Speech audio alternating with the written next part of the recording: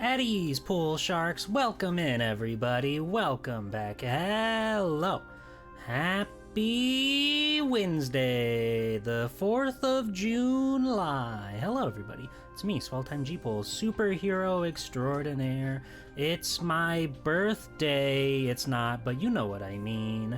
It's the one time where we do the show, the great big show, the huge, spectacular affiliate anniversary stream. Not to be confused with my anniversary stream. That's a different stream entirely. And you know me, I like to have a big party. I like to go out and celebrate all the time. Hello. Welcome in. Let me say hi to everybody. Oh my G-Pool, goodness. you bring joy, humor, and good vibes to all who watch you. Your voice makes all my stress melt away. You are my favorite streamer. I hope to continue to support you and your community the best I can. Happy anniversary. Thank you, Mr. Taco. Thank you for the kind generosity these past months. It really does mean the world to me that you want to support me. And I will continue to do my best, so all of you can enjoy Thanks, the best show Mr. you can get. Taco. I work so hard. Yeah, that's all going to Thrash, actually. I don't actually see a dime of that, which is kind of messed up, but you know, she's earned it. She's been here for a long time. It's everyone's favorite little guy G-Pool. Everyone clap. Everyone clap. Yes, hello, hello, hello, hello, hello, hello, hello. Let me say hi. Hello, Jam. Hello, Mr. Taco. Hello, Nest. Hello, Gotetsu. Hello, Ribbon. Hello, Vic. Hello, Danny. Hello, Teru. Hello, Jam Packed. Hello, Foe. Hello, Somewhere. I think that got everybody. I think that's everybody. Hello. I hope you're all well. I hope you're all having a wonderful, freaking, awesome day. Did you remember to do your chores? Did you do all that stuff that you were supposed to do? All those crazy, kooky, wild, and zany things that we've got going on over there? You know. I know you know. Don't look at me like you don't know. Ooh, jam-packed. How could you? How could you? This is most unfortunate that you would do this sort of thing to us. But I'm sure it'll be fine. I'm sure it'll be okay. Just be kind, be good. Remember that you have love in your life, and all is well. Thank you, Fo. Thank you for gifting Jam a sub. Wow, we've got the hype train. Can you get the golden kappa? Find out now. I think it would tell us if we could get the golden kappa. That's like this. Sorry, I don't mean to downplay your generosity. Thank you all very much. I really appreciate it. That's the stupidest fucking thing, the golden hype train, where you get like the limited use 24-hour golden kappa. That shit's lame. Like, the best thing about the hype trains is that you actually get a lot of like actual, you know, emotes and stuff, and these days for the most part they're pretty solid. They've been pretty solid with the hype train emotes, but you know, the golden kappa hype train where you get a 24-hour privilege to post golden kappa and then it goes away. That's fucked up. That's like if I made a bit to your emote for like 5,000 bits and then you guys, I like took it away from you. Wouldn't that be messed up? Except they do that every freaking day. Hello. I got a few more people that I gotta say hi to. I went on a tangent there, but it's okay. Hello, Pumpkin Reaper. Hello, Jake. Hello, Luna. Hello, Wong Fo. Hello, Megamaw. Megamaw! Oh my god, thank you for subscribing with your Prime. Are we winning? We might just get to Gritty Goose if we can keep this up. Hello Tengu. Hello, how's it going? How are you? I hope you're well. Happy birthday for your affiliate status. Yeah, so if you all know me, right? I'm relatively vain, and I can admit that. So I like to have an affiliate anniversary stream and a regular anniversary stream because they're pretty much like 6 months apart from each other. So that gives me the excuse to have 2 different parties for 2 different sides of the year, and that's, you know, fun and exciting and I love to celebrate. I love to celebrate. So yeah, this is my what is this? 4 years as an affiliate now? God, when did I? You'd think I'd have this stuff like figured out, right? I didn't know you were a League of Legends champion. What? I don't get the reference. I don't get the reference. God, I've been streaming for a long time, you guys. You have no idea. Probably should have dated some of these images. Whatever, it doesn't matter. Anyway, if anybody of you are out there, if you are ever struggling, thinking like it's hard to become a streamer, it's hard to make stuff on the internet, to get that coveted affiliate status, there are a few things that you need to look out for, things you need to do. Most of them are truthfully pretty easy. It's mainly just like getting the time into stream and streaming the specific days, right? The hardest one by far for anybody who's starting out is the average viewership watch, which this might seem like nothing to you if you watch a lot of streamers, but to get the affiliate status, you have to have an average viewership of 3, which again, that doesn't seem like a lot, but when you're starting out, when nobody knows who you are, when you're just out there without a crowd, it's very hard to build that sort of thing up. It took me 6 months of just going at it, talking to basically nobody, because a lot of times if I did have a lurker, they would be like one of my local friends who were just like there and not actually watching. They were just there to try to help with that situation. But it was many months where I was basically talking to myself for hours and hours and hours on end. And it took a lot to even get that far. Again, 6 whole months. Thank you for the sub, Teru. Oh my gosh, thank you. Thank you very much. I appreciate it. You're awesome. You're the best. And yeah, it's a real beast. It's a real challenge. So you may see your favorite streamers out there with tens of hundreds of viewers even, but they all had to start somewhere too, right?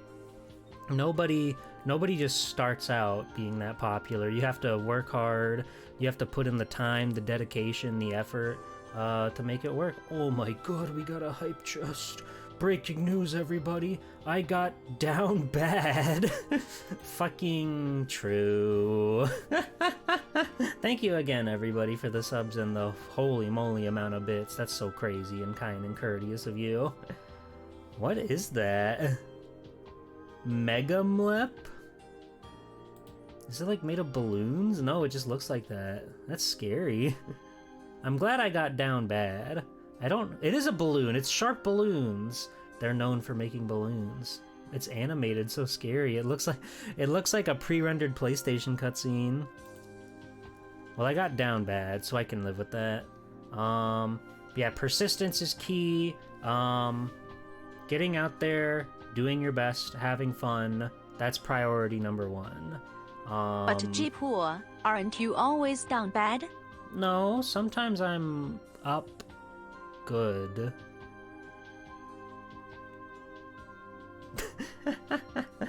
But I remember slowly, like starting to meet other VTubers out there in the sphere, in the world, in the realm. I'll always remember this. Ray Von Robinstein was the first person that I could call friend on this platform, and look at him now. He's got a coveted little check mark next to his name. What's up, good with you? He's streaming all the time, always doing something fun and wild and wacky and crazy. His model skills have improved tremendously throughout the years, and I've got to sit there and watch the whole thing because we debuted kind of around the same time, and we both and we just like met super early. I remember it was one of those ones where I saw in my little recommended queue in the bottom of Twitch in the bottom left corner, I saw Sonic Adventure. Oh cool. Ray Robinstein. Oh cool. I'll click this, I'll give it a shot. And ever since then, I've spent many years on this platform, meeting new people, meeting new viewers, meeting new people that I could call friends, other tubers. so many exciting things have happened in these years of streaming. And it's been a lot of fun. How big a streamer does someone gotta be to collab with you? That literally doesn't matter. The thing, I can only collab with people that I just like want to be with or do stuff with. So like I'll go into their stream and see if they're cool and I want to be friends with them, then you know inevitably I feel a collab is bound to happen just through that. So whether it's like just somebody that's, you know, streaming with, like, again, numbers don't matter because we're all people here. I don't want to make this sound like it's fucking corporate or business or whatever, because I only care to collab with people that I would consider to be friends. So it's like you could have like 1,000 million views, but if I don't like know you, if we haven't had the chance to have a one-on-one conversation completely devoid of social media or whatever, like if we can't just have a conversation, I'm not gonna be able to talk to you live on stream for the first time. It's very hard. It's very tricky, especially for that kind of time. Same thing with like the Swell series, the invitationals. I've only ever invited people that I think are cool and that I want to be friends with, and I don't know how to socialize. So I'm like, hey, I'm doing this thing and you might like this thing, so would you like to join it? And then it's like some sort of way to get people to think like, oh, Gpool, you do exist, you're real, you're cool, you want to go hang out and get a milkshake together? And I'll be like, I would love that. Because I don't know how to talk to people normally. It takes a lot. It takes a lot. Streaming, one of my things that was like big. Oh, thank you for the balloon, Tengu Gemini. I should have gussied the place up. I thought for sure fucking Denchi, creator of VTube Studio, would have had a party hat available in like the items list on the VTube Studio thing. By the way, the VTube Studio got a recent update, and I'm in the trailer with Clover Chibi, and we were having fun, and we were trading our toys and having a good time, and it was awesome. Yeah, I've been in a handful of the VTube Studio update stuff, but you know, I'm just that kind of cool streamer. If we can continue to talk about my vanity and stuff, I'm seeing a few people mention when they first saw Gpool. So when do you... Oh, I hate Denchi. I hate. Do you remember the first time you saw a Swell Time Gpool stream? Tell me the first time you saw a Swell Time Gpool stream. I see Gotetsu saying they showed up in Chrono Trigger. Foe saw me playing Castlevania Chronicles. That's a banger right there. That's a classic right there. Castlevania Chronicles. You know, I adore that game. It's so cool and pretty and pristine and fun to play. That's true. You gotta have fake confidence. You know the saying, fake it till you make it? That's totally real with like streaming and stuff like that. Just trying to be brave and do cool stuff and talk to people that you think are cool. I'm sure it must have been via Heck Maybe raid. That would track. Holly and I have a lot of, like, I feel, overlap. Like, I imagine just about everybody who's here has at least watched Heck Maybe on a regular basis. Let's see. You were playing something with Lily that you remember liking your low poly model a lot? Oh. Yeah, me and Lily Lily Hops, we did a handful of collabs. We did Goof Troop together. And then I got her along for my Resident Evil playthrough for my Capcom Conquest. Those were both Capcom Conquest games. That was a lot of fun. I miss that frog girl. I should see if she's down to do something sometime. I think that'd be fun. It'd be really cool to hang out with her again.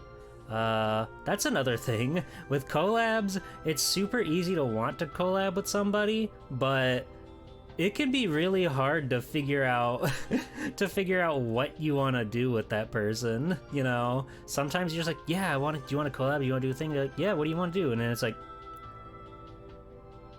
what? Huh? We have to... Oh, never mind. Yours was Custom Robo. Ooh, that was a good one. I had never played the 64 ones before because I didn't know there were English translations, but they're very good. I like Custom Robo a lot. Let's see, Lily Hop's Raid out in Gerudo Valley Stealth Hall. I remember that. That was good. I liked Ocarina of Time.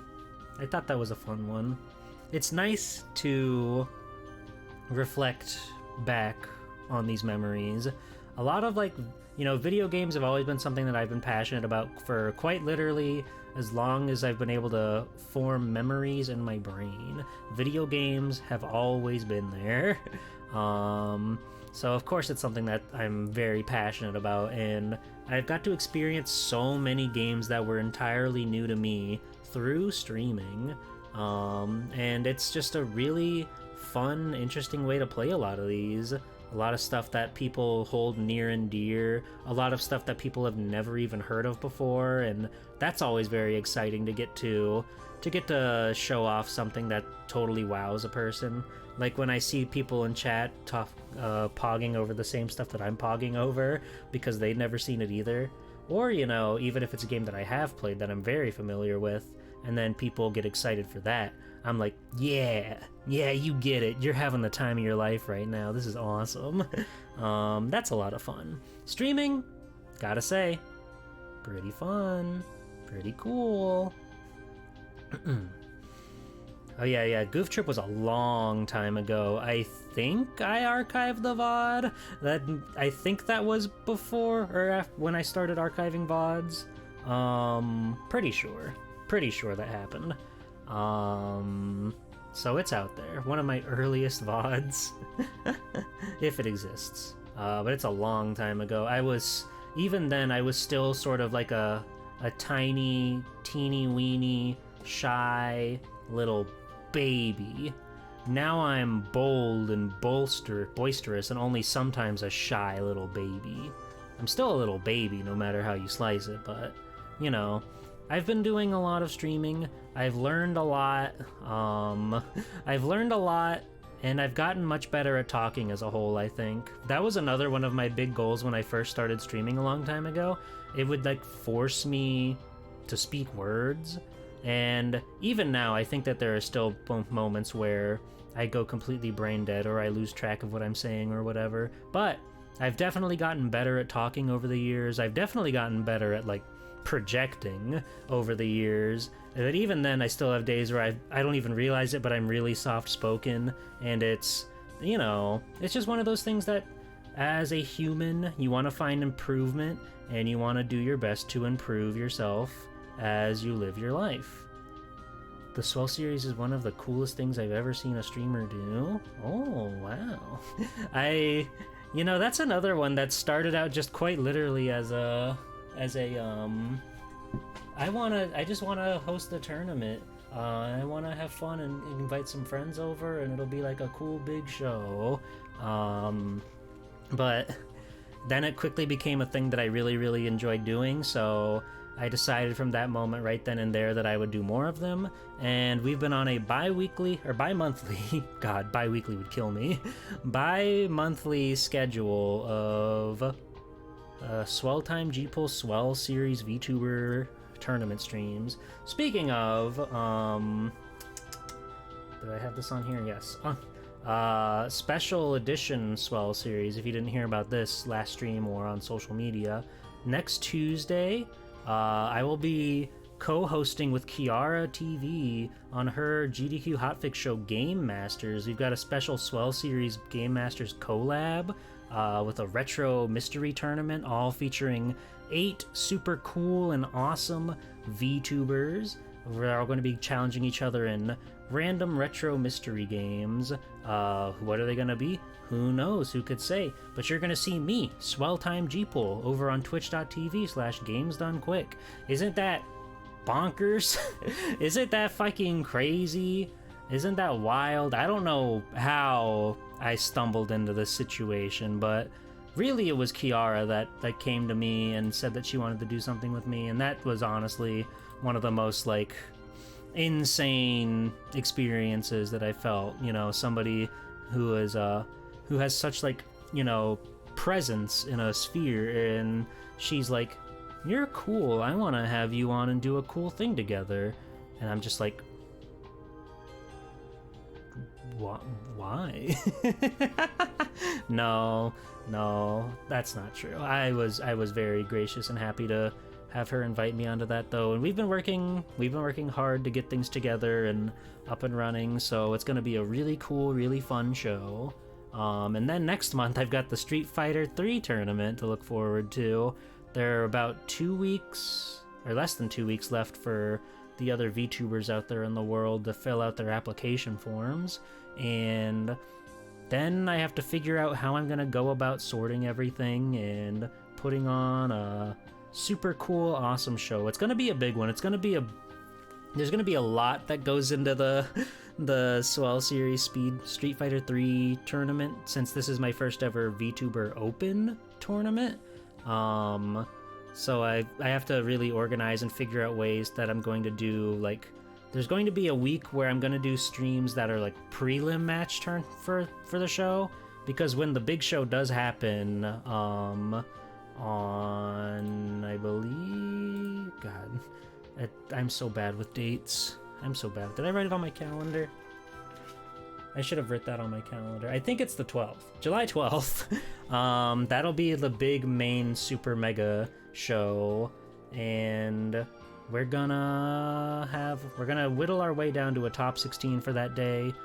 So a few weeks prior to that, I'm going to have some preliminary brackets where it'll whittle down everybody who signed up for the Open for a proper 16 tuber tournament come July. Did that make sense? I'm sure that made sense to somebody out there. It's fun though. It's really cool. It's also, not only do I get to like share, you know, all these VTuber communities with people, a lot of people get to meet tubers that they may have never seen before. I personally benefit from getting the chance to do stuff with some VTubers that I have never gotten to do things with before.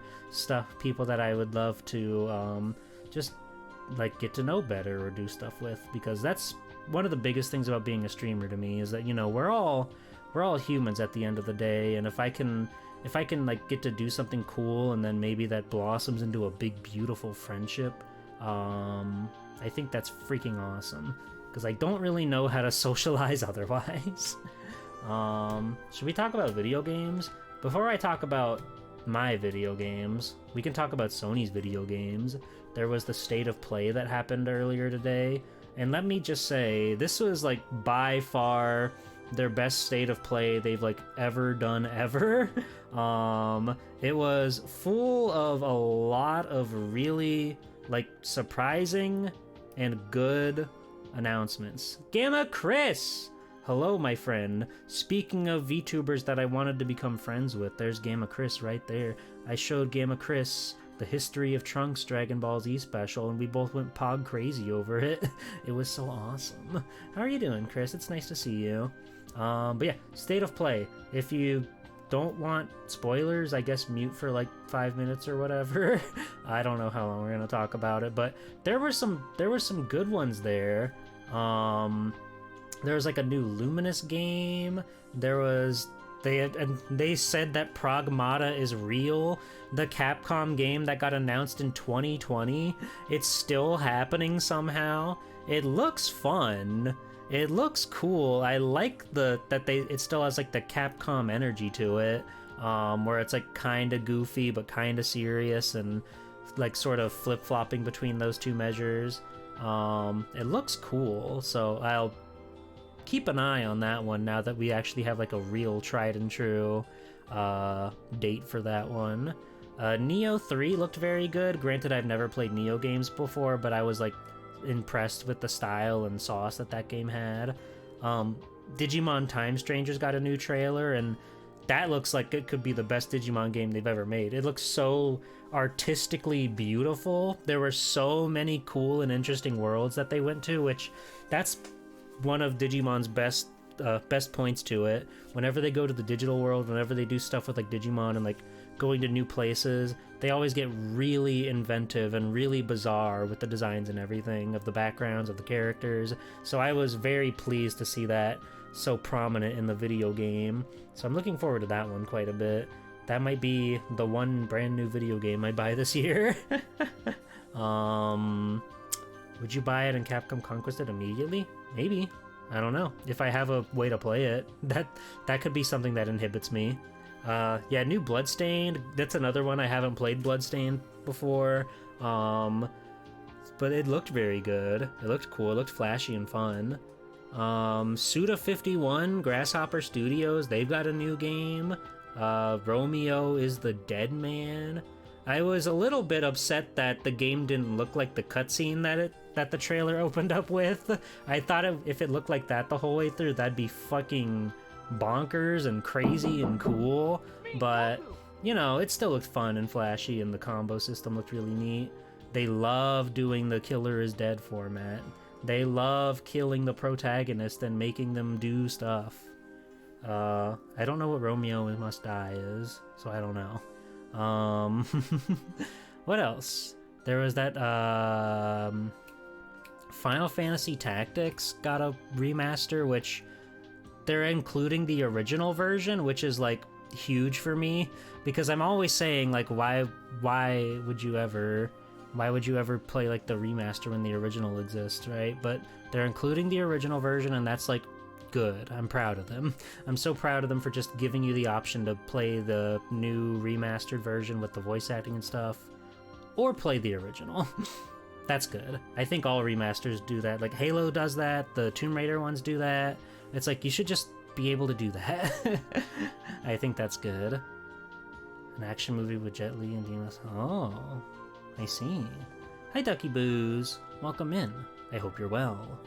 But yeah, it was a really good state of play. They have that pirate game. They had Silent Hill F with another trailer. The date, it's coming out in September. We didn't hear like a word on this game since the very first teeny tiny teaser, and now it's coming out in just what, 3 months, 3.5 months? That's crazy. That's crazy, but that's exciting. Because, you know, another thing for Jeeple to rant about, as I love to do, I love ranting, I love boiling my blood. Video games are so constantly, like, putting out their release date years and years and years in advance. So, granted, they did have a teaser trailer a long while ago, like at least a year ago. But when they came out with their actual trailer ready to go and talk about the game, 3 months. That's wonderful. You're not gonna lose the hype out on 3 months. That's huge. I'm so glad that they made that choice. So yeah, lots and lots and lots of stuff. Mortal Kombat collection. I think it's cool that they included all like the ports of those games. You can get the Game Boy games, the Super Nintendo games, the arcade games. They're all on there. It looks really neat. Classic Mortal Kombat's where it's at. I don't really, not to be like a boomer or whatever, but I don't really get much out of modern Mortal Kombat games. I don't really get much out of like the old ones either, but there is like a nice fun novelty of them having like the digitized graphics and everything. I think that's always been a really fun style that made Mortal Kombat truly distinct. The 3D stuff, it's like, oh, what are we even doing here? And I don't know, I don't really like playing the more modern Mortal Kombats. They're not for me. Mortal Kombat 4 includes Mortal Kombat Gold? Probably. I'd imagine if they include it, they'll include like all the versions that they came out with them. Yeah, the ArcSys Marvel fighting game. It looks very fun and flashy and cool. It's a 4v4 fighter, which is not a very common format in fighting games. So I am like, my only thing that's like a mental hang up on that game is they have to have a good starting roster, right? Like so many fighting games start out with like relatively small character rosters because they know they're gonna drip feed DLC down the line. But if it's a 4v4, you have to have a lot of characters or else it's going to get old very quick. You can play 1v1 with 3 assists. Still, though, my point stands. my point stands is that you're gonna get character fatigue fast. So they need to have like at least 20 guys, and even then you're seeing almost half the roster in one match, assuming everybody plays different characters.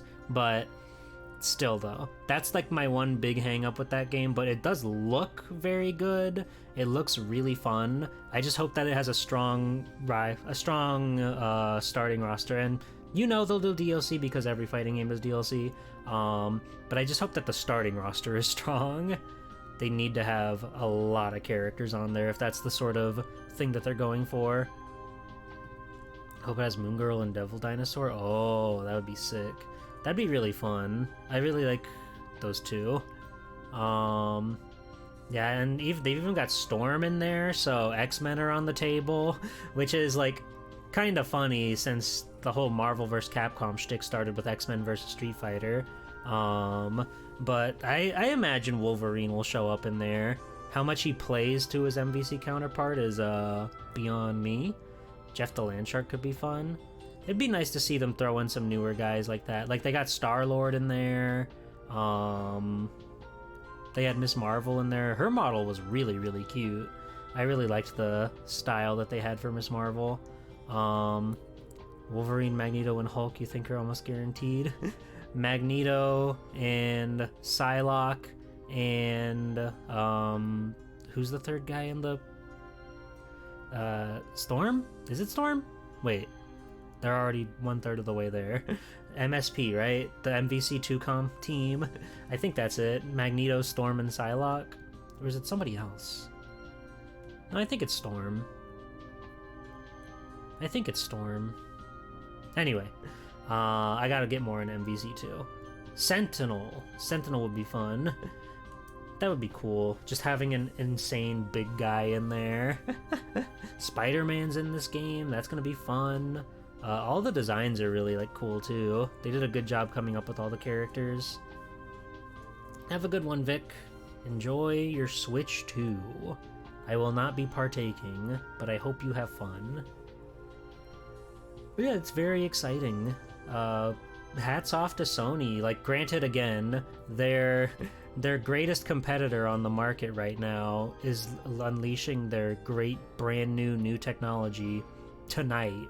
So they had to do something to really like get people's attention with this one. And honestly, they did a great job. State of Play, there's a lot of good stuff coming, I think.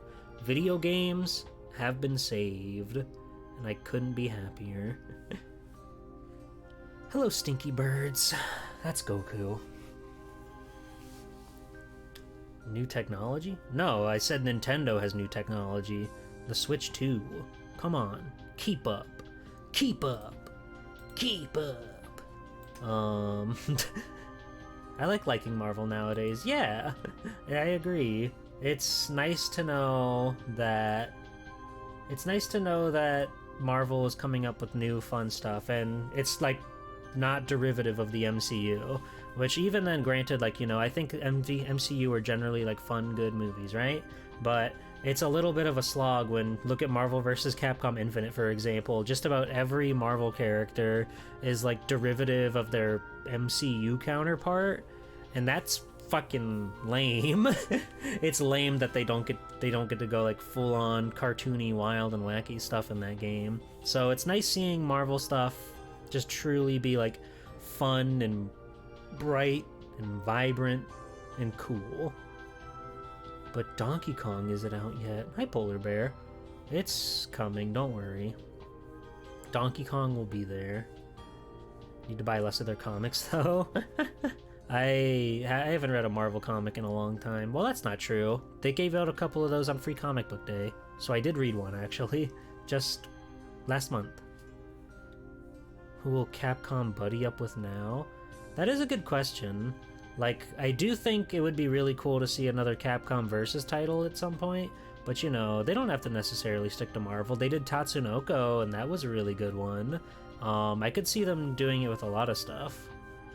I could see Capcom going crazy with a lot of different franchisees and whatnot. Like, they could make the Capcom versus Tezuka art exhibit into an actual video game. That could be pretty cool. They could do... I would say they would do a Capcom versus SNK 3, but it's kind of like... They're already basically doing that with having DLC between Fatal Fury and Street Fighter 6. Konami versus Capcom. It does seem like Konami is willing to dip back into their IPs again these days, so that could be really cool. Just imagine like fucking Castlevania guys and Rocket Knight in there. That would be good. Shonen Jump is untapped still. Hi, Blastotron. The thought of Goku and Ryo canonically doing, like, the beam struggle with each other would be so insane. That would blow up the brains of children everywhere. Maybe not these days. Kids don't know who Ryu is, but yeah, I think Konami vs. Capcom or even a Sega vs. Capcom, that'd be really cool. That'd be really fun. They've got a lot of recognizable characters that could clash in a fun way. Vegeta versus Akuma would destroy the planet. That's true. Luffy versus Dalsim. Oh no, don't get Dalsim in there. Put fucking Necro in there. Put Necro in there. Who wants Dalsim? No one wants Dalsim. We want Necro. We want new. We want now. That'd be crazy. And Naruto versus Wayne, I think his name was, from Lost Planet. Was that his name, Wayne? I think so. I've played a little bit of Jump Ultimate Stars. That game's very good. Oh yeah, Naruto versus Strider. There we go. That's good. That's a good one. God, Strider Hiryu. He needs a comeback. That one... Is that, like, PS3 Strider game any good? I would like to believe it is, but nobody ever talked about it, so... I guess I'll find out one day when I have to stream it for my Capcom Conquest.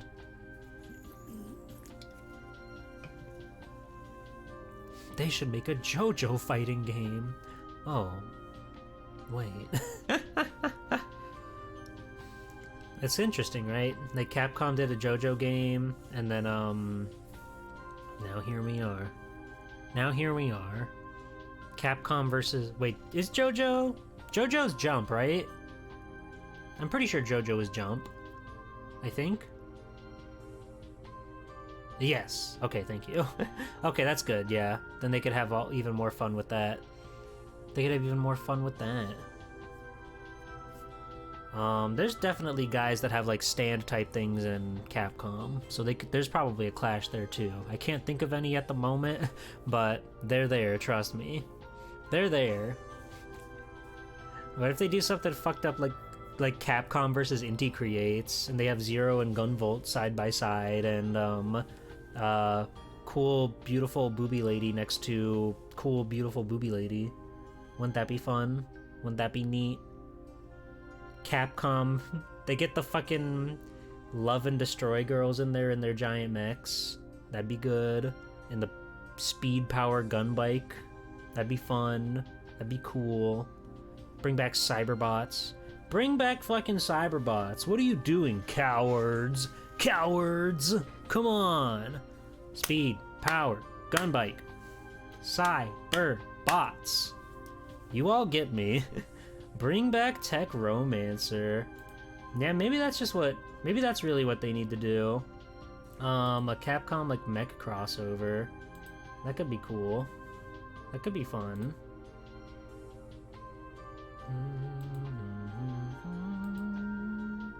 Final Fight Revenge. Alright. Let's not get carried away. Let's not get carried away. Sequel to Powered Gear Armored Warriors? I don't know that one. I don't think I know that one. Sorry. But yeah, I think I'm, in general, excited for the world of video games. I think that there's a lot of good stuff that's coming out. But yeah, like, obviously Nintendo, their whole brand new console is coming out tomorrow. PlayStation announced a lot of stuff. Life is good. Life is good. Final Fight Revenge looks neat. Oh wait, I was thinking of Streetwise. Revenge looks interesting. I don't really know what to make out of it. But yeah, it looks cool. Final Fight Saturn fighting game. How can that be bad? I don't know, Riley. Hello, Riley. I don't know. Red Earth is funny. Didn't they put Capcom Fighting Jam in the newest collection of fighting games? I think they did. Capcom Fighting Jam is a funny video game. They've got their cool OC. I think her name is Ingrid. And then it's like 3 Street Fighter brackets and Red Earth and Darkstalkers, and that's it.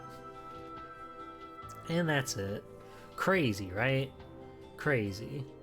That one was definitely their most like, we need another crossover fighter, so let's just take what we got and throw them all together. Because they didn't have to go and make a single new thing except, I guess, for Ingrid. And some backgrounds. And some music. And some mechanics. Whatever.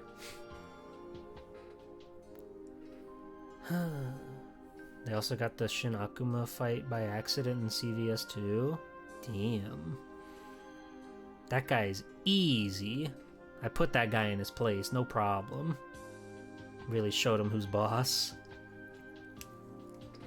I like that game quite a bit. It's nice seeing that, even though I only just recently experienced it for the first time, it's nice seeing that people are enjoying that crazy, kooky crossover fighter. Hello, Dubious. Thank you.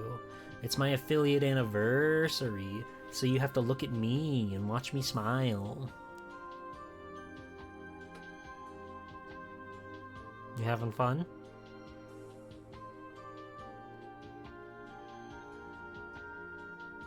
Good. Good. But yeah,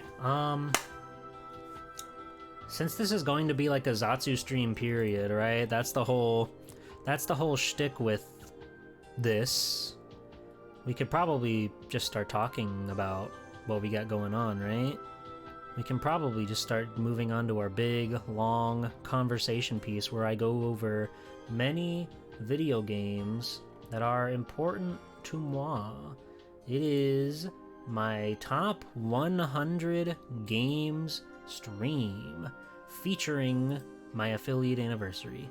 So we're gonna go one by one down a great big mega list that I have prepared, which took a lot more out of me than I thought it would, to be real with you. To be real with you, there were a lot of times where I was looking at stuff and then I was looking at where they are in the ranking, and granted, take this all with a grain of salt because it is bound to change literally every day. I might get a different spark on how I feel about some video games, and that could suddenly change this. But as it stands at the moment, my top 100, they're pretty solid. And again, if it even breaks top 100, that means it's pretty important and pretty special to me in some weird and sick or perverse way. So we could do that. So let's go on over to my screen. Okay. Here we go. All right, and I want to put music on. Hold on, I gotta put the music on. I gotta start the cozy Nintendo music. Oh, that's a bop right from the get-go. Classic sound. You can't hear it. Now you can hear it. So, I have built up a list, as I said, of many games that are near and dear to my heart. Some that are purely nostalgic fun, some that I've experienced for the first time rather recently via stream, and anything in between. These are all games that mean a lot to me, and they're all games that are important, and you should definitely play every single one of them, okay? I'm gonna turn this up a smidgen, because it's a really good song. Special World 8 from Mario 3D Land. I used to just sit there with my 3DS open and listen to this song. It's that good. It's a banger. Did I do the 1 entry per series thing? Oh, no. There are very few rules. In fact, there are some on this list where it's like a caveat where it'll encompass multiple games because I'm an asshole and I make the rules because it's my list, okay? So whatever happens, happens. Oh my god. Oh my god. Happy anniversary. Thank you, Neo Zero. I guess I should move these under my thingy. That'd be smart. Welcome in, thank you. I thank you for the resub. It means the world. Alright. So let's go ahead and go over my top 100 games. So I went and tried to find GIFs for every game. 99 of them I could find GIFs for. There's one which is actually coming up very soon. That I literally could not find a GIF for, and granted I could have like gone and made a GIF or something, but I didn't want to do that. So I thought it was funnier to include the fact that there was only one game that I couldn't find a GIF anybody made of it. But this first one, at the bottom of the list, number 100, and again, this was like the only GIF that I could find of this game, so it's kind of funny. But I have, to start us off, Mr. Mosquito, a strange, bizarre, fucked up, fascinating 12 levels. Again, this is the only GIF I could find of this game, and I don't know who that is in the corner, but he doesn't look happy about what's going on in the video game. He's my new collab partner, I guess. Mr. Mosquito is a game where you play as a mosquito, the titular character Mr. Mosquito, and you terrorize this family by zipping around and sucking the blood out of them when they're not looking. And it spirals out of control. The plot, if you can believe there is one, gets more and more insane. You start to drive the family to madness by biting them over and over, and they just don't know what to do. They don't know how to survive all these crazy, nasty bites. Okay, I gotta turn the music down again. This one got too loud. Thank you, Mario Party. But it plays in such a strange manner. The controls are nothing like you would expect. It's not like I guess it is closer to a Star Fox than anything else, like when you're in all range mode, but it's very bizarre. It's very short, but things go on and get to the point of just insanity where the father figure Kenichi is blasting beams out of his hands at you because he's so fucking mad that you exist and that you're ruining the peace of his house.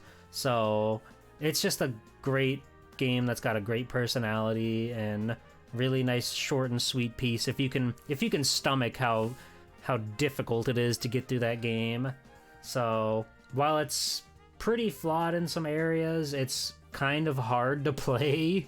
I still really like it. It's got a charm unlike any other. So that's why it's starting off the list. That's numero 100. Coming up, as I said, there's one game that I could not find. Nobody bothered to make a GIF for, and it's probably because it's just kind of a hard one to look up. Based on its name, and you'd think like, oh, just do the name in console, but that didn't work either. But the next one that I've got is One Piece Romance Dawn for the 3DS. I don't know what 4gamer.net is, but I really wanted to showcase that you can dress up your characters in this game, and this was the only photo I could find where they were dressed up and not at like 2 pixels by 2 pixels big. This game is on the 3DS. Technically, it was released on the PSP, but that never came to America. Hello, Holly. Thank you for Gamer.net. This game is basically a retelling of the anime.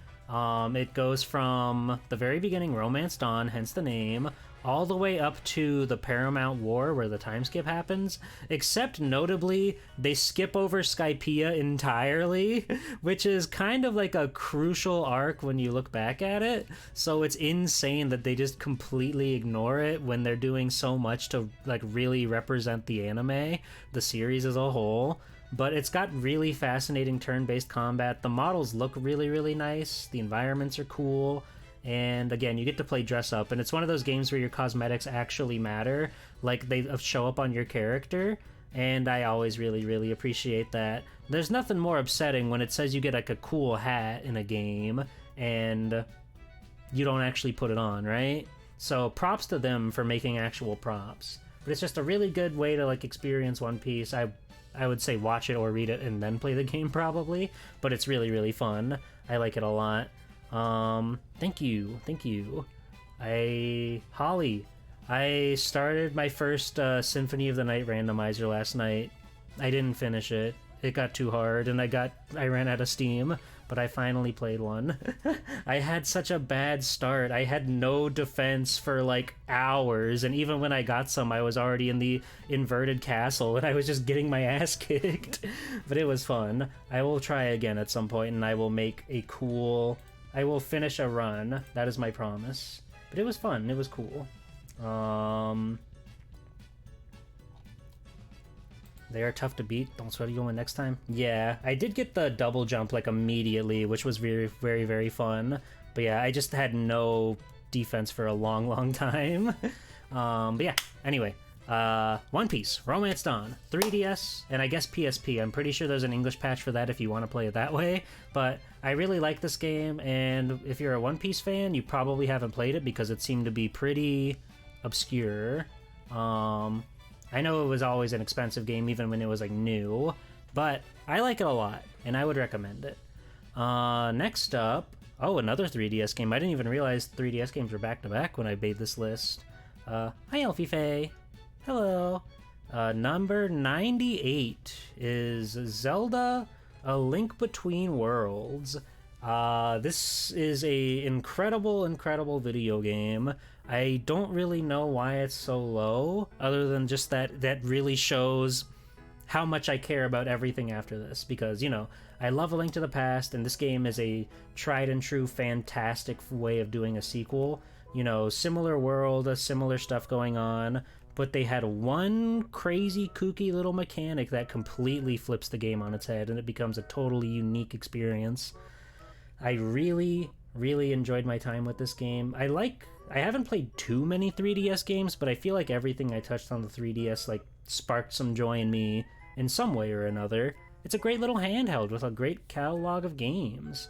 But I really, really did like Link Between Worlds. It just took everything that was so, you know, nostalgic from A Link to the Past, and again, with that one little mechanic to blend under the wall and then get to traverse stages like that, it really does flip the game on its head. It's such a cool new way to do old game. I think they were so smart and genius for that. See, like, because, you know, it's super easy to see a game that comes out and it just sort of be like nostalgia bait, right? That's super easy to come across. Rip Streamlink in the announcement? What? What are you talking about? What happened in the announcement? What are you talking about? Hi, Yoshi. What do you mean? Oh. On Discord. Well, it's literally, just scroll up. Just scroll up, man. Come on. Thank you. Chillum! Wait, I thought I put this. God Happy damn it. affiliate anniversary. Why is this not on like the top of everything? What the fuck? Hold on. There we go. Just put that on the very top. Thank you, Chillum. Too lazy to scroll up a single line. Hi, Romy. Yeah, but you made it. But it still feels a bit odd. Well, sorry. Sorry, I forgot to post the link, okay? I was excited to stream. Kill me, why don't you? Stab me with a pike. But thank you. Hello, I hope you're well. Link Between Worlds. It's great. It takes everything that's fun and nostalgic from A Link to the Past without being just completely, you know, in your face, like, oh my god, this is just like old game. They do a very good job with that. And the whole item renting system, I think, not only works in their strange way to get kids to take a break with video games, where it's like, you rent your items and you, like, play for a little bit and then you die and you lose your items, so you have to, like, you know, I guess incentivizes you to put the game down. They really didn't want you to stare at the 3D screen for hours on end, which is kind of fucked up of them, because I would have stared at that thing all day.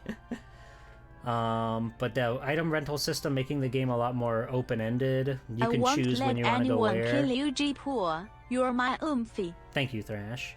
I think that just made it a really nice way to play through this game in a very familiar world. And I did sort of go pog crazy and like Wojak Point every time I noticed the difference between the original map and the new A Link Between Worlds map. Right from the get-go, they connect the little house you wake up in, or the house that you go to because you're like a Smithy's assistant or whatever. They connect that so you can walk there from your house, like going by the castle. And I was like, what? The place has changed. This is crazy. This is wild. Oh my gosh. It does have a randomizer, yes. I don't really know how to do 3DS games though, so maybe one day I'll give it a shot when I learn how to do all that. Also, hi Sneakernets. Hello. But yeah, that's 98. Very, very great handheld adventure game. Big fan. Next up, another Nintendo game, if you can believe that. Wow. It's Hey You Pikachu. Without a doubt, I have more hours in this game than any other N64 game. Maybe even every other N64 game combined. It's possible. I played this game an unreasonable amount for how little you actually get to do with it as a kid. But when my family got the N64, we had played one before. Our cousin had one, so we were quite familiar with the console. But when we got our 64 for Christmas, the game we got with it wasn't Mario, wasn't Zelda. We got Hey You Pikachu, so I played that game like religiously. I was so excited and enthralled to run around and hang out with my buddy Pikachu and see what all there was to see. I would make up my own fantasies. I would come up with my own like new locations, like, oh, maybe if you go over to this side of the house, there's like another gate that you can go through and you can find even more levels. And wait, what if Totodile was in there? What if some of those guys were in there? Wouldn't that be awesome? It did come to me the other day, you know, Nintendo Switch 2, it's got that fuck-ass little microphone they're doing for the stupid little, like, Discord knockoff that they've got. Got me thinking, though. They might have some gears turning that you might not see coming. The thought of a Hey You Pikachu 2, it just fills my heart with delight. Just because they could do it with, like, 1,000 more Pokemon. They'd have to really work hard to capture the same charm, but I think it's possible. I just had the regular black N64. I didn't know that other colors were even an option back then. Hi, Nye! Welcome in. I hope you're well. It's nice to see you. We're going over my top 100 games. And as I said, Hey You Pikachu was the game that I played more than any other N64 game. I would spend hours, sometimes just sitting in the room and like throwing stuff around. There's just something about this game that, as a child, it really does give you this sort of like energy to explore it and see what all they've got to show, because that's the whole point of the game, right? You're just there, you're in it, you're hanging out with Pikachu, and you're gonna go see what he wants to do next. So it was just a perfect little gem for my inquisitive little mind.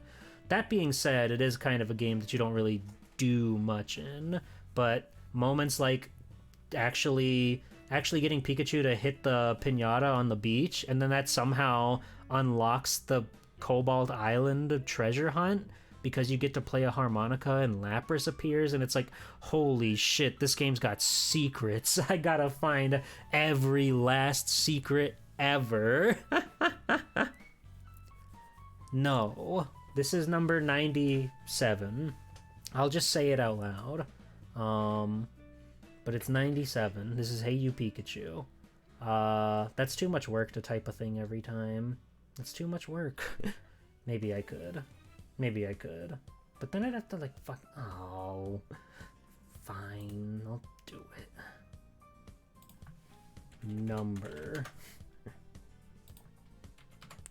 What's the best font for this? Oh god, I fucked up my face.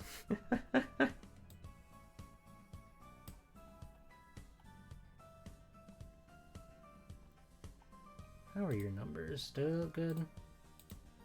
That's pretty good. Okay, and then we just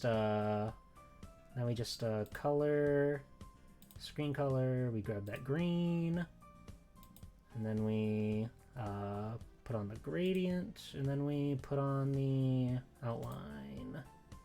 Make that black. There we go. There we go. This is number 97. I wish I could make it was easier to just like click it, make it go down. I have a program I could have done that with, but it's too late now.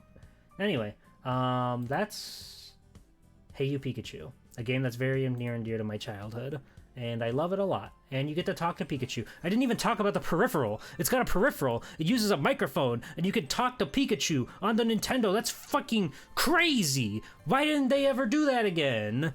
They're so smart, but they'll never make money because they don't listen to me. Hi, Kenster. Thank you. I hope you're doing well. Anyway, let's move on to 96. God, stop. Stop. There we go. I keep fucking up my face. I gotta use the number pad. Whatever. Number 96 coming up. Shocker. Another Pokemon game. These two sort of live in, like, similar brain spaces, so it only made sense to put Pokemon Snap right next to Hey You Pikachu. It is another fantastic, like, product of its time, really. Just the fact that they made games like this in Stadium to basically say, we can show you Pokemon in a 3D environment, so it's like, this is how they really are, and this is what they're really like, and what they really do. I think that era is so fascinating. You really can't, like, do that again, because we've already come to that point. We've already seen Pokemon and live their walks of life in so many different ways. But with Snap and Stadium, it's like, this is just, you get to see Pokemon in a new light, in a new way. They're real wild animals, and they're having fun. The boobers are blowing each other right now. It's crazy. And again, the way that game like does its secrets, the way you can find the different legendary birds, and you have to hunt for those mystery signs so you can unlock the what is truthfully like the most boring level in the game, where you're just on the rainbow looking at Mew. But still, the hunt to get there, the adventure, the journey was super fun and super cool. And I really appreciate that game goes so hard on its aesthetic. They want you to really feel like you're there living and seeing these Pokemon, and it promotes replayability by giving you all the new little gadgets and gizmos so you can see different stuff. Like you come back with the Pester Ball, and then suddenly you can knock Scyther, my favorite Pokemon, by the way. You can knock Scyther out of the grass, and you can take cool pictures of him, or making Snorlax dance and all sorts of fun stuff. I never played new Snap, though. I've heard people say it's good, but I don't really know what to think of it. Also, hello, Monologue and Cow Friend. Thank you for stopping by to my cool stream. We're talking about my favorite games ever. And Pokemon Snap alongside Hey You Pikachu, they made the cut. So we're gonna move on to 95 now. This one is like, okay. It's Spider-Man 3. It's Spider-Man 3 on the PlayStation 3. This game is held together with duct tape and chicken wire, but I can't think of a time where I laughed more playing a single video game than I did with Spider-Man 3. I love Spider-Man. I love seeing that guy flip around, but it's such a funny, busted, broken video game. They've got roving gangs of like street thugs and goth Lolita girls, and of course the Sandman's there too, and all these other Marvel guys. I found out earlier that the PS2 version has Morbius as a boss in it. That's pretty fucking righteous. But yeah, Spider-Man 3, I have never laughed as much as I have playing a video game with this one. Granted, it does come from, just the fact that it's the Tobey Maguire Spider-Man movies turned into an even somehow more absurd and insane video game.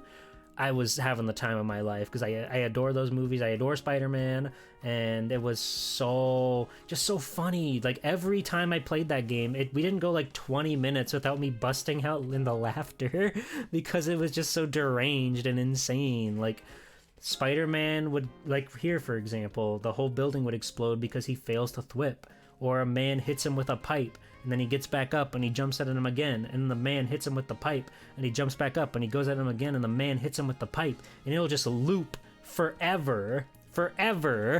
It's so funny. I don't know how they made the game like that, but it really opened my eyes to just how cool the PS3 could be, and that spawned me going down a dangerous rabbit hole of games like Alone in the Dark, Inferno, and other fun early PS3 games. I want to play Web of Shadows, but that game is fucking expensive. That game is expensive, and I don't know why, but I would like to play it one day. It's definitely on my bucket list. Oh yeah, the PS3 version is like really rare for some reason, but most of the Spider-Man games from like the PS3 and the 360 tend to run like pretty expensive for some reason. I don't know why. I really couldn't tell you, but a lot of those games are just like anywhere from $40 to $100 on the secondhand market. It's absurd. It's stupid, and I hate it. But anyway, Spider-Man 3. It's a game, as I said, it barely functions, but when it does, I'm laughing. I'm having the time of my life, and it definitely deserves to be here just for that alone. So we can move on. We can go to number 94. This one I played rather recently as well. This was Brave Fencer Musashi for the PlayStation 1. A game that for a long time I knew little to nothing about. I did not know that this game had such a sense of humor to it, that it had such a wild personality, until I got to stream it earlier this year with my good friend Catatonia. Oh, right. Baby. Now Doolon's coming. Don't worry, we'll get to him. We'll get to that guy. In due time, he'll show up, I'm sure, on this great big list. We're putting it down. Hello, Dooledge. Thank you. Yeah, no, Brave Fencer Musashi, it's a really fun, imaginative game. The way you can, like, copy abilities from guys, the way your character just, like, swings a sword. It's got a lot of interesting mechanics to it. The world is really pretty and beautiful. The graphics as a whole, they're just super nice. The last stage was kind of an insane difficulty jump, but I somehow stuck it through and managed to beat that one. But as a whole, though, it's a really fun, flashy game. You hear the word Bincho so much. And it's fully dubbed. It's like fully voice acted, and every voice actor is going crazy in it. Steve Bloom's there, a lot of classic guys are there, and it's just really funny and bizarre and interesting, and I was really happy that Catatonia wanted to share this game with me. And you can collect toys. You can get little toys, and they're little models of the bosses and stuff that you fight in the game. That's so fucking cool. It's just a game that has a lot of heart in it, and I really had a good time with it. I could definitely see myself replaying it and just remembering the good old days, laughing at some of the stuff that I saw, all the strange absurdity to it. It's incredible. I really liked it. Yeah, Steve Bloom is in it. He's one of the guys. He shows up pretty early on, I'd say. But it's a great game. Really fun style, really imaginative, really unique. I've heard that the sequels are like really nothing like it, and I don't know like if that means they're good or not. Because this game really did like land on me with its personality more than anything. I liked playing it. I thought it was fun, but it definitely had some jank here and there. But again, it's just like its style, its personality that is really charming. Big fan. Musashi. It's good. You should play it. They'll probably never remaster it, so just play it on the PlayStation, okay? We're kind of burning through these, huh? Yeah, it's very like Goemon-esque. That's another series that I need to play more of. Goemon is a cool one, but I've hardly touched any of his games. I think I've played like one of the Super Nintendo ones for like 5 minutes on an EverDrive at a friend's house. But I should give those guys a shot sometime. They seem up my alley. All right, 93. We've got Rival Schools. I was thinking about the different fighting games that I like when I was putting together this list, and Rival Schools I remember really like capturing me. I was really impressed, not just like with the with how cool the models look in this game and how stylish it is, but just as a whole, how fun and imaginative the guys are. You can tell it's like the Street Fighter guys making this game, but at the same time, like, it's doing its own thing. It's living its own life, and it's being unique. The 3D style combat is really fun, and again, just the personality of it all. I didn't think that I would be super into a school-oriented fighting game, but they made it work. They gave everybody a little bit of charm, a little bit of fun, and it just plays like a dream. I still have yet to play the sequel, Project Justice. I feel like I'll probably like this one more, only because when I played Star Gladiator and Plasma Sword, I kept thinking about how how much I liked Star Gladiator, even though it was like an inferior game. Plasma Sword was a better, like, well put together game, but it was a lot more basic than Star Gladiator. So as a whole, even though Star Gladiator was like chunky and strange, I ended up enjoying it more than Plasma Sword just because there was like more to say on it. And I don't know how Project Justice stacks up as a sequel to this game. I know it like introduces tag fighting, a few more tag mechanics to it, but that's really all I know. But I'll play it one day. It seems like a lot of fun. Did you fight School Virgil when you did it? I don't know what that means. Maybe. I don't know what that means. That could mean anything. But yeah, it's just a really fun Capcom fighting game from... That song... What the... I thought this was a Nintendo playlist. I guess that game's on the GameCube, so it's fine. Wind Valley fucking goes hard. Awesome banger song. Big fan of Sonic Adventure 1. We'll talk about that later, I'm sure. But yeah, Rival Schools is just a really fun 90s fighter from Capcom, the king of 90s fighters. And that's really all I gotta say on it. It's just really good and really fun and really flashy. And I like the theme song. I don't remember who Hio is, so I don't know. It's been a long time since I've actually played it. We're kind of cruising through this list, huh? That's scary almost.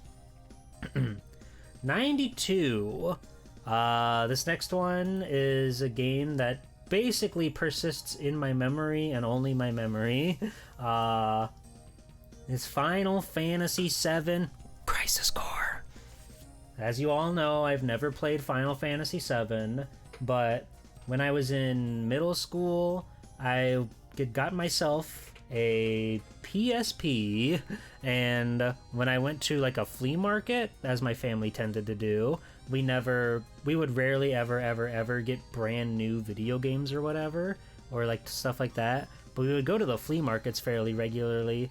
And I remember just going through a bin of stuff and seeing a copy of Crisis Core in the bin, and I was like, maybe it's time I finally give this Final Fantasy thing a shot. Because, like, my brother had Final Fantasy X on his PS2, or I guess it was our PS2, but I had only ever sort of watched him from over the shoulder. I didn't really get to get my hands dirty with that game. So Crisis Core was more or less my, like, real introduction to Final Fantasy. And I just remember being really, really enthralled by it, and I had a lot of fun going through it. The gameplay was really cool. I didn't learn for some reason that you can change your materia until like way too late into the game. So I was sort of just like brute forcing my way through with the base materia from the very beginning for like hours into the game, which is such an insane way to play. But I guess that's sort of the G-Pool charm, right? I never know how to work with a game's mechanics. This game has a weird slot machine mechanic, and I don't really understand how or why it's implemented, but it's there. Sometimes you get a cool cutscene with a funny character that you may or may not actually have had a conversation with, and it's bizarre and strange. but the gameplay is great. I really got invested in the characters. It always made me a little bit worried that I would go into FF7 proper and think like, oh, this guy's just trying to be Zack, huh? I see how it is. But I think whenever I do inevitably play Final Fantasy VII, I will be charmed by that funny little blonde twink and his friends that he meets along the way. But Crisis Core was just a really, really fun. The gameplay is really good. The characters were fascinating. The world was fun, and I was just so engrossed in my youthful little heart. This was like around the same time I played Sonic Chronicles: The Dark Brotherhood too, so I was really in my RPG arc. You couldn't stop me on RPGs. It's a good one. I spent so many hours like in the back seats of cars and stuff playing Crisis Core, having a blast, living life. But yeah, that's Crisis Core. One day I'll play Final Fantasy VII, but for now, Crisis Core is the only spot that lives in my heart for that whole franchise. Let's move on to 91. Another relatively recent one that I've added to the collection. We've got Sweet Home for the Famicom. We played this for the Capcom Conquest with a English patch that's apparently been around for like 2 decades. And I was just genuinely impressed at not just the environment, the aesthetics, how they actually made an 8-bit horror game feel like, you know, all those RPG Maker tropes that you see and all of those crazy, funny, wild owl Onis, and that's it, actually. I don't know any other ones. Corpse Party, I guess that's a relatively old one too, though, but, you know, Sweet Home really felt like the progenitor of all that style of horror RPG. Yeah, it's got a movie it's based on. I would like to watch the movie at some point in my life. It's basically the first Resident Evil, yeah. When they made Resident Evil, they were originally going to make like a remake of Sweet Home, but I guess they couldn't get the licenses worked out or something, so they just said, all right, well then we'll make our own. We'll have our own girl with a cool big butt and a funny man named Barry Burton. Alliteration? That shit's awesome. I love that stuff. But yeah, Sweet Home, the RPG mechanics really impressed me. I was really, really surprised that they had this mechanic where you can call for help, because at one time you can only have 3 party members together, but there are a total of 5 characters in the game, so you have to like split them up however you see fit. But if you call for help in the middle of a battle, it'll actually exit the battle and it'll go to your other party members and you can run back over there. And if you get there in time, then they actually do join the fight. So it can be like a 5-on-1 all of a sudden. It's a really fascinating game. The puzzles weren't too tough. I think there was one thing that I ended up looking up just because it was a collab with good old pal Shay, Jelly-Filled Zombies. And we were like kind of like getting tuckered out and tired by the end of it, so there was like one thing I remember we looked up and I don't really remember what it was. But as a whole, this game did a great job of explaining itself and telling you what it's about. It does have permadeath, so if you wanted to hold on to your characters, if even one character died, you just had to reload your save, which is what we did, because I couldn't bear to lose any of my darling sweet friends. But yeah, every character has their own job, every character has their own things that they can do, and it just made for a really memorable and honestly one of my only like true turn-based RPG experiences. I had a lot of fun with it though. It's super memorable, just a game that really, when I think of like the NES, the Famicom, that is usually one of the games that comes to mind for me, just because it really made that sort of impact in my heart, in my brain, in my other third region of your choosing. I'll let you decide. Wherever you think Sweet Home belongs. It's really good. I need to drink water. This is going to be a stream where I exhaust myself, so I need to remember to drink water or I'm going to freaking lose it.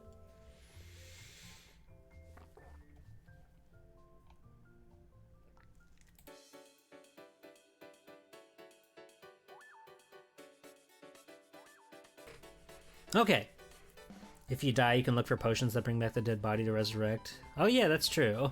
I forgot about that. It's been as I said, it's been a long while. Like, what, almost 2 years since I've played that game? I think so. Because it definitely wasn't last year. So I guess the year before. That would make sense. Man, Halloween's fun. You guys, there's a Friday the 13th next week.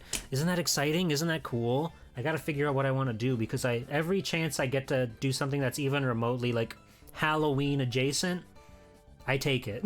I love to get to do something fun and spooky and wild. So we'll have to do something fun for that. We'll figure it out. Don't worry. All right. Next up, number 90. Pure comfort gaming at its finest. I found Wii Sports. Wii Sports is, you know, the Wii pack-in title, so just about everybody on the planet's played it. You all know what it is. It's very straightforward. You've got your sports, you've got your titles, you've got your motion controls. What's not to like? It's a game that I can just think of. It's like infinitely replayable, right? If you just want to go in your alone and do your own thing, play golf. If you want to hang it with your pals, maybe try tennis or baseball or something. Or you can go into bowling, or you can go into boxing with the nunchuck add-on. It's just a very fun, easy pick up and play kind of game, and I think they couldn't have had a better launch title for the Wii than Wii Sports. It makes so much sense. Their whole goal to get everybody in the family like together to play games and not just target the gamers, you know. It's a genius game and it works great. And then they made Wii Sports Resort, which truthfully I haven't really played much of outside of the golf. I've only ever played golf on Wii Sports Resort, but I think that they were so smart to just do more of that. More sports is the same. Is Nintendo Switch Sports like anything? Nobody talked about that game at all. I would like to believe that it's fun, but I just haven't played it, and, you know, it's a game that when you got this one with your console, I imagine a lot of people didn't really want to pay for that game, so I understand, I get it. Nintendo execs were pissed that Reggie Fils-Aimé wanted to make Wii Sports free. Well, of course, they want to make money. It's fun, but it wasn't a pack-in for a new hit fad. Yeah, it really was just something that, like, relied on nostalgia and stuff. And Nintendo Switch Sports does not have nearly as like recognizable as a title as Wii Sports. They could have just called it Switch Sports or Sports Switch or something, but they gave it the worst title possible. I think it sold 1 quintillion copies with normal families, but I've never heard of a gamer playing it. Well, that's good. I think they added golf in later, which is like, I think their plan was to drip feed more sports into the game as it went along, but I think they only added golf and then they gave up, which is crazy. But I would like to play it at some point. It's a Nintendo game, so it's going to be like full price until the end of time, but maybe one day I'll get my hands on it. Golf was base game? Was it? I thought for sure golf came later. I thought for sure that was a thing they like added as like a free bonus down the line. But it was only like 4 sports to start with, which is less than Wii Sports. Crazy. That's fucking crazy. Anyway, Wii Sports, it's great. It's something that I can always pick up and play with my friends. I can always enjoy a good old round of golf or tennis or whatever. Rudy, thank you. It's nice to see you, Oomphy. How are you? I hope you're doing well, my friend. Basketball was the addition? Oh, okay. Okay, even so, though, they started out with less games than the original Wii Sports had, which is fucked up. Boxing's really fun. It's really responsive and really cool. I liked it a lot. I could just play those games with anybody. They're so fun and chill. I remember not too long ago I did a stream with Clover and Nye where we played Wii Sports Golf, but we just like each had our own game feed so we could play on the course like our own like single player game, and then we would compare our scores together. It was a lot of fun. That was a really good one. I remember having so much fun just having a nice little day out golfing with my pals. I would like to do that with more games, I think. Try to find games that are super, like, not really competitive, but you can do that sort of thing where everybody plays, like, their own single-player campaign, and then you sort of compare for score, I guess. But it was just an excuse to hang out and play a chill game, which is, like, the point of Wii Sports. Hi, Namori. Thank you. I hope you're well. Your stream today was very funny. I could hardly wrap my head around that Strawberry Magic game, but I'm glad that you had fun. We're moving on to number 89. I gotta stop touching my face. Anyway, number 89. Another 3DS classic. I mentioned this one briefly. Mario 3D Land. One of the coolest video games ever made, with one of the coolest, if not the coolest, like Bowser interaction ever. Because instead of it just being like a normal boss fight, you grab him and you swing him or whatever, the whole boss fight is a whole level you play, and you have to run and jump and platform around his awesome epic blasts and his punches and kicks.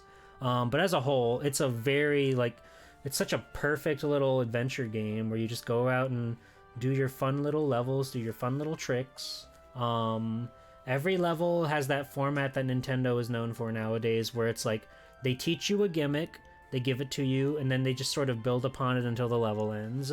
It's genius. It's perfect platforming level design, and it's just really fun to pick up and play a few levels at a time. Because again, with their weird 3DS take a break initiative, they really were designing the games in a way where you would only play them for like a little bit before you get the little warning that says, "Why don't you take a break and go outside, fucking fool? Go outside and play. What are you waiting for? Stop, put the game down. You're gonna get eye strain. Your eyes are gonna melt and fall out of your head." Which I did play through all of 3D Land with the 3D cranked up entirely, by the way, just so we're all clear. Probably not the smartest thing to do, but I really wanted to experience. That was the game that I got when I got my 3DS, you know? One of those little things where I said, can I get a 3DS for Christmas? They're gonna make a new Mega Man game for it. They're gonna make a new Mega Man Legends game, and I want to have the 3DS so I'll be able to play that new Mega Man Legends game. And then I got Mario 3D Land to go with it because it's like the perfect companion piece to the 3DS title. It's just really good. It's very simple. It's structured more so like a 2D Mario game, just using like 3D gameplay styles, but it's not at all like 64 or Sunshine where you have like goals within the level. It's very much just like go to the end and win the level, which I think really worked for that style of game that they went for. I'm a big fan. I've never really touched 3D World. I should sometime. Something about that game being like designed around the multiplayer makes playing it single player feel super daunting.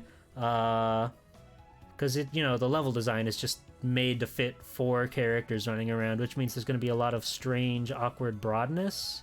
But it's still a 3D Land World game, so I'm sure it's good. And they got a cat suit. And that's Poggers. Hi, Captain Sheepy. Did I get the 3DS Mega Man collection when it came out? I did, and I got the golden amiibo to go with it. I remember I was like, I'm not going to pre-order this game. I'm just going to be able to walk into the store, and if I want it, I'll get it, but it's whatever. And then I went to GameStop, and they didn't have it, and I was like, what? What do you mean I cannot has? What the fuck do you mean? And then I got really upset because I was like, oh, there's no way they wouldn't have had a copy.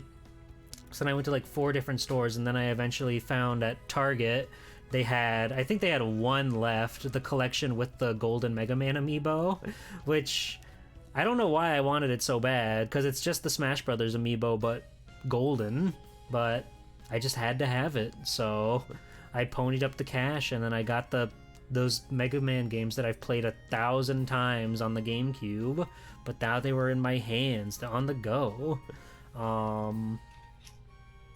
The shiny FOMO, I get it. It's nice and bright and shiny, and I can't live my life without it. It was worth it, though, I think. I've got that gold amiibo over on my shelf. Cool guy. I was never really super into the amiibos. I think I only ever had the 2 Mega Mans. I missed out on the Mega Man 11 one because I didn't have a Switch at the time. But I got those 2, and I got the Shovel Knight amiibo because it's freaking Shovel Knight. He's awesome. He's badass and cool. Anyway, yeah, that's Mario 3D Land. Incredible, wonderful, magnificent video game. What they should do on the Switch 2, they should just put out like 3DS All-Stars pack and just throw like Mario 3D Land, Zelda Link Between Worlds, Kid Icarus Uprising, if they can make the control scheme work. I guess they probably could with like the new Switch 2's like mouse control thing. They could probably make that work. Yeah, they should just do that instead of, you know, doing the thing where they sold Luigi's Mansion 2 for $60. That's fucked up that they did that, right? Anyway, moving on. Number 88. Shocker, it's another Nintendo title back to back. Another one where I didn't realize I had so many of these next to each other until we're looking at them now. But, wowie! Nintendo Land. I played this game on the Wii U on stream for the first time, God, at least a year ago now, right? And I was just so unbelievably charmed. There are still games on here that I have never touched because they're all like multiplayer exclusive. So there are a few games on there I've never played before, but everything that I did try was just such a fun, charming, wonderful little adventure. And of course, you know, Donkey Kong's Crash Course is one of the most addictive motion platforming experiences you could ever have. But like the Pikmin game's great. Luigi's Mansion game looks really cool. What are the ones that I played? Let's remember. Let's look back. The Mystical Ninja adventure where you throw shurikens and rescue Monita. That's fucking badass and cool and fun.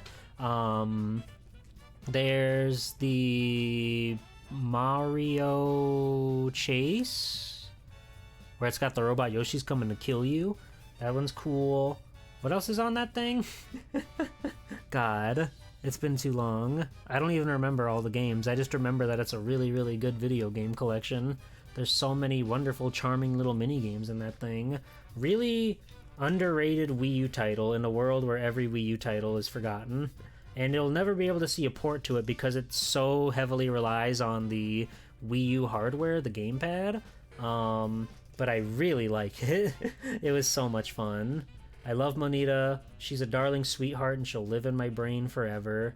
One day I'll meet some people, I'll have some friends, and we'll play the multiplayer games on this goddamn collection. It's just so nice and fun, and a great example of what the Wii U could have been, because every game that I played on there was really fun and cool. The Zelda one, are you kidding me? That shit's awesome. You get to run around and snipe guys, or if you have the Wii remote, you can use your sword. That's freaking sick. That's awesome. But then they almost immediately gave up on using the gamepad as anything other than like a touchscreen, which is a bummer. I feel they could have made some real good ones. Like Game & Wario was pretty fun, albeit probably the least memorable WarioWare game out there, but it still had some fun stuff. And Mario Party 10 had Bowser mode, which is like, you didn't really need that to be on the gamepad, but it was kind of cool. Certainly a step up from Mario Party 9, but still not great. I don't know. The Wii U, what could have been, right? We can all say what could have been. Monita's great, though. She's fucking incredible. She's the most beautiful robot that you could ever possibly imagine. Anyway, number 87. 87. We've got Dragon Ball Xenoverse 2.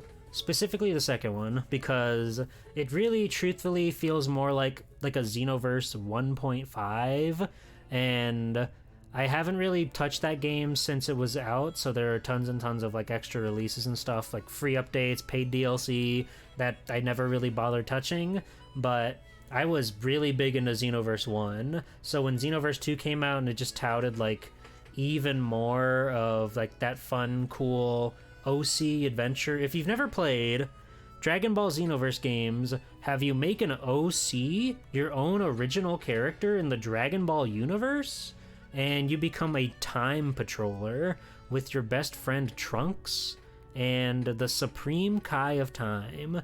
You have to go there to fix the timeline. There are some baddies afoot that are, sprinkling super evil dust all over the classic moments of Dragon Ball Z, and it's up to you to step in and help out so the timeline returns to normal, right?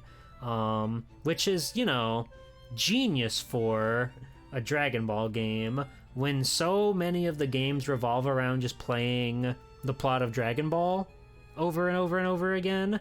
Having an entire game that's based on those what if scenarios, which are like, you'd get like 2 or 3 of them in a game, maybe. So making an entire game like, what if Captain Ginyu, what if he switched bodies with Vegeta this time? Wouldn't that be crazy? Just all stuff like that, all the way from like Raditz up to Boo.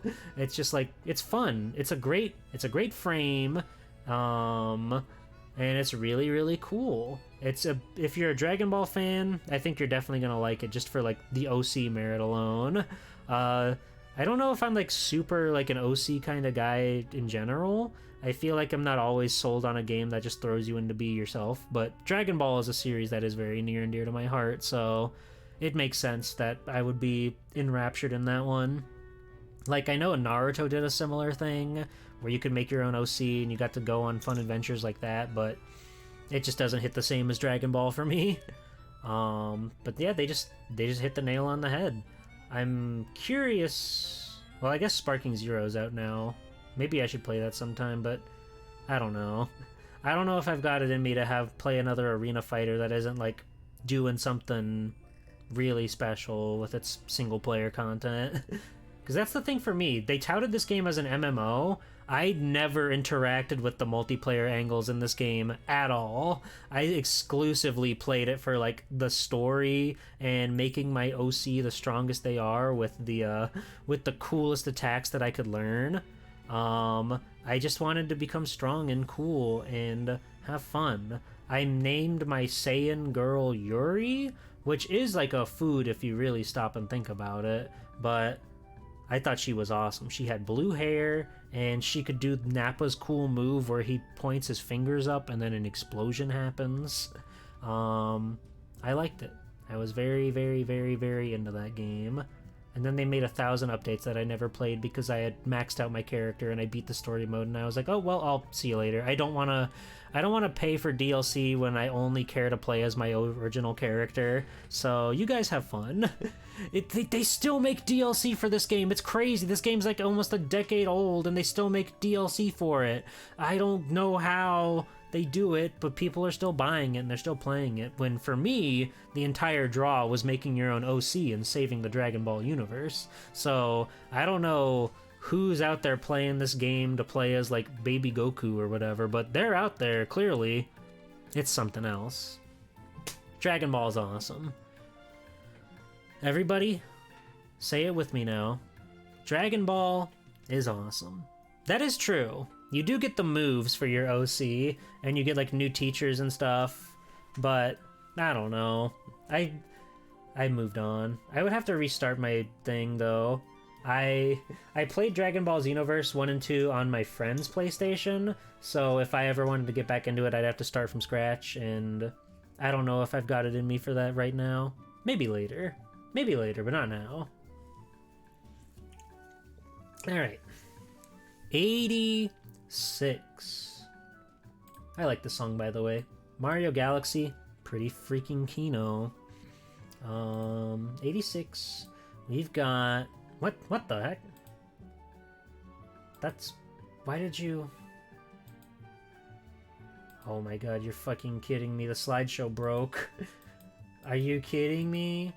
I fucking hate OBS's stupid slideshow bullshit. Why can't they do anything right? Fuck OBS. Hold on. Well, that's annoying. Let's see. They only fit like fucking 14 of my images in here when I have 100 images in this thing. the damn slideshow. It's fucking stupid. I don't get it. I don't understand. How do I guess if I just like take out the first 14, will that maybe work? Maybe if I just like remove those. Let's try that. Let's try that and see if that works.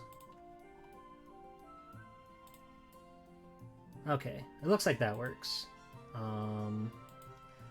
We're just gonna have to remove them every like 14 images, I guess. Anyway, number 86. What the? I deleted that. What do you? It's not in the directory. What the fuck happened? God damn it! What do you mean? I literally hit the delete button. You stupid fucking program. God, stop. It's why is it big now? It's Super Mario Land on the fucking God. This is so stupid. Computer software. Super Mario Land. It's an awesome video game on the Game Boy. It's completely unique and unlike any other Mario experience you'll ever have. It's freaking beautiful and look at the Maui heads. You get to drive a little submarine. There's spaceships. It's truly unlike any other Mario game. There's so little that's like connecting this game to any of the other ones other than Mario himself. Sarasa Land is fucking awesome. The music in this game is fucking awesome. It's a very short and sweet experience, but it's a great one nonetheless. I love that this game has bosses that aren't just Bowser. Like, granted, most of them you just sort of run past them and don't interact with them at all, but it's just really cool that they even have boss fights in that game, you know? The fucking Sphinx, the big octopus, the Maui Man. It's beautiful. It's awesome. Another game, like I probably poured more hours playing this one on my Game Boy than anything else. Well, maybe not, because if we include color games, probably not. But it's a wonderful, beautiful video game that I hold very near and dear. Like, not much to say about Mario Land other than it's Mario Land. I definitely like it more than Super Mario Bros. I'll say that. Super Mario Bros., that shit's like the same all the way through. This game's got variety. This game's got spice. Sarasa Land really feels like a magical new world of fun. You get to drive a plane and it becomes a Touhou. They would never let you do that in modern Mario. Ever. And I really like it. It certainly helps that I played this game. Like, this was my first Mario game. Well, technically I played Mario Paint first, but this was my first, like, Mario game. I didn't play World, I didn't play Bros, I didn't play any of those until then. So it's definitely got its place in my heart on my big bulky Game Boy with the green background, but I still think it holds up very, very strongly. It's great. It's wonderful. I like this game a lot. Again, not much to say about it, but it's just play this one. Don't play Mario Bros. Don't bother. This game's Kino. It's awesome. It's great. Mario Land was a good series. Yeah, I feel like Mario Land 2, aesthetically, I think it's fucking awesome, but there's something about it that doesn't click with me quite as much as other Mario games, and I don't really know why, because I like how that one is very strange and different, and it has a cool-ass stage select where you get to go from different worlds to different worlds and just explore and try to go to whichever place seems cool to you. There's a whole area that's based on, like, haunted houses and pumpkins and shit. That's fucking awesome. Mario's balls. Need I say more? They did introduce Wario, that's true. And Wario Land is very good. But this game is just always gonna be the one for me, I think. Also, hi, Grillhead. How are you? But yeah, let's move on to 85. This one is another relatively recent one. It's not. It's not working. Why aren't you working?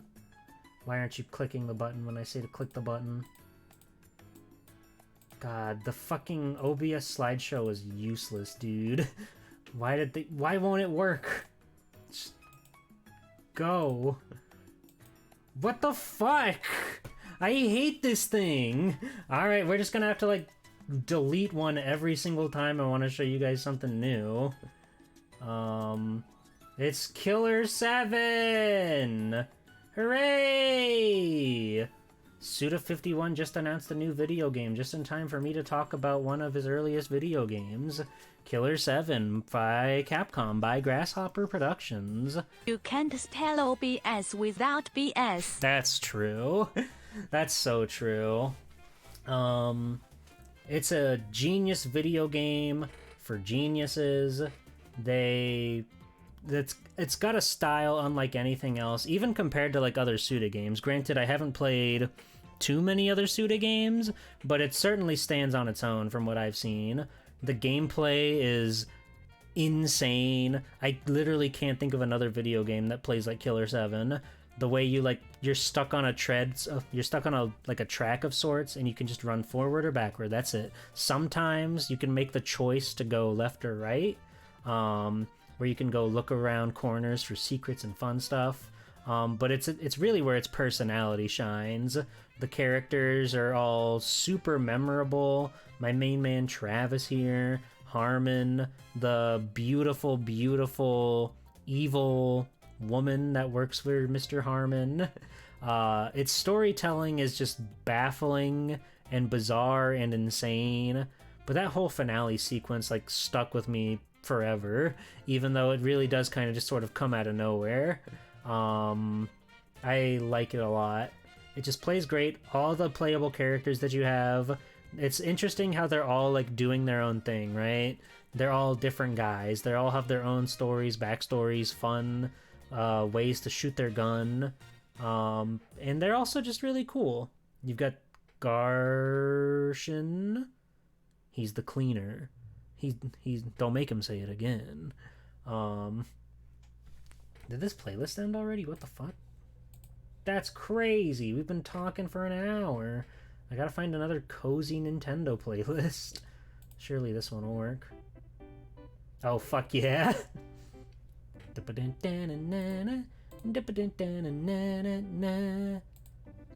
Killer 7. Killer 7 is awesome. No More Heroes. I played most of that. I never beat that game, so one day I'll have to go back and beat that game. But I really like Killer 7. I really like its characters and its storytelling, and they made a guy say "come" as in C-U-M on the Nintendo GameCube, and I'll never let them live that down. Ever. It was awesome. I was such a fan, and it really sparked something in me. It makes me want to check out the other Grasshopper games, even though I haven't gotten around to that. But it's good. I really liked it, and if you've never played it, which I think it's available on Steam, so you can even play it that way if you really want to, you can play it. It'll be an experience that will truly take you by surprise. So let's move on to 84. We'll see if the button works this time. It does. Wonderful. Zoids. This is not from the actual game, by the way. This is Zoids Battle Legends from the GameCube. Zoids Battle Legends is a 3D like arena fighting game ? Where you and your pals, I believe it supports up to 4 player. It might only be 2. It's been a long time since I played it, but it's just got a really solid, fun gameplay system where your Zoids have like different guns and weapons that they can cycle through. They've got melee attacks, and it just feels really good to run around in the big environments and strike each other down. It's got an original story mode that's like totally nothing to do with the animes or anything. They made up a whole new world of cast and characters to go on. A lot of the Zoids that they picked are playable, are really fun and really cool. Me and my brother used to do this thing where we would both pick Rev Raptor, which was like the infamous character in that game for having no like guns or any long range moves at all. He has these very short little claws that you can winch out from his back, and basically if you like run past somebody, you'll grate against them and it'll do damage, and that's the only way he can hurt guys. He doesn't have a gun, he doesn't have a cannon, so we would both pick that guy and we would just like circle around each other like fucking vultures, trying to see who could like outsmart the other and take each other down. It was a lot of fun. G-Pool, can it's a you great game. please explain to me the lore behind the Noids and the Noid cars? Weird how you said that word, and no, I really don't remember much about how the lore works on that show. It was just a really fun game with really cool robot designs. I did watch the show as a kid. I was quite a big fan of Zoids back in the day. The episode where the evil referee appears will live forever in my brain. It's so fucking funny, dude. Like, whenever guys want to get into a fight, they have to be like fucking sanctioned by the government or whatever. So a referee will appear, a great big robot referee will drop down and he'll say, "All right, the Zoids battle can now commence." But there was an episode where there was an evil referee that appeared, and you could tell because instead of the white paint job, he had a black paint job, and he was just smarmy and sly, and he would bend the rules.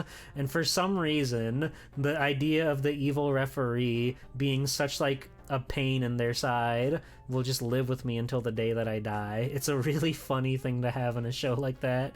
It's already absurd enough that everything has to like have a referee before they get into it, because sometimes it seems like things get very serious in that world. But having an evil referee appear is so fucking stupid. It's awesome. Zoids is great. The game's great. Go dust off your old GameCube and play some Battle Legends. It plays really, really nice, and it's really, really fun. They even had some Zoids that were like not in the anime at all that you could unlock, and that shit made my tiny little brain explode. Big fan. Just like Metabots. Oh, Metabots is one of those series that I gotta get back into. I hardly remember the show, but it's got some of the coolest art to it. The characters are like really loose and expressive. It's just a really fun style. And all the robots look really great too.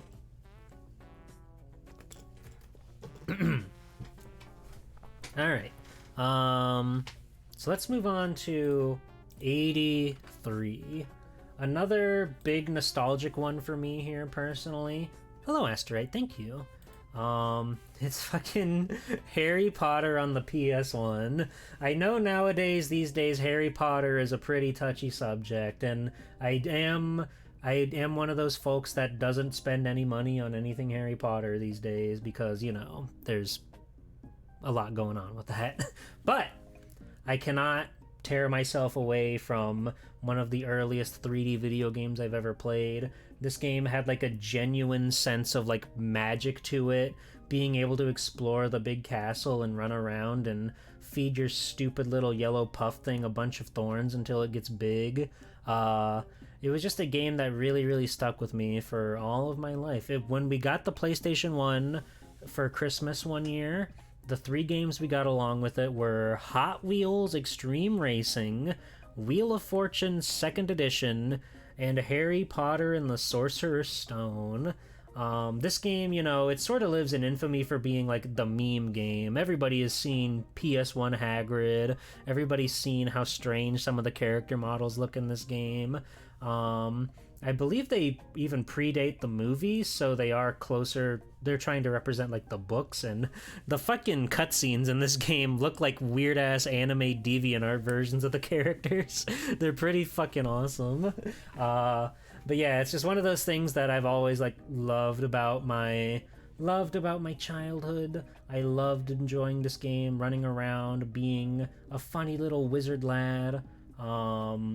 Again, I don't really care about anything modern that comes out of Harry Potter, but this game has always stuck with me, and it'll always be that just like wonderful, beautiful, magical experience that made me realize that how like big and expansive and massive video games can be.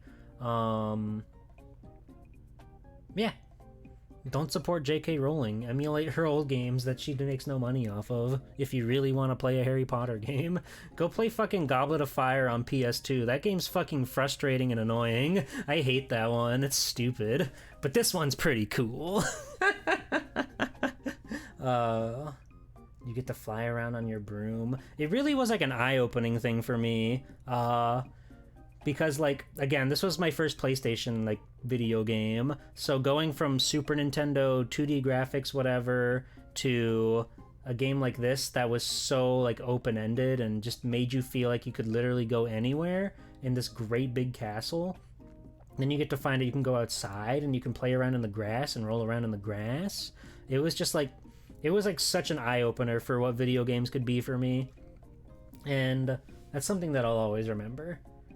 Anyway, we can move on to 82.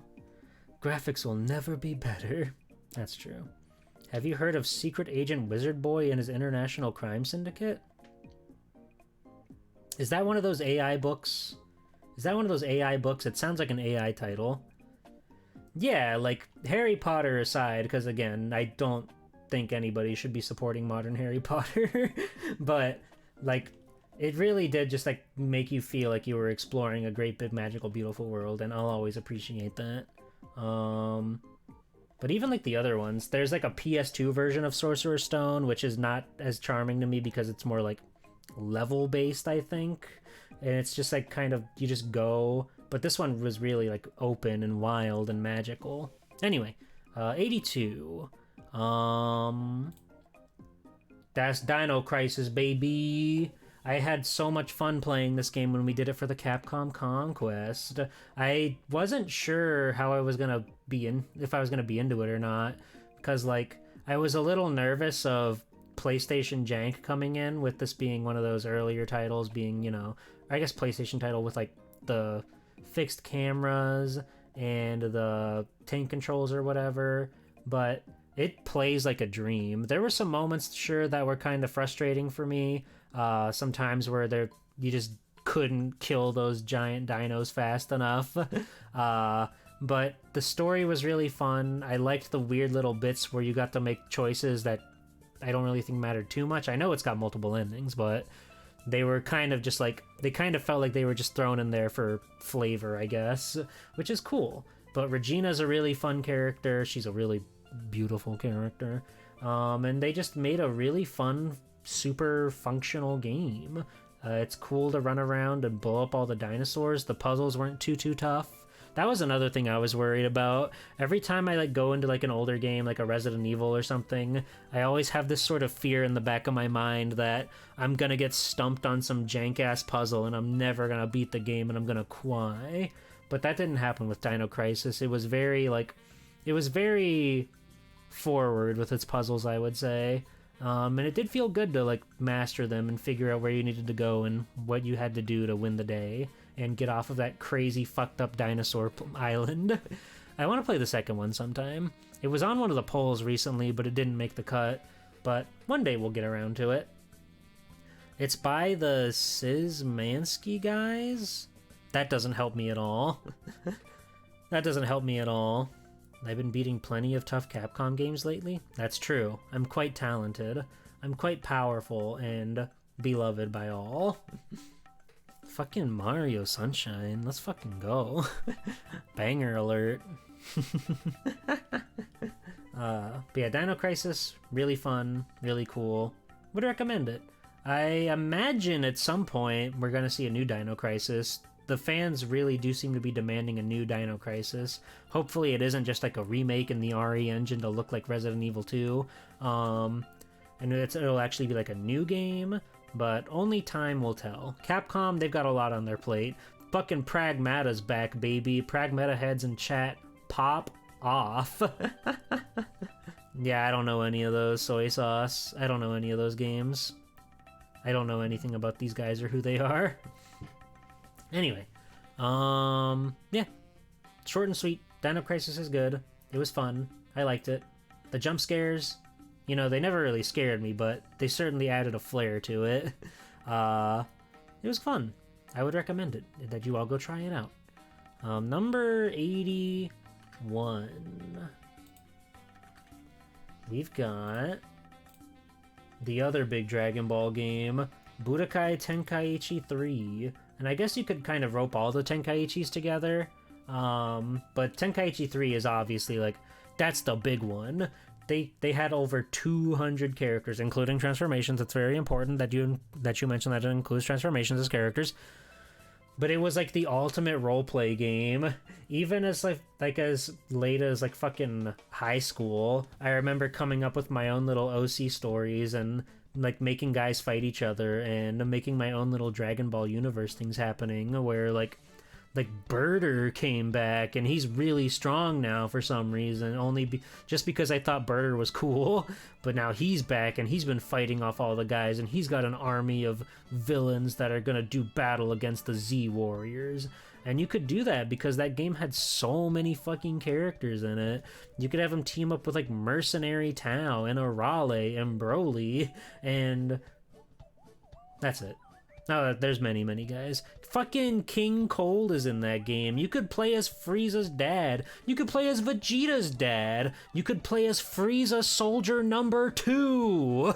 What? How many games let you play as Frieza Soldier number 2, huh? Not many. But Dragon Ball Z Budokai Tenkaichi 3 wanted to just cram as many guys as they possibly could in there. Kui's in that game. Nam's in that game from the original Dragon Ball. They had quite a handful of like original Dragon Ball guys, if I remember right. But it was just like crazy. Devilman had his own what if scenario.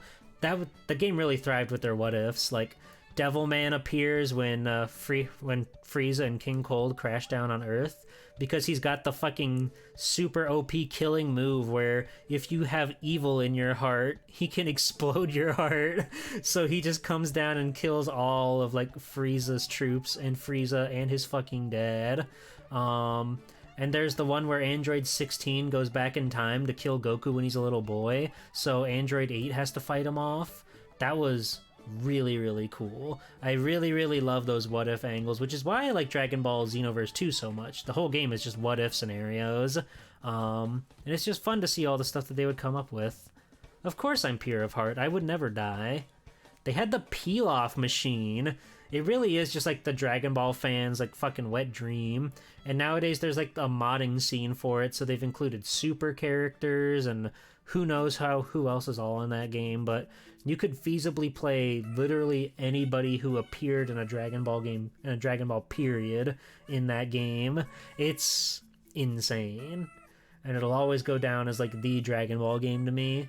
No matter what happens, I know Sparking Zero was the hot one right now, but this will always be the one. Just the roster's huge, so much going on with it, so fun, so magical, beautiful, fantastical.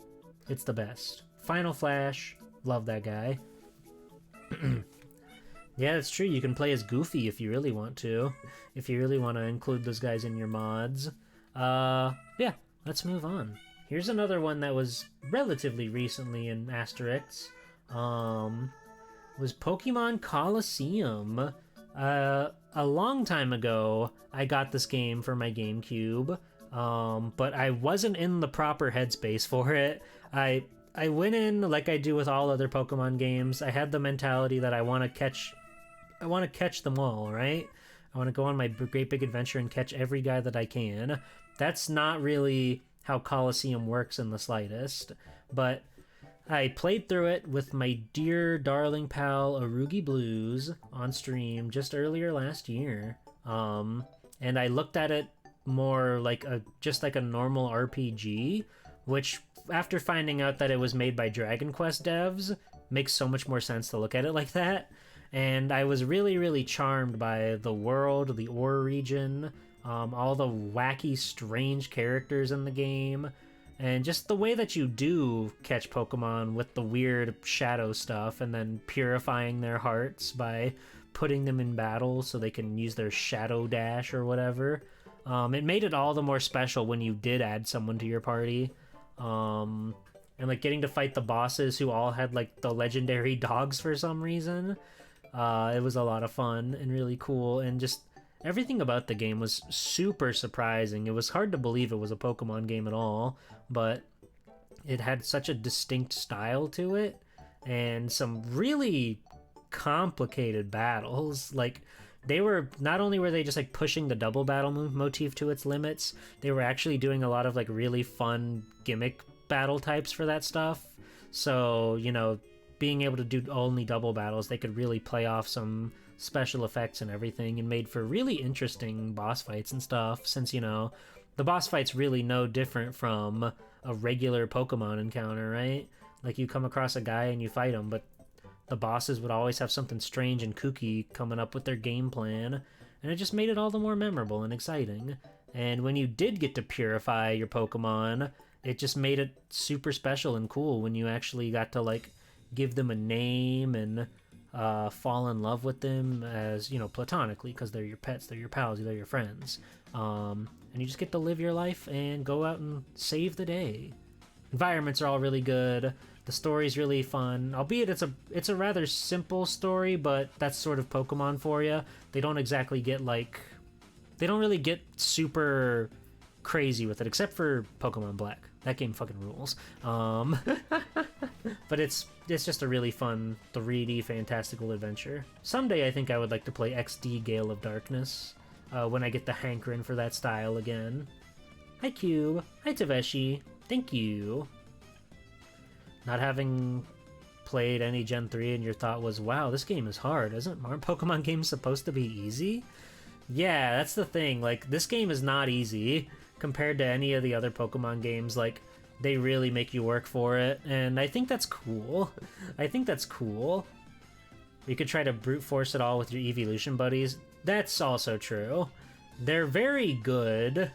The evolutions are very good. It's awesome you get to start out with both of them, Espeon and Umbreon, but catching guys and increasing your party is super nice. That said, I did keep both of them in my party all the way till the end. I have sort of starter syndrome when I play Pokemon, where I can never take my starter out of my party. It just feels wrong to me. So no matter what Pokemon I play, no matter what goes on, whatever starter I pick, they just have to stay there until the very end. It doesn't feel right to put them in the box, because they're your first partner, they're your first pal. Hi Hal! Thank you! We're 1/5 of the way through my top 100 games. How are you? How are you liking Luigi's Mansion? Are you loving it? Are you down to clown with that game? I should hope so. Exactly, Teru, exactly. Alright, let's move on to 79. What the? Oh, that was just a very abrupt song change. I thought I did something, but it's fine. 79. We've got Metroid Fusion. I think Metroid games as a whole are really, really good. The 2D ones. I've played the first Prime, but that's about it. I never played Prime 2 or Prime 3 or Other M. One day I will, I promise.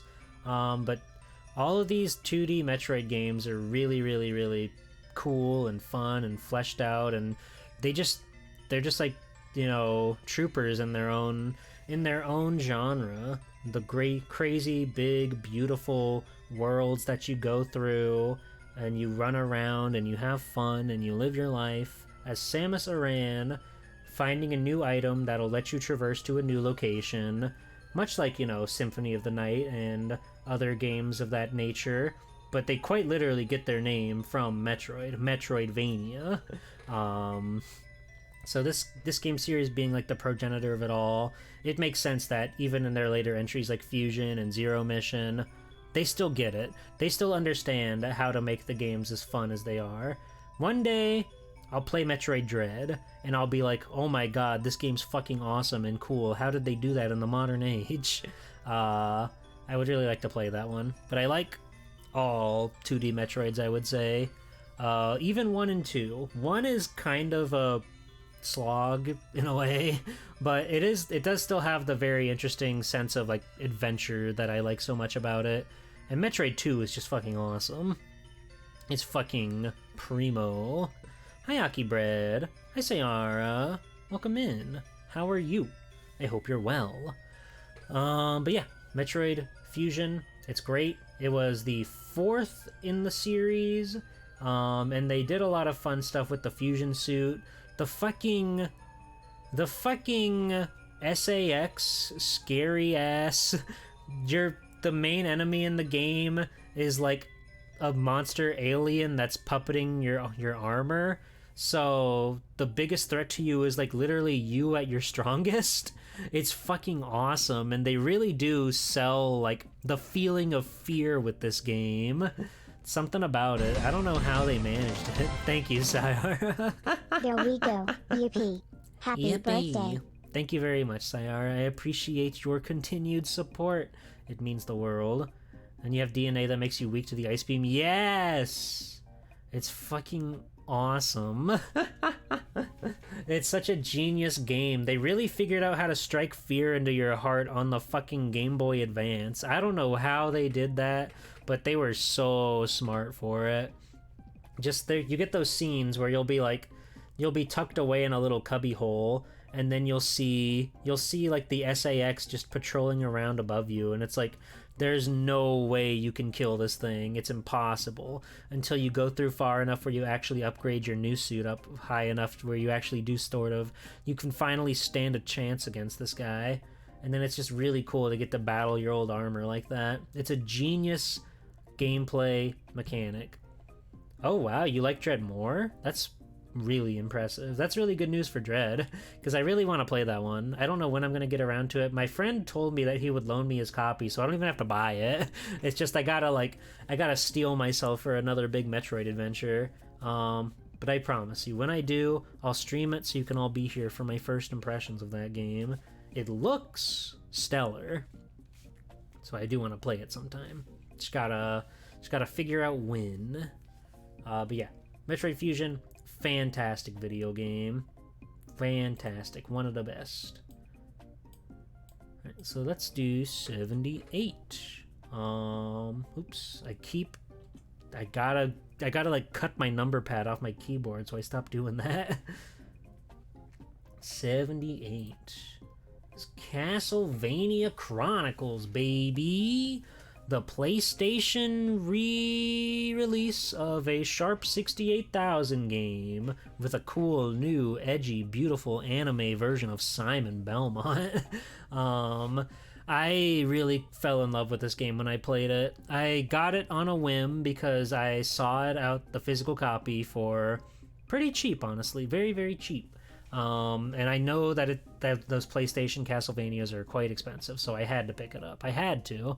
And I fell in love with it when I first played it. It was such an arduous task to beat it for the first time, which was during Dot Level's Classic Vania challenge.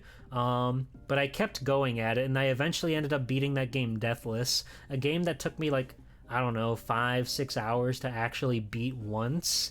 You know, constantly replaying and retrying. I somehow knuckled that down within the course of like 3 weeks to beating that game without taking a single death. Granted, I do think this game truthfully is one of the easier ones to do that, because one of the only new sub-weapons, I think it's the only new sub-weapon actually, that this game added, was a healing herb. It costs 10 hearts to use, so it's not exactly free, but as long as you're grinding candles and keeping on top of things, you can just keep pumping your health back up. So it does make it, you know, relatively, in the grand scheme, looking at other Castlevania games, easier to get that coveted deathless roll. But there are still moments like the super pixel perfect jump you have to make, a lot of pitfalls and bottomless pits that'll just kill you instantly and ruin your run. A lot of little things that do still make it tricky, and even then, you might just not have enough hearts to heal, and then you'll be in trouble, because it's a pretty tough game. It's really fun. It's a sort of reimagining of Castlevania 1. I think all the levels that they added that were new are bangers, and all of their takes on the original NES levels I think are very fun and charming and interesting. Just all in all, It's a great, great Castlevania experience. Washa was streaming it just the other day, and it made me so happy to see that game again. I was like, oh my god, Castlevania Chronicles, my beloved. It's so good to see you again. And he's got beautiful anime hair. I've never played the original version, but that's part of the PlayStation version, right? There's original and then there's Arrange. I played through original on my first run, but then I did the Deathless on Arrange. So I don't really know if there's a difference between original mode and the actual Sharp release. But I like it. I like it a lot. It's very up there. In a world where, the majority of Castlevania games could top most people's top 100 games, assuming you're a retro gamer. They did a banger job with this one. I really like it a lot. But yeah, I did beat it for the first time on original mode, and then when I was going for 1cc's and Deathless, then I went for Arrange mode just because I wanted to see the differences between the two. And it was fun. I like it a lot. I will play it again one day, I'm sure. 77. Another classic blast from the past. Another PlayStation game. Spyro Year of the Dragon.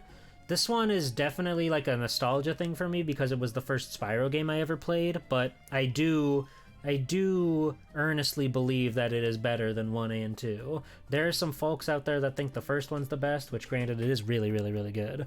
People that like the second one the best, which I am sort of impartial on. But Year of the Dragon really just opens up, and there's a lot more you can do with it. There's a lot of really fun, imaginative environments, a lot of great stuff, a lot of great NPC characters. Bianca the bunny is incredible. She's beautiful. She's nefarious. She hops around on a rainbow. It's incredible. The collectibles being tiny little dragons, like baby eggs. It's super, super charming and good and cool. The entire trilogy is excellent for sure, but I think picking one of them, Year of the Dragon is always going to be my favorite. I love that they added new characters that you can play as. I love all the different worlds that you can go to. The hub worlds are beautiful. I think the things that make Spyro Ripto's Rage lower for me are that the hub worlds are just really uninteresting to me, and B, there are way too many collectibles in those games. There's talismans and orbs, and I think there's a third thing even that you have to collect. Whereas 1 and 3 are pretty simple with it. And this game has skateboarding. One of the first levels you go to in Year of the Dragon lets you go skateboard. It's fucking righteous. You can do a lemon twist. How often does you get to ride a skateboard as a funny little dragon guy? Never. But Spyro 3 lets you do it. And I like Sheila, I like Sergeant Bird, I like the Yeti, whose name I totally remember, and Agent 9. I had an OC as a kid named Agent 10, who was a gorilla, and he was a big, super strong gorilla agent, and he was Agent 9's I don't know, a superior officer or something. That was how into Spyro I was. I was making OCs for that shit. But yeah, the first one and the third one both have really cool overworlds that almost feel like levels in their own right. They're just so fun to explore and run around in, and I'm sure as we go down this list of games that I like, you'll find that a lot of them have overworlds that are just really cool and charming, because that's something that's important to me. Sometimes I'll spend more time in an overworld than I will actually playing a video game. That's just how much I like that stuff and how much I appreciate a good overworld in a video game. Just because it's fun to explore this goalless realm where all it is to take you to the next big level or whatever, right? But when they make something that's charming and cool to just hang out in, it feels divine. And Year of the Dragon is the best of that for me. It's so fucking awesome. Hello, Mario. Hello, Boring Sword. Thank you for the happy affiliate anniversary message. we've been talking so much, and we're only a fourth of the way through our big list. This might go on for longer than I expected to. I have to make sure to stay hydrated or I'm going to die.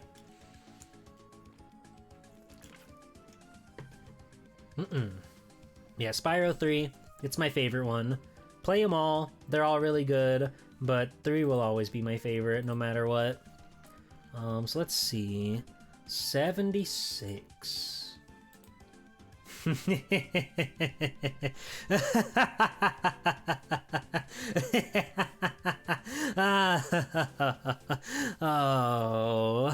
Oh yeah, that's the stuff, baby. That's the stuff. That's awesome. Yeah, what needs to be said? What could you possibly say about this that you can't say about anything, you know? Spinball! You go, you bounce. It's pinball, it's Sonic, he spins, spinball. It's genius. I really, truly, unironically adore this game. I love the idea of taking Sonic, who, you know, is known for being in a ball form at least like 40% of the time, and making a whole little like adventure game with pinball mechanics. The world is just really fascinating, you know, it's just built on like pinball boards, right? But something about doing little objectives to get to go further in the level and just getting to like see where you can go next to collect the emeralds, and then you get to fight a boss. You get to fight a boss in the pinball game. It's truly unlike anything else. Granted, I'll be honest, I'm not super big into regular style pinball. Like, they're fun, they're cool, it's always nice to see one in like an arcade or whatever, but when all you're doing is just like building your score or whatever, my ass lose interest like immediately. You gotta do something fun and flashy and give me the urgency to continue on and fight the good fight with my funny little ball. Like, when we did that fucking N-Gage stream a while ago, and we were playing Mile High Pinball, I was, like, addicted to that game, because the goal isn't really score, you're just trying to get to the top of the screen so you can go up to the next board and see how high you can get, and each board had some different little imaginative, wonderful magic world that you could play around in. And it was just really fun, too. It was just really fun to go out and like see how high you could get, and I like when pinball does stuff like that. There's a pinball game on NES like this. Pinball Quest? Oh, I know Pinball Quest. That one seems fine. It doesn't have the same sauce that Sonic Spinball has, because I will say that doesn't work for everything. Mario has a pinball adventure on the GBA, and while it seems like a fun idea, it seems like they're just doing Spinball with Mario. That one just like doesn't feel very good to play, and it doesn't really feel like you're doing much when you're out there in the world, so that one doesn't do it for me. I really wish it does. I really wish that Mario Pinball Land like clicked with me more, because I love the idea. I think Spinball's a fantastic game, but the Mario one just doesn't do it for some reason, and I don't know why. I don't know why. Sonic Spinball, though, the levels are really fun, the music's banging, the bonus stages are really cool, and it's just a general great game that's, you know, borderline impossible. I used to have a redeem where I would drop everything that I was doing to open up my Sega Genesis and play 1 credit of Sonic Spinball, and I had that on my stream until I eventually beat it, but yeah, because it was like my white whale as a kid. I could never beat this game. I never even beat stage 3. But I finally, through sheer grit and determination, managed to beat Sonic Spinball and end that chapter on my life. And every now and then I still pop it open just to play, because I think it's a genuinely fun, joyful little video game. And it makes me smile seeing the egg scorpion here get blasted to smithereens. Taveshi, we should stream Pinball Land together. We could do that. We could make that happen. We can make you like it. I won't like it, but you can like it. I did do the Game Gear. I did do that, actually. There I did that when I did a Game Gear stream. I had the Spinball Redeem turned on, so when somebody hit it, I played the Game Gear version, and I actually beat that game first try. It's significantly easier. I have a sealed, boxed copy of the Game Gear version. My roommate got that for me for my birthday a year or two ago, because he knows that I'm a Spinball freak. He got me that, and he got me the fucking LCD, the LCD game, which is, you know, all things considered, one of the more playable Tiger Electronic games, but it was just for my sickness, you see. My sickness. It was so funny when I beat it so quickly. Yeah, because, like, Spinball was, like, part of my lore for a while. It was this thing that I was trying so hard to beat, and then I ended up beating the Game Gear version and won. I guess my training paid off. There's more beyond the Toxic Caves? I know, it's hard to believe, but there are 4 whopping levels in this awesome, incredible game, and they get significantly harder with every new level. It's kind of fucked up. It's kind of messed up that they're like that, you know? Kind of freaking insane. But let's move on. Let's go to 75. What do I like more than Sonic Spinball, you ask? Well, let me tell you. It's that motherfucking egg boy. Billy Hatcher and the Giant Egg. G-I-N-T-E-G-G. A heinous, evil video game. Fire Mountain! You got here just in time for Sega. Happy birthday, Boo. Thank you. Thank you for 14 months. Holy moly. That's almost a year. It's nice to see you, Oomphy. Thank you. Who doesn't love Billy Hatcher? I mean, a lot of people, right? The game is sort of perverted in the meaning that, like, they fucked up making the video game. There are a lot of moments that are just, like, broken and poorly put together. But the game has so much heart and so much charm. I do think it is a genuine joy to roll around the egg and bounce around on guys and smash them. It's definitely not without its flaws, though. It's busted, it's broken, it's strange, but it's got all the cool little friends that you can summon out of the eggs. It's got the rolling stuff is really fun when it does work. Its artistic integrity is some of the finest on the platform. They really made an awesome and cool GameCube game.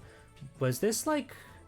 No, Sonic Team has definitely done other games after this that weren't Sonic, right? Like, did Sonic Team do the Knights game on the Wii? Did they do that? Or did they, like, offshoot that to something else? Point is, Sonic Team was kind of getting away from things that weren't Sonic, but they still made Billy Hatcher, and I think that they made an awesome game that's super fun, albeit it is really hard and can get really annoying in places, but that just made me want to try harder to beat that evil game. I wanted to destroy that evil game with my bare hands, and I did it, and it felt really good when I nearly biffed it on the final boss and would have had to done the entire level over again, which would have broken me as a human being, but we somehow managed to defeat this video game, and I only look back on it fondly, knowing that it's a game that actively hates you and wants you to die. I love it so much. So much. Hi, Fong. Thank you. Nah, I would love to see you get all the A ranks. That's such a maddening, evil task for anybody to take, but if anyone can do it, it's you. You're Sonic Team's biggest hater, and I love that about you. I really love that Billy Hatcher's your favorite Sonic Team game. You're so real for that. Go follow Nyrator. Nyrator's very good at what they do. Anyway, Billy. Love that guy. It's just fun to play around, and all the levels are really imaginative and cool and inspiring, and it's fun to see what they were coming up with for that game. You go cook-a-doodle-doo and make a friend appear. What could you possibly want more than that, huh? I don't know. 74. It's Pokemon. Pokemon Black. when I was looking at for gifts for all of the stuff to talk about today, just seeing this one alone sent such waves of emotions through me when I saw it again, because I haven't seen this screen in like well over a decade. Oh, it's animals. You play with animals or something. But when I saw this GIF, that's just like the title screen here. It made my heart like sink because it just reminded me of the good times playing this game. It's such just like they took everything Pokemon that they've learned up to this point and just made an incredible magical experience. It's so refined. I never played Black and White 2, so I don't know. But this one's so refined. I really, really appreciate the balls on these guys to make a Pokemon game where you don't get a single old Pokemon until like the post game. This one was really, really cool. It was like all new stuff. The graphics are incredible. The sprite work on all of the Pokemon in battle is incredible. There's so much detail in all the sprites. The art style is fantastic. All the cool little 3D environments are really fun. It's a perfect DS title to have in your collection if it wasn't like a fucking more $1 billion, because Pokemon is expensive to hell and back. But they just like made a really good, well-refined Pokemon game with this one, and it was truly memorable because they went the extra mile to make it so totally original, like doing everything they could to make it so it's a whole brand new experience until the fucking post game. And then you get to go pog crazy when you finally do start to see guys that you recognize. But just like, you know, the boldness and everything. The music's great. The gym leaders are all really cool and fun. I'm just a big fan. I just really like it. It's awesome. It still has the best story. I would say that too. Granted, I haven't played every Pokemon game.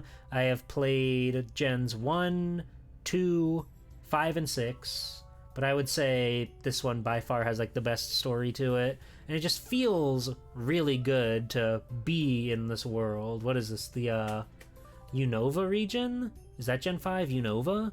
It feels really cool to be there. This game was awesome and really pissed you off as someone with a team that was mostly normal types. Understandable.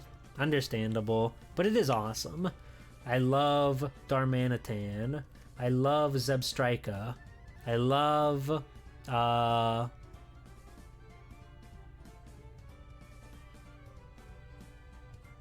others. I love the fucking monkeys. What's my Pokemon type? Steel... Electric. Sawsbuck, Darmanitan, Steelectric. Thank you. Scoliope, the sexy bug Pokemon, yeah! Oh yeah, and the fucking, like, Bisharp or whatever, that guy. The fucking cool-ass bug warrior, man, he's awesome. I love Pokemon bugs. I love the Aminal bugs, they're awesome. And, they had the not Gardevoir of that game. They had Gothitelle and Gothorita. Those ones are awesome. I love that they just made, like, a Goth GF character and called it a Pokemon. They're so real for that. Scizor is awesome. Fong, let me tell you something. My favorite Pokemon of all time, okay? Scyther. Which includes his extensions of Scizor and even the recently discovered Kleavor. So all of those Scyther guys are the best. They're my favorite, by far. Scizor's awesome. Like, honestly, Scyther and Scizor go, like, in tandem to me. They're interchangeable. They're just that cool and good. One's green, one's red. One has swords, one has claws. And then Kleavor's pretty cool, too. Like the three-headed guy that the Dex describes as a freak of nature that hates being alive. So true. So true. Fong, did you ever see the episode of the anime where there was like a super cool like vigilante hero Caesar called Red Lightning, and he could shoot hyper beams out of his claw somehow? I forget the caveat that they made to make that happen, but that made me like Caesar even more. He was just like running around in a big cape, and some kid like stitched a microphone to him so it sounded like he was talking to people, but he was just like a superhero running around town. It was awesome. Big fan. Big fan. Me like Pokemon. Maybe one day I'll play another. One day. Blackhead NNN is good, and Audino good, Litwick line good. Yes, Litwick, and the ice creams, the trash guys, lots of good ones. Lots of good ones. And really is like the Pokemon NPC. Scarlet and Violet actually run properly on Switch too. Nice. I haven't played any of those. Gen 6 is the most recent I've gone with Pokemon. One day I'll figure out how to get 3DS stuff working for me, and then I'll play Pokemon Sun, because that game looks like magical and fun, so I want to give that a shot sometime. And then I guess I'll play the Switch ones at some point in my life, maybe. Maybe.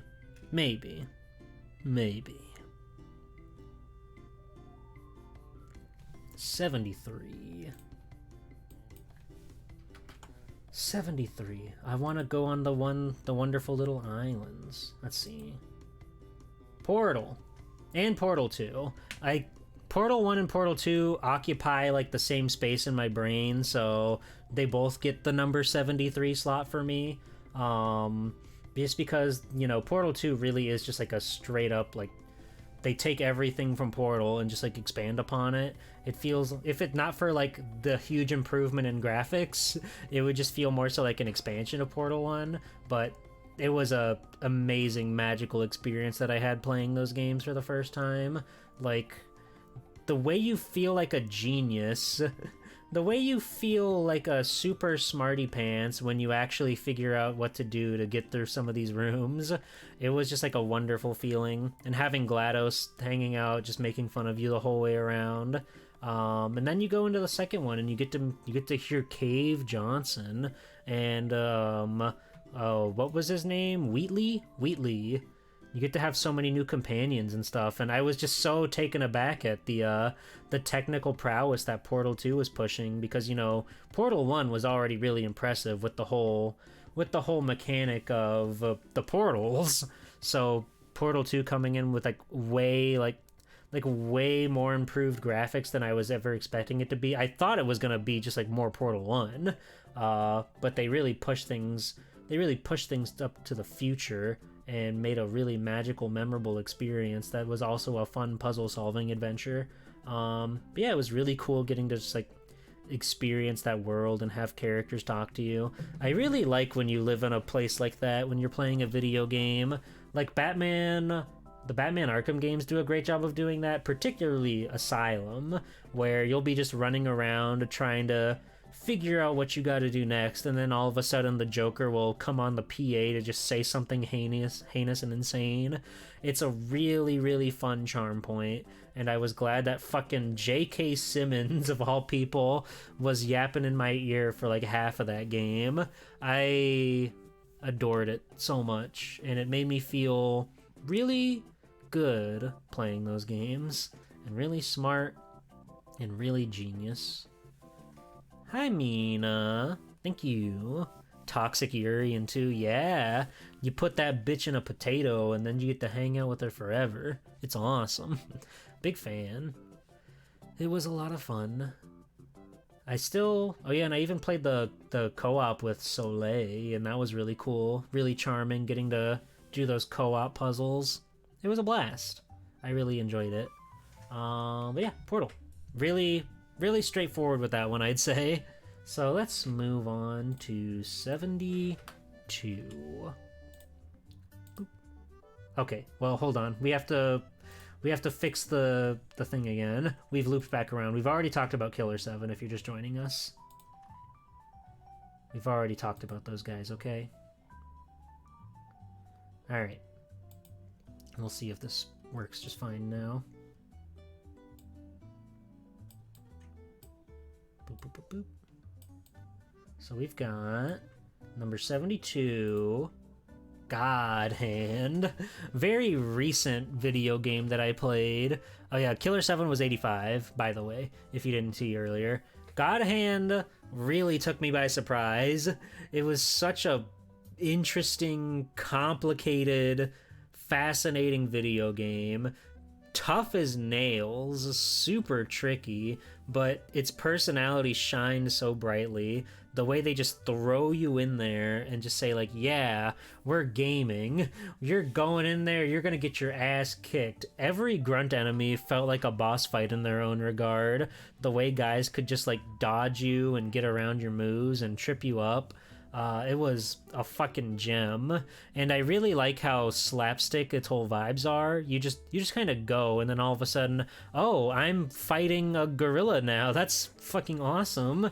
And then you come across random boss fight after boss fight after boss fight.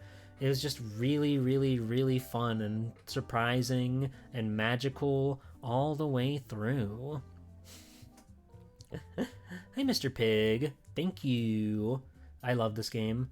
It felt so unbelievably satisfying when you actually did like beat a tough boss or get through a checkpoint or everything.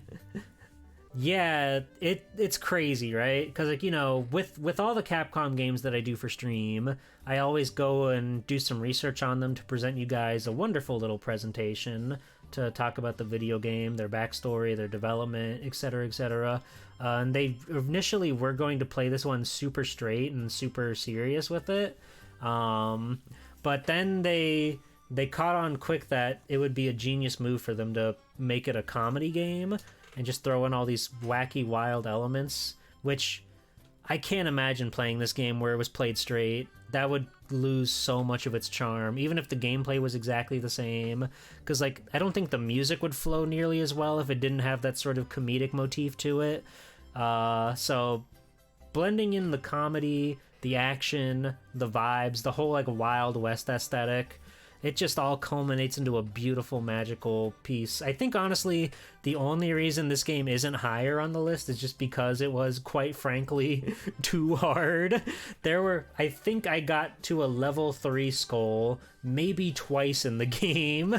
'Cause it doesn't hold your hand, dude. It's so fucking tough.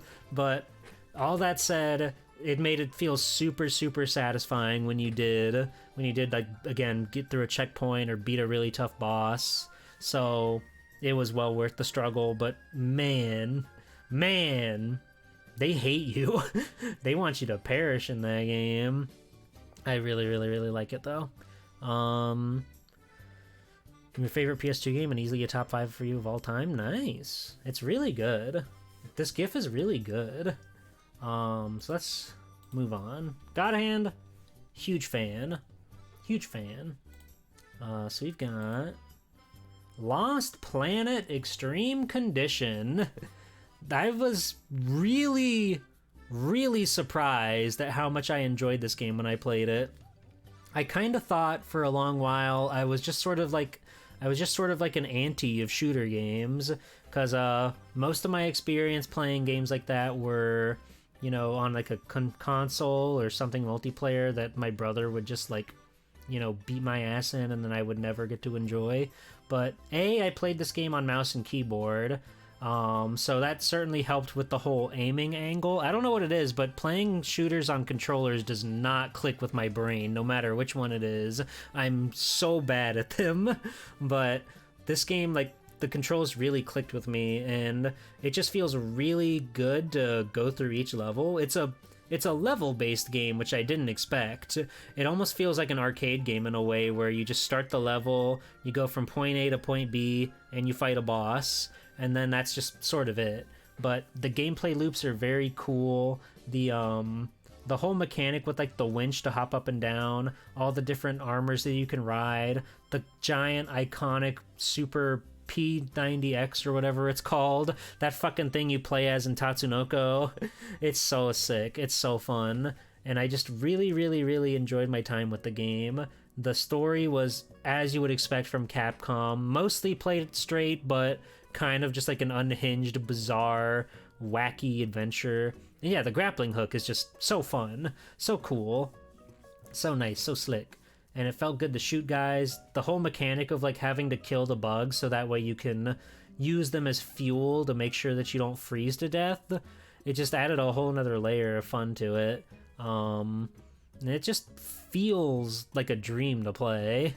I was such a big fan of it when I finally like got through it. I didn't expect I would like it so much, but now I'm really yearning for the day that I can play through Lost Planet 2 with a beloved Oomphy. Because that seems to be like the ideal way to play that one.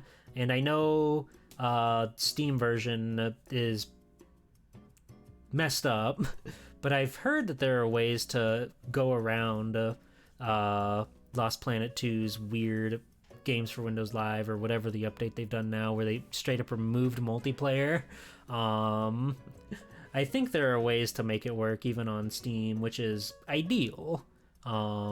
But I'll play Lost Planet 2 at some point, and it'll be a banger. I'm trying to play Splatoon 1 with the Wii U pad. I've heard people, there are people that either really like that Splatoon uses motion controls for aiming, or they really hate it. There seldom seems to be anybody, like, on the fence with that one. But Splatoon 3 is insanely popular, so surely people like it. But that was 71. Huge. Big fan. Whoop. I did it again. I did it again where I touched my keyboard. I'm not supposed to do that.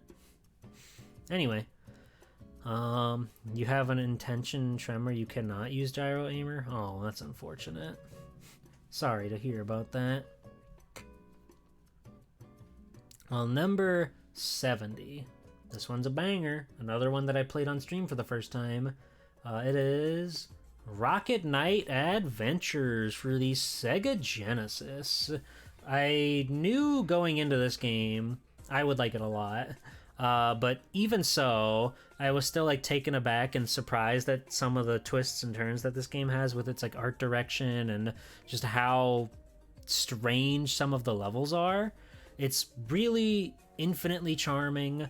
It's crazy to me that they did that PS3 Rocket Knight game, and that one is just like, it feels slow and sluggish, and it doesn't feel right, and it certainly doesn't look right either. The art direction they went for that one looked so bizarre. The character art for the reboot for this franchise looks like something out of Phineas and Ferb or something. It's bizarre. And then from what I played of the demo, it didn't inspire much confidence either. But the original, this guy right here, the Sega Genesis Classic, it's like a must play. If you're a platformer fan in the slightest, you gotta play Rocket Knight Adventure. It's so fun and it's so cartoony. The whole just idea of being a knight with a jetpack and he also just happens to be a really cute little guy is fucking primo. They're geniuses over there. Can't get enough of it. I still have to play Sparkster on the Genesis at some point in my life. I've never played that one, so it's another one that I have written down on my list of games to get to. I'd imagine it'll be more of the same. Taveshi, it's a rodent game. You would love it just for that alone. Taveshi, can I say I was having so much fun watching you play Mega Man X2. That game is so peem. Anyway, that's really it. I don't have too much else to say about Rocket Knight Adventures other than it's really fun. It's really imaginative. There is another Rocket Knight game that I like more, but we'll get to that later. This game, though, is just really, really, really cute and clever and fun and has a style unlike any that I've ever seen. So let's move on to the ever-coveted number 69. Who could it be that is quote-unquote nice? It's that guy. It's fucking that guy. It's him. It's him. It's Tail Concerto. Tail Concerto. Fucking... Mwah, mwah. You want to talk good PlayStation graphics? You want to talk about PS1 classic? This fucking guy, this game, it's magical, it's charming, it's so unbelievably cute. The gameplay is unlike anything ever. The way you pilot your mech, the way you fight bosses, it's truly insane. It's honestly nuts that it even works as well as it does, but those funny pals at CyberConnect 2 just know what they're doing. They know how to make a game. I really, really was charmed by this one. Again, all the characters are just really, really, really fun and lively and cool. This is another one that I think, like, the only reason this one's not higher on the list... because those second-hand prices are fucked. True. The only reason this one isn't higher is that it is, like, relatively short. I beat this game in a single sitting. Granted, it was a pretty long stream, if I remember right, but it's very short, and it just left me wanting more from it. But that being said, not every game needs to be a super long adventure game with a ton of post-game content, etc., etc. So this game just coming in, doing what it did, and just having fun with it all, keeping this really nice, like, lighthearted feeling and vibe, despite how perilous some things get at the very end. It was just such a wonderful, charming experience, and it's one that I'll never forget. I really enjoy those funny friends at CyberConnect 2, and I want to see more of what they can do. I'll promise I'll play Fuga at some point in my life, and then I will be like, yeah, you guys get it. You guys get it, CyberConnect 2. Thanks, CyberConnect 2. Thank you so much. Go play Tail Concerto.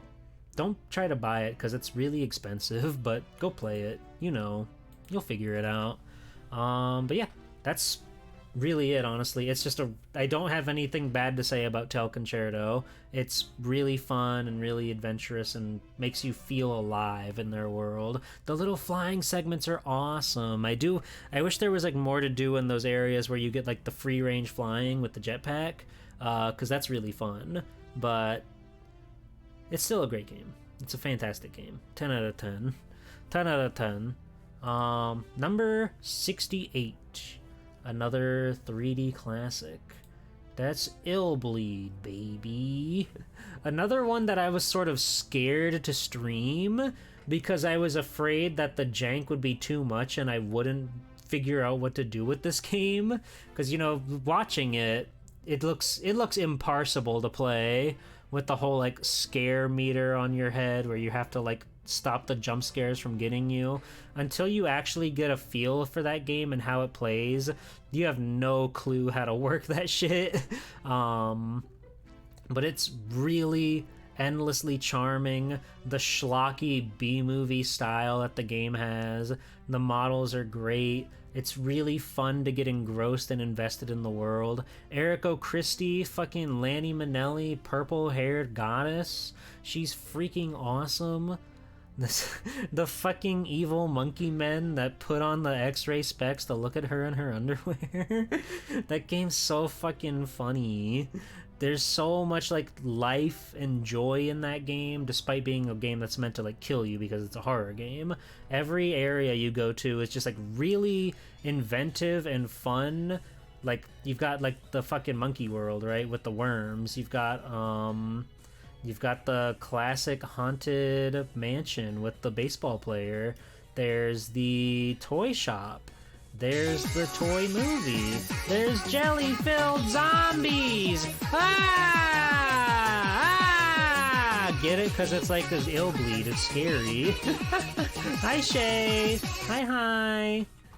How's it going? How are you? I hope you're doing well, my friend. It's nice to see you. Were you doing Animal Crossing or Harvest Moon today? What was it? What was on the docket? I didn't get to see. You love Illbleed? That makes sense. Let me tell you something, jelly-filled zombies. That makes sense. Hold on, I'm drinking more water. We're not even halfway through this list and my voice is starting to get hoarse.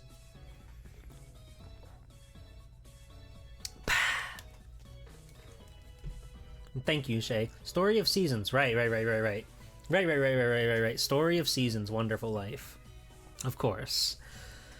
Illbleed's in your top 10? Whoa. I would love to see your top 10s, Shay, or your top 20, or your top 50, or top 100. Whatever you want to do. I'm doing top 100 because I'm insane. But I would love to see what your top games are, Shay. You have a genius brain in that noggin of yours, and I would love to see what makes it tick. You love the concept of the amusement park where all the horror backstories are fake, but the guys really are trying to kill you. It's so awesome. I love how often it goes meta, too, to the point where one of the entire campaigns is a meta story about, like, the killer in the script actually being a real killer and fucking killing everybody, so the whole game just takes place behind the scenes of a set. It's so fucking awesome. It's a genius video game. Thank you for the follow. Hello, Bucky. Thank you. Like, I eat that shit up, so the fact that they did a whole entire level that's like, wait, we can't find the costume. Where is this guy? Uh-oh. Uh-oh. And then there's an actual supervillain running around killing people behind the scenes is so awesome. Isn't that New Nightmare? You know, I've never seen that one. I've seen some of the early Nightmare on Elm Streets. I would like to watch more of them, but I don't really know where to find those bad boys. One day we'll find those bad boys. I promise. Me promise. New Nightmare is fun. Nice. That's like the one that's like about Freddy, but not. Don't tell me about it, actually. I want to go in as spoiler-free as I can. But I would like to watch that. I might have that one on VHS or something. I don't know. I've got to go through my VHS collection. I want to go thrifting and find more VHS tapes. I really like grabbing all of those. I like grabbing old, like, horror movie tapes. Killer Man is so good, but Cork. Cork. I love the cowboy. I love Sexy Doll. I can't live my life without Sexy Doll. She's so sexy. What are we gonna do? Please, help me. And then you get to go have a cool-ass battle with your fucking strange-ass dad. It's awesome. That game rips, dude. I really, really like it. Sexy Doll! They're genius. But yeah, thank you again for the raid, Shay. If you got a raid of honor or whatever, by all means, don't worry. I'm sure I'll be here for a lot longer. We've got a lot of games that we gotta get through. Oh my god, it's already been 3 hours. What the fuck? Holy moly. It's hard to talk about video games, huh? So let's move on. Mega Man Legends song. Wonderful. Beautiful. I love that game. Let's see. Number 67. We've got Custom Robo. Another game that's very near and dear from my childhood. This is the GameCube Custom Robo, which was one of 2 that came out in America. It's, you know, a perfect, fun little mech battle game. It's got crazy-ass anime characters that get into crazy-ass anime situations. The same product that is sold to children as toys are used by the fucking police to put down riots and everything. They have, like... Hi, Snackaracko, thank you. It's nice to see you. I'm so happy that you're back. They have a fucking... Oh, Shay, you gotta play this. Go grab your dolphin and play it now, because there's no way you're gonna get to play it any other way. This game has a scene where your character, you become a bounty hunter of sorts, which means you use the custom robos to put a stop to other guys with their custom robos. You know, like, think Pokemon, right? Instead of Pokemon, you're piloting a little toy and they're battling each other. And one of the missions you go on to is to settle a squabble between a domestic abuse situation where the mother and father are fighting, and you know it's serious because they turned off the pain inhibitors, which are apparently a thing in these commercial devices where you can flip a switch and that decides whether or not you're doing psychic damage to whoever you're battling. And these two husband and wife are battling in front of their children, just inflicting psychic damage on each other because the mom found a note on the ground that had a lady's number, and she just assumed that her husband was cheating on her with this random note, which wasn't the case. But they turned off the switches and they were just battling it out, inflicting psychic damage at each other. So you and your partner have to go in and fight both of them and put them down in front of their kids. It's a insanely heinous game. If you've never seen it, don't look anything up, just play it. There's an insane plot thing that happens that just... It's the fucking funniest game ever, dude. It's so insane. There's a plot dump near the end of the game. I'm like shaking my chair right now because I'm so excited to talk about Custom Robo. There's a plot point near the end of the game, a big old plot dump that's so long, the game has to stop and autosave like 3 separate times when all you're doing is reading... You're just reading text boxes. It's so cool. I really like it a lot. The gameplay is really, really fun. The art style is super charming. It's just a really brilliant and cool video game. Big fan. And if you're interested, there are fan English patches of the original games, which were released on the Nintendo 64. They never came out in America, but they play just like this one. So if you're a fan of Custom Robo and you've never played those originals, I would really recommend grabbing those patches and giving them a try, because it's really, really, really fun. It's like Armored Core, but crazy, a little bit. It's like if Armored Core was like Beyblade, in a way.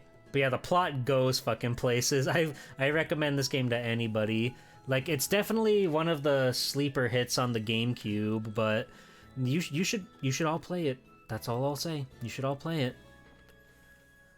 You want me to know you caught someone playing this for the first time and you gave them bits to give them pro tags watch away? Nice. That's evil of you. I can't believe you would do that. That's messed up. No wonder your partner really likes Custom Robo.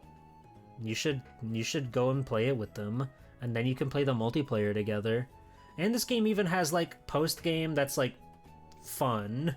Not to say that post-game isn't... I think post-game is a cool thing to have in all your games, right? But the post-game in this game just makes a lot of sense given everything that happens and how the game, like how the actual gameplay works. It's kind of a genius way to keep you going after you beat the story mode. So all in all, it's just like an infinitely replayable, super fun game. Up to 4-player support! It's really cool. I really like it. Yeah. Robots. Guys. They punch and kill. It's great. So let's move on to number 66. I can't believe it, you guys. It's a freaking modern video game. It's Marvel's Spider-Man Insomniac, and I'm sort of cheating by roping in like all of them together, and honestly they probably should be even higher on this list because I really like these games. I got the platinum trophy on Spider-Man, Miles Morales, and Spider-Man 2.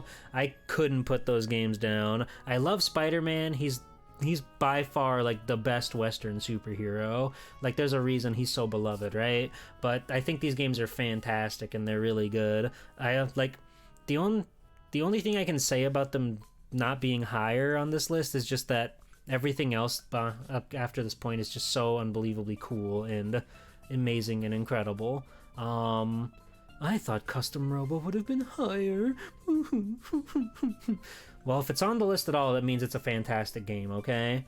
That just means I have a lot of love in my heart. Honestly, everything from this point on, it's all kind of like on like a level playing field, really, truthfully, honestly. Up until we get to like the top 15 or whatever. But there's just so much out there. It's hard to quantify for all the different genres and all the different ways that games hit you, you know, emotionally, mentally, physically, etc, etc, etc.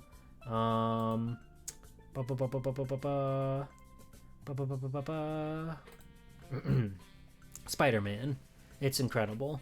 These games really do make you feel like Spider-Man. I think Yuri Lowenthal is one of the best voice actors for Spider-Man, so I think they made a great choice having him play the guy. The way you like just connect with other characters in the game and the way they treat the other supervillains and stuff. The Miles Morales connection. Spider-Man 2 introduces Harry, who was sort of a confusing mystery throughout the other games.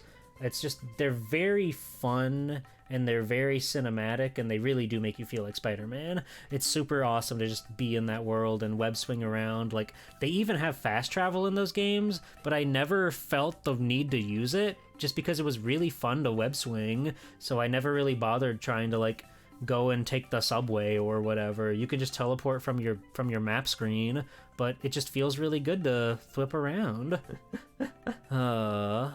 It's awesome. I really, really like it. I'm really a big fan of Marvel's Insomniac Spider-Man. I don't know when they're gonna do a Spider-Man 3, but if you played Spider-Man 2, they're definitely gonna do a Spider-Man 3. Just if you know, then you know. Then,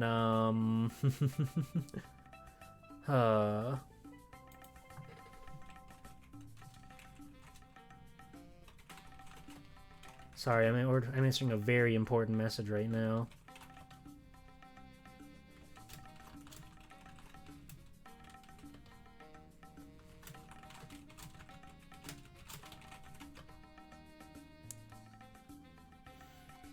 Is it Tom Holland with Spider-Man, a new movie? They did Tom Holland's Spider-Man alright. almost 20 years ago.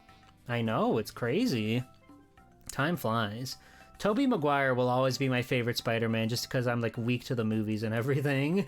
But I really like Tom Holland. I think he's a good Spider-Man. I really like Yuri Lowenthal. I think he's like one of the best voice actors for Spider-Man. The guy who voiced him in the 90s cartoon's really good though. He just loves streaming so much.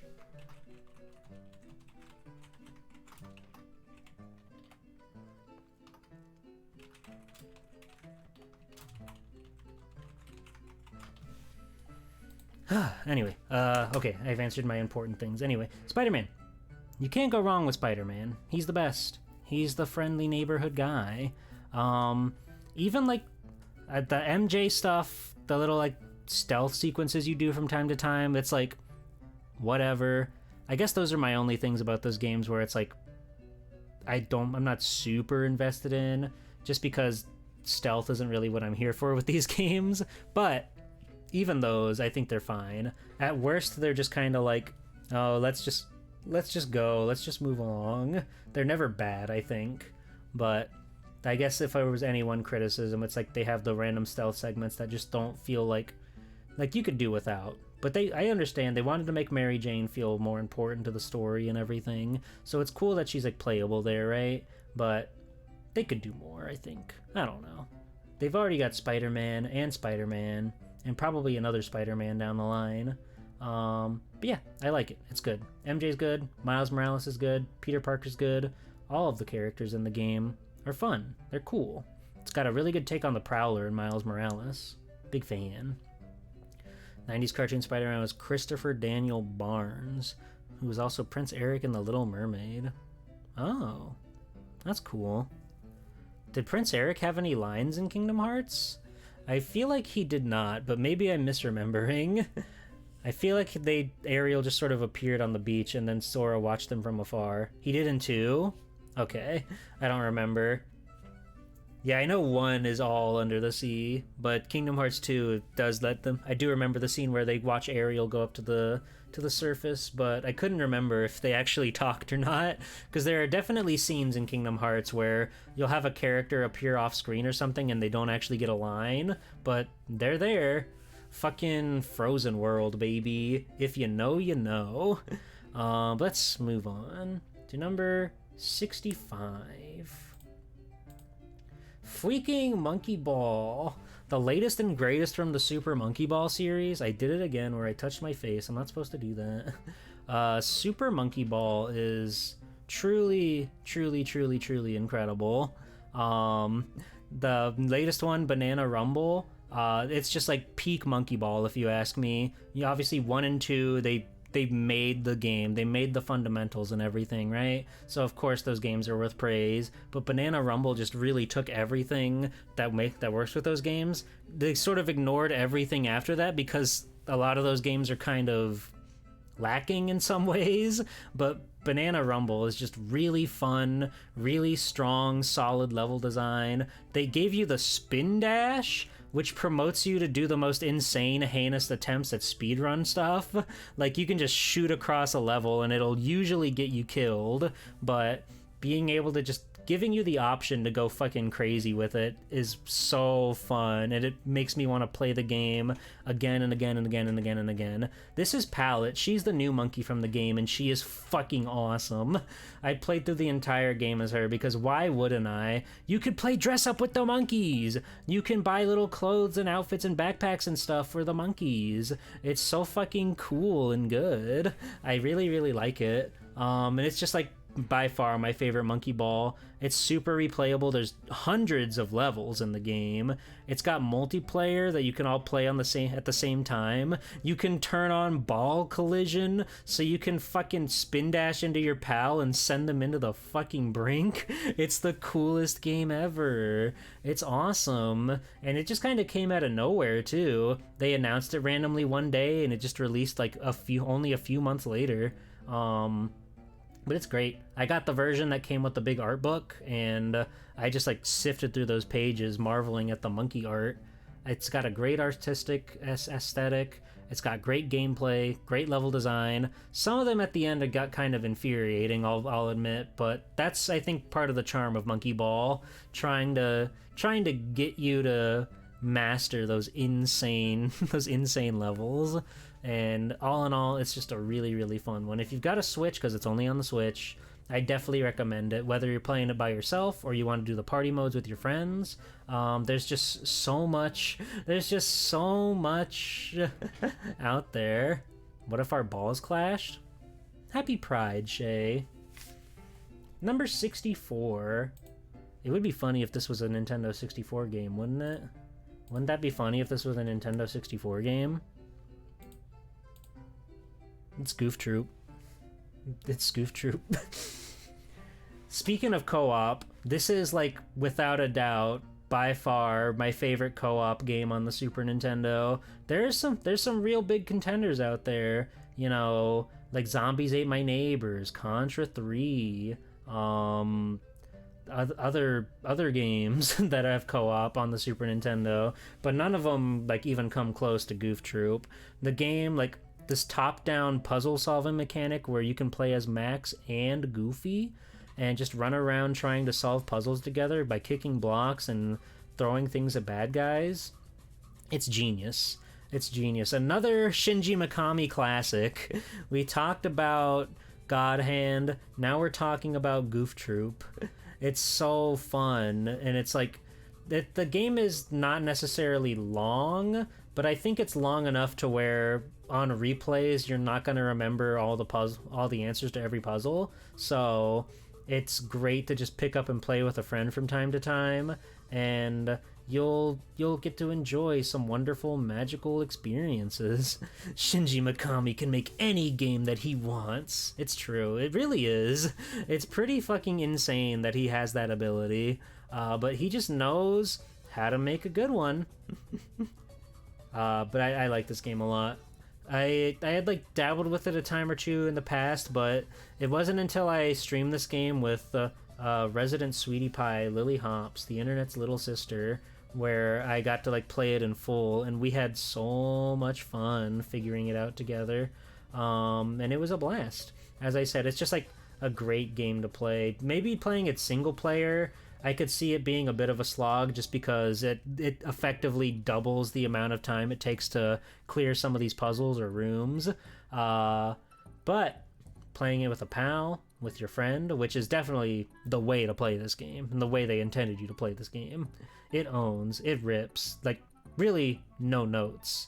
I want to say there are some fan hacks that just make more Goof Troop levels, and I would like to give those a try sometime, just because I think it's a game that's worthy of revisiting and just figuring it out more fun little puzzle rooms with your pal, your son, so to speak, or your father, depending on what side of the relationship you're on. But I really, really like Goof Troop. There's not too much else to say other than it's just like the co-op game on the Super Nintendo for me, and it's a great little puzzle box game. Can't go wrong. So let's go ahead and hop on down to 63. Oh, hold on. The playlist. Hold on 1 second. Once again, the playlist, the slideshow has run out of room, so we need to fix that real quick. I can't believe the slideshow is like this. It's messed up. Alright. I'm just gonna have to do this every, like, 10 or 12 games, apparently. So 63. Let me make sure that looks right. Is Resident Evil Remake for the GameCube and every other video game console ever. I didn't think about this one, but with the fact that these two are next to each other, but not only is this a Shinji Mikami game, it's a Capcom game, and it's a game that I played with Lily Hops, but this game is just like, you know, there's a reason it goes down in history as being like one of the best survival horror games ever. Like, yeah, it's beautiful. The graphics are insanely good. Like, what was this, a 2002 release on the GameCube? And they made all the wall textures and everything look like this. It's insane. It's incredible. I don't know how they managed. I've only like poked my toes into the Resident Evil on PlayStation 1. I've never played through any of them all the way through, but this game is just like, it's a genius video game. Again, I can't directly compare to the PlayStation version, like how they handle the puzzles and everything. I imagine they're pretty similar for the most part. I know there are a few things they tweaked here and there, but I want to say it's pretty like one-to-one for the most part as far as like the puzzle solving and stuff goes. But I'm sure that they made a few things just like, you know, and a few new like quality of life improvements. Wonder if it's good as Galarians? What is that? Hero! Welcome in, Raiders, welcome in! How's it going, Oopie? Hello, it's me, Swelltime G-Pulse. Wait, what? Oh my god, mod team? Thank you? No way? Holy shit. Welcome in. How was your stream? I hope you're well. I hope you had a wonderful stream. Welcome in. What were you up to tonight, Hero? I didn't get to see what you had going on over there, but I hope it was a good one. Hi everybody, I'm Swelltime G-Pole. Today is my affiliate anniversary. So we're going over my top 100 games right now, and we're not even halfway done. That's scary to think about. Hello, Washa. Welcome in. How are you? I hope you're well. Washa, I had to nope out of that seed that I was playing yesterday. I got 4.5 hours in, and I got to the inverted castle, and my defense wasn't getting much better, so I had to call it quits and go to bed. But it was still fun. It was fun. I just got frustrated getting bodied at the end. But I'll learn. I'll get better. I'll get stronger. But thank you. Thank you for dropping by. It's nice to see you. But yeah, we're going over my top 100 games. Right now we're on Resident Evil Remake, a game that is very cool and very well put together. Everyone needs to experience Galarians someday. Okay. And don't look anything up beforehand. Well, thank you, Fo. Thank you for the bits. Is it a game? Is it a show? I don't know. I don't know what we've got going on here with Galarians, but I guess I'm interested. But don't play Galarians too. It's a game. What's it on? PS1? I see. Is it like Martian Gothic Unification? I don't think that game's very good, but I like saying Martian Gothic Unification. So that makes it good, I think.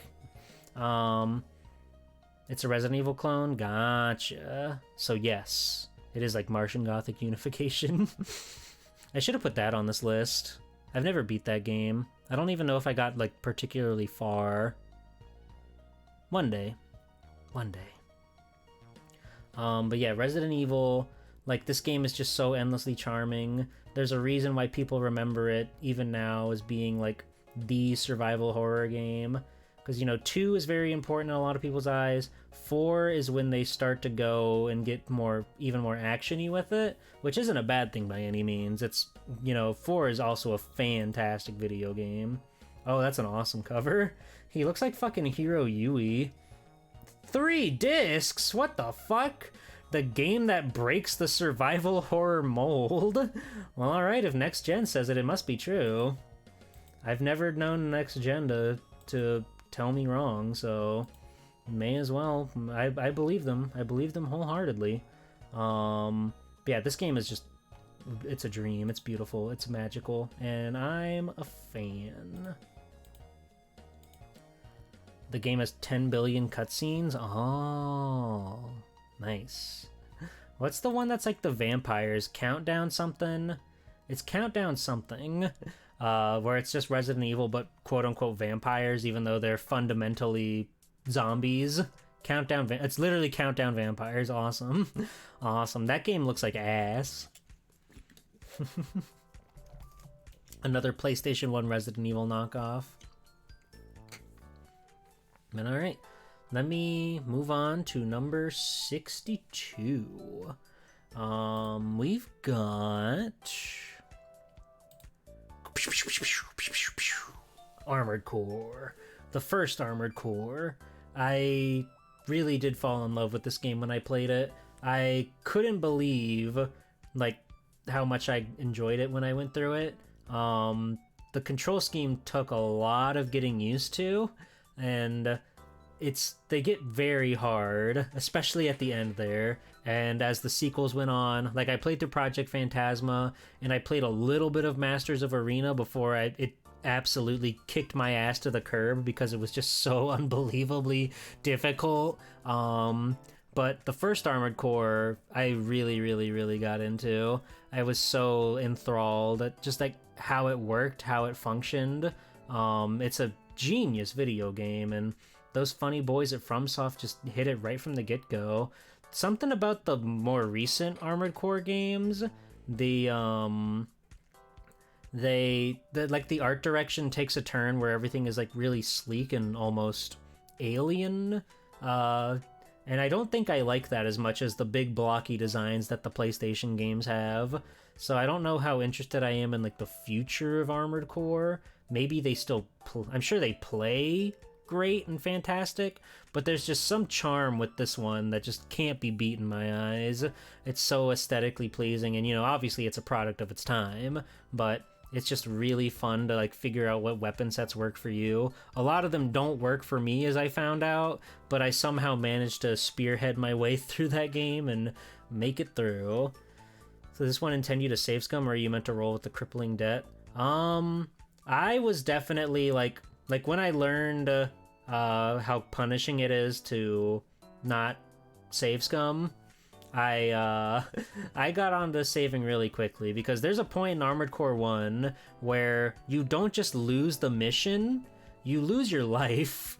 And when that happens, the game is over, and if you don't save, which I did not, you have to start over from the beginning. I didn't realize that was even an option in the game. It was devastating in the moment, but looking back on it, it's fucking awesome that they made a mission where you could just die for real. And because I didn't save my game at all, I just had to start from scratch. It's insane. But yes, definitely, you know, the other thing about this game is that every time you do a mission, whether you win or lose, like if you lose, the mission's probably not going to be there anymore. So if you're curious and having like a perfect record, you're gonna want to save every chance you get. But I do like that they put on there that there's like actual stakes to everything. Like if you lose the mission, then that's it, that was your one shot, and now you can't do this thing anymore, and that changes the fucked up plot that's only told through text, which is really charming and really cool. Yeah, you can, if you're using like bazookas and stuff, you can spend more money on ammo than actually like what you earn from completing the mission.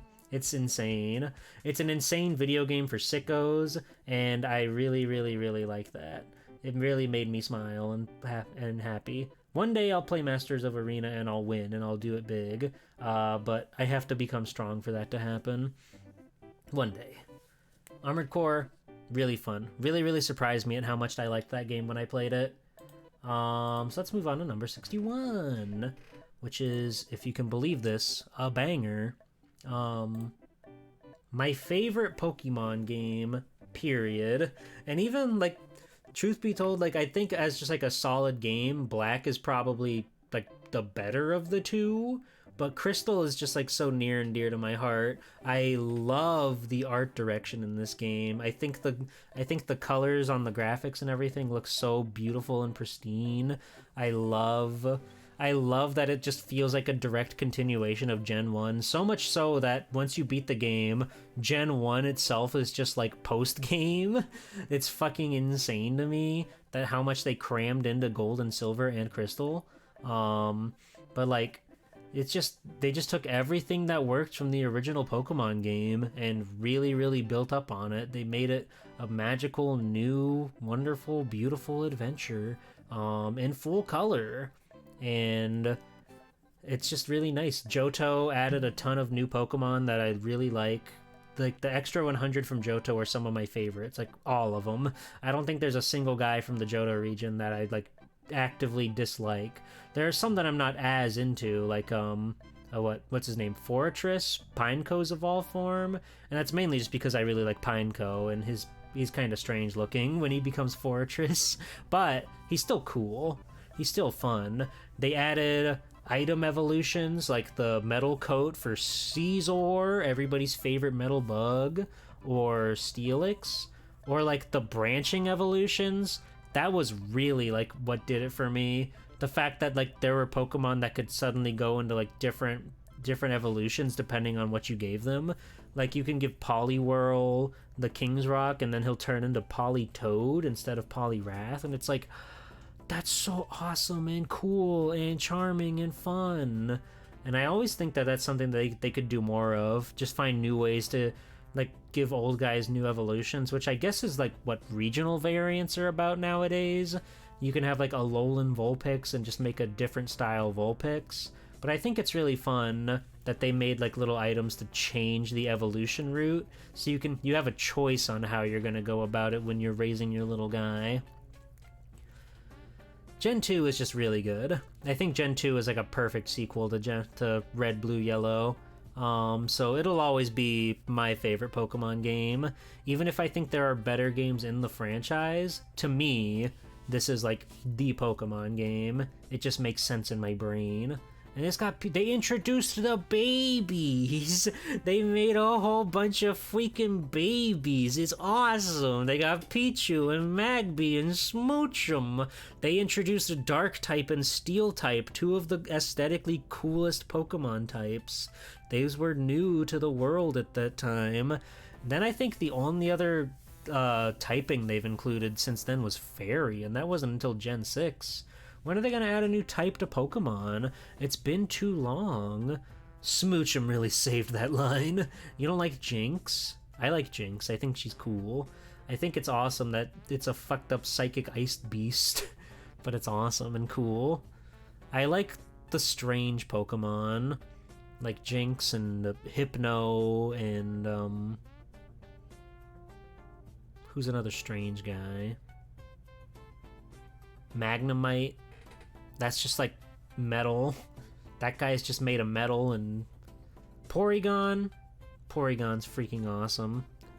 She should have gotten an item evolution like Magmar and Electabuzz. That would be cool. That would be cool if they did something new with Jinx. Gen 4, them doing like new evolutions, I think was a great idea, but most of them I don't really like, to be honest with you. Like, what's it? Magnezone sort of defeats the purpose of that whole evolution line.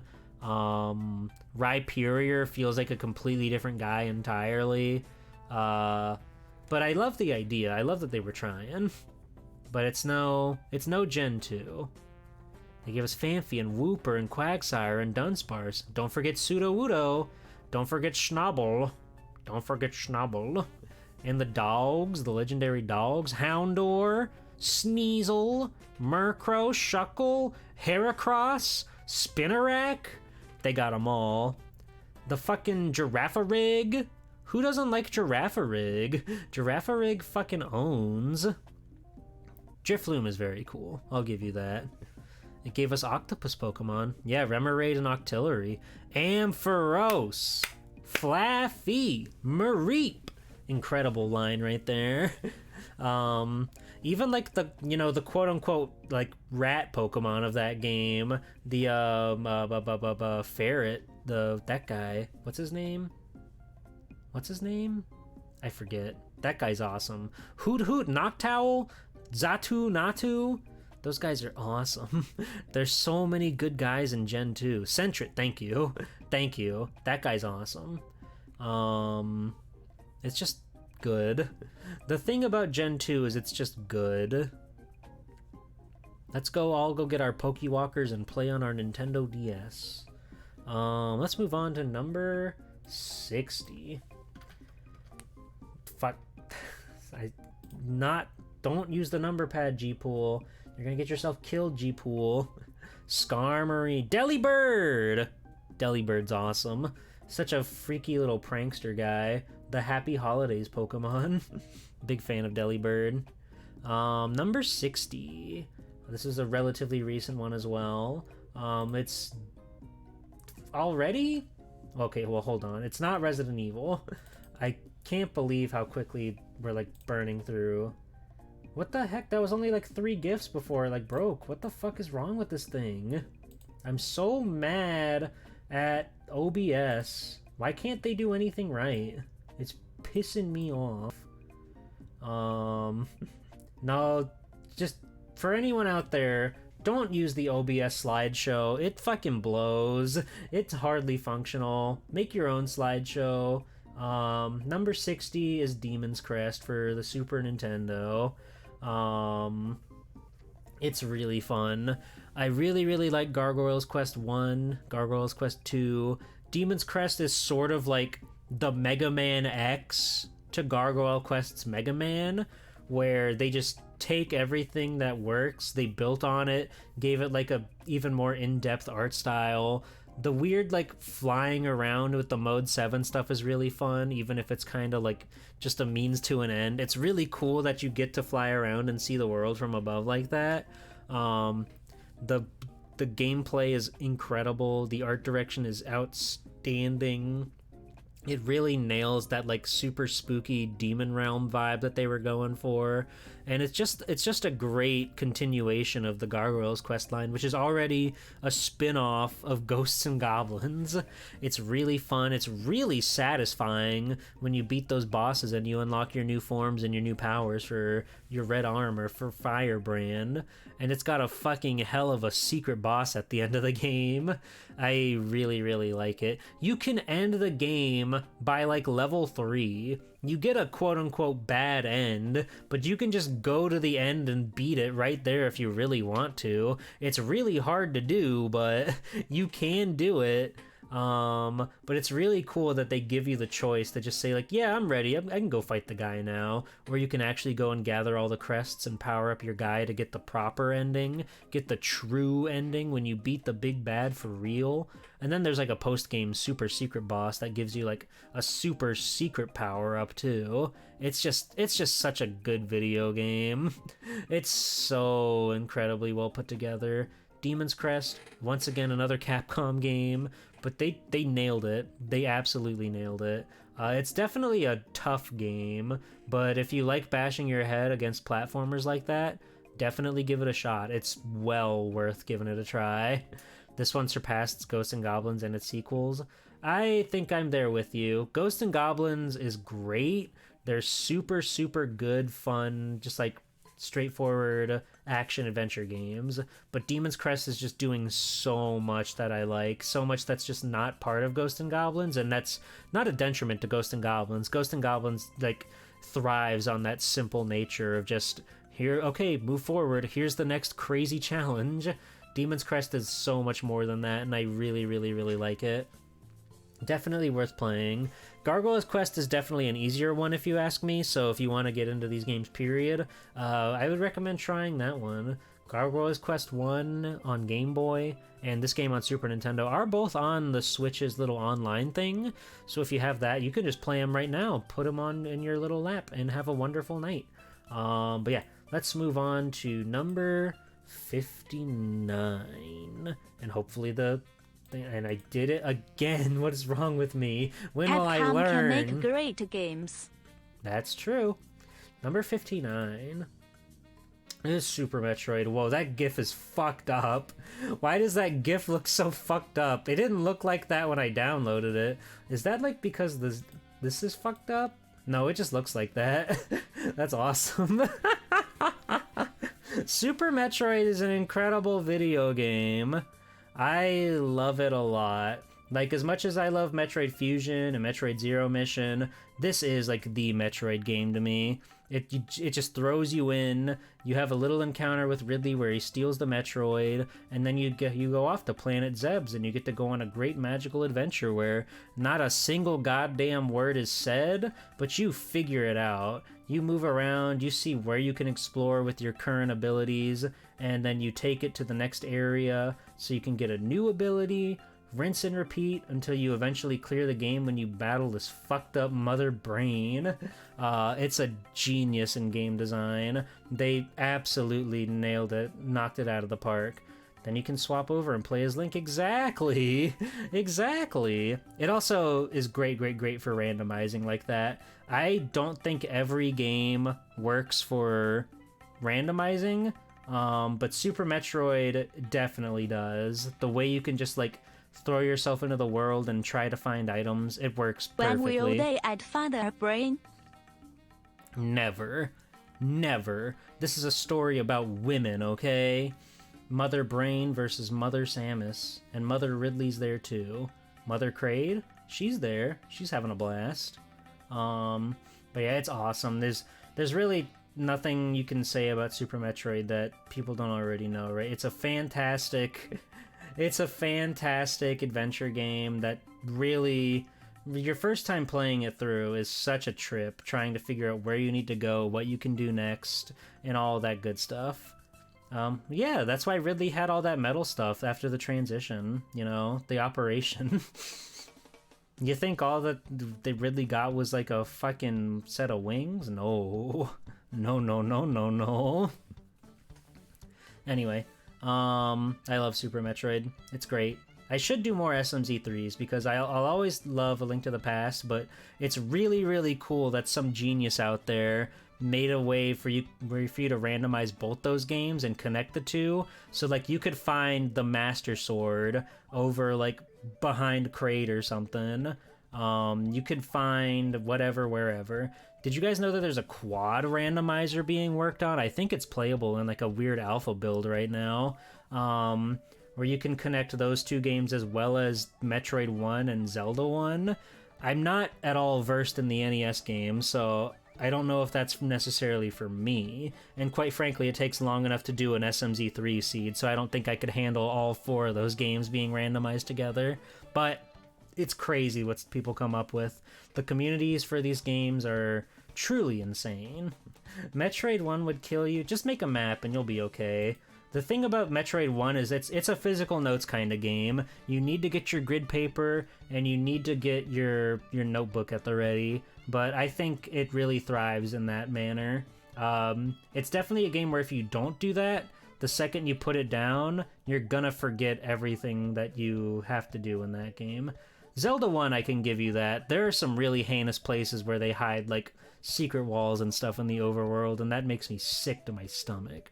And also it's on like a weird grid, so you can't move diagonally, and that just like, it really hurts me, but I'll give it a proper shot sometime, and I'll probably beat it on stream if I'm strong. It's hard, but I think it's cool. I like Zelda 2 a lot. I think Zelda 2 is really good, but maybe one day I'll be shown the light for Zelda 1. Anyway, let's move on to number 58, and hopefully the GIF is okay. Yay! This is Tillis! This is Tillis of Burning Rangers fame. Burning Rangers, another really great, fantastic game, much like Tail Concerto. Like, the literally only thing holding this game back is it's really short. Like, unbelievably short, but, you know, they only had so much space on a disc to get all that Kino voice acting in, right? This game depends on its voice acting to, like, act as a sort of waypoint for you. And it's really good. It plays like a dream. It's so much fun. The art direction's fantastic. Tillis is amazing. The soundtrack as a whole is really good. Like, there are only a handful of songs because most of the game is silent, so you can hear that voice acting. Again, that you're a future firefighter, and you have like a lady on the comms that tells you where you need to go and when you need to do what. So being on the Sega Saturn, they couldn't have so much audio, so most of the game is in silence, sans like the sound effects and your comms talking to you. But the few music tracks that are in this game, they're fucking bangers. They're like some of the best music you've ever heard in your life. It's incredible. Burning Rangers Go, genius video game by geniuses. It's so fun. And like, again, like literally the only hang up, which is truly just like a technical limitation, is that this game is super duper short, but man, it's a super memorable experience. It's so much fun just getting to go through the levels and fight the bosses and platform through everything and try not to get caught on fire. It's one of the best. It's insane to me Sega does not acknowledge this game. Like, every now and then, we need to buy a Sega Saturn. those shits are fucking expensive, dude. We can't afford a Sega Saturn. It would be cool though. It would be cool. Everything in the Saturn is expensive. The games, the console, everything. But it's like, I know they put a Burning Rangers level in like Sega All-Stars Racing Transformed, which burns the question, why didn't they just put Tillis or Man in that game, like as playable characters? But I think that's the most recent thing we've seen from Burning Rangers, which is crazy. So many bosses Sega ended up making later was just lifted ideas from Burning Rangers? Really? That's awesome. We need to steal a Sega Saturn. Let's take Mr. Taco while he's sleeping. That's not the way of the hero, Thrash, and you know it. Get a Japanese Sega Saturn, it's cheaper. That's true.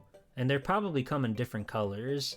Because if I did ever get a Sega Saturn, I would have to do one of those, like preload mod situation things. There's no way you can't even find like the fucking Madden games for Sega Saturn. That shit is obscure.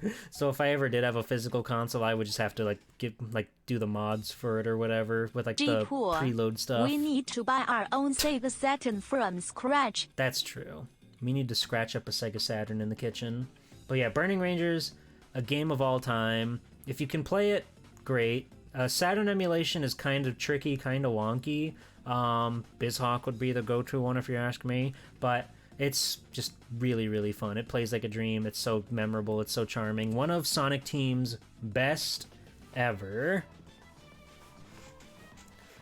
Oh, nice, Mr. Taco. I was like that with the GameCube. I was really far behind on the time, so when I got my GameCube, it was really out of style with like the populace, so I was able to get a lot of the gems for super cheap, and that made me smile. Speaking of number 57, that's freaking Wario, baby. I fucking love this man and his crazy-ass beat-em-up adventure. Wario World for the Sega Saturn, for the GameCube. I'm broken inside. Did you hear that? I said Sega Saturn for Wario. That's messed up. This is a genius video game. I'll come right out front. I'm not the biggest fan of beat-em-up games. But I think this game has just enough variety with your moveset, and the most important thing of all, it's got the little puzzle rooms, which add a great way to like mix it up and save you from the monotony of doing the beat 'em up commands over and over and over again. You get all these little puzzle rooms to figure things out. We need to actually build our own Sega Saturn. Piece by piece. That's true. We could do that. If I could build you, I can probably build a Sega Saturn. But yeah, it's a genius game. Those little rooms, the little beat 'em ups, the bosses. Every stage having a boss is really awesome to me. It's really fun and really charming, and it shows. This game was made by Treasure of all guys, and it shows. It's definitely got like their charm to it. You can definitely tell they had to rein it back a bit because it's a Nintendo game, but their spirit still shines with this, with all the bosses and the enemy designs and stuff like that. It's really, really fun. It's actually one of those games that when I played it as a kid, I wasn't all that into it, but one day I decided to stream it to revisit it after a long time. And yeah, it suddenly clicked with me, and I was like, wait, this game is really good. It just feels really nice. I enjoyed it a lot. It is another one of those criminally short games. You know, 8 levels. You'd think it wouldn't be too... You'd think that wouldn't be over too quickly, but it kind of is. Once you, like, just figure out how to, like, to loop the bosses and stuff, and if you're like me and you gave up on collecting all the treasures and trinkets, then it is over pretty quickly. But what is there is really great. I would love for there to be a sort of sequel in some way at some point. I think that would be very awesome and fun and charming and wonderful and delightful. Who's to say if that'll happen? Maybe they'll throw in Waluigi. I would like that. I would love to see Waluigi in literally anything that's not like a party game. I know that's sort of like what he is, what he's like known for. He's only ever in sports titles and party games, but I would love to see him in a game like a Wario World if they ever did a sequel or something. They could give him some crazy ass DMC launchers or whatever. Would be nice. It'd be fun. It'd be cool. Hello, Neoway. Thank you. Oh yeah, that first track in Wario World is so good. That's a classic. But as a whole, the game's OST is quite nice. Even the pause menu where it's just Wario making noises at you for a long time.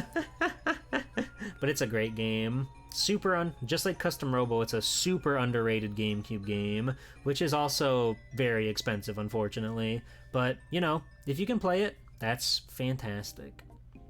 Yeah, he goes, nah, nah, nah, nah, nah, nah, nah, nah, nah, nah.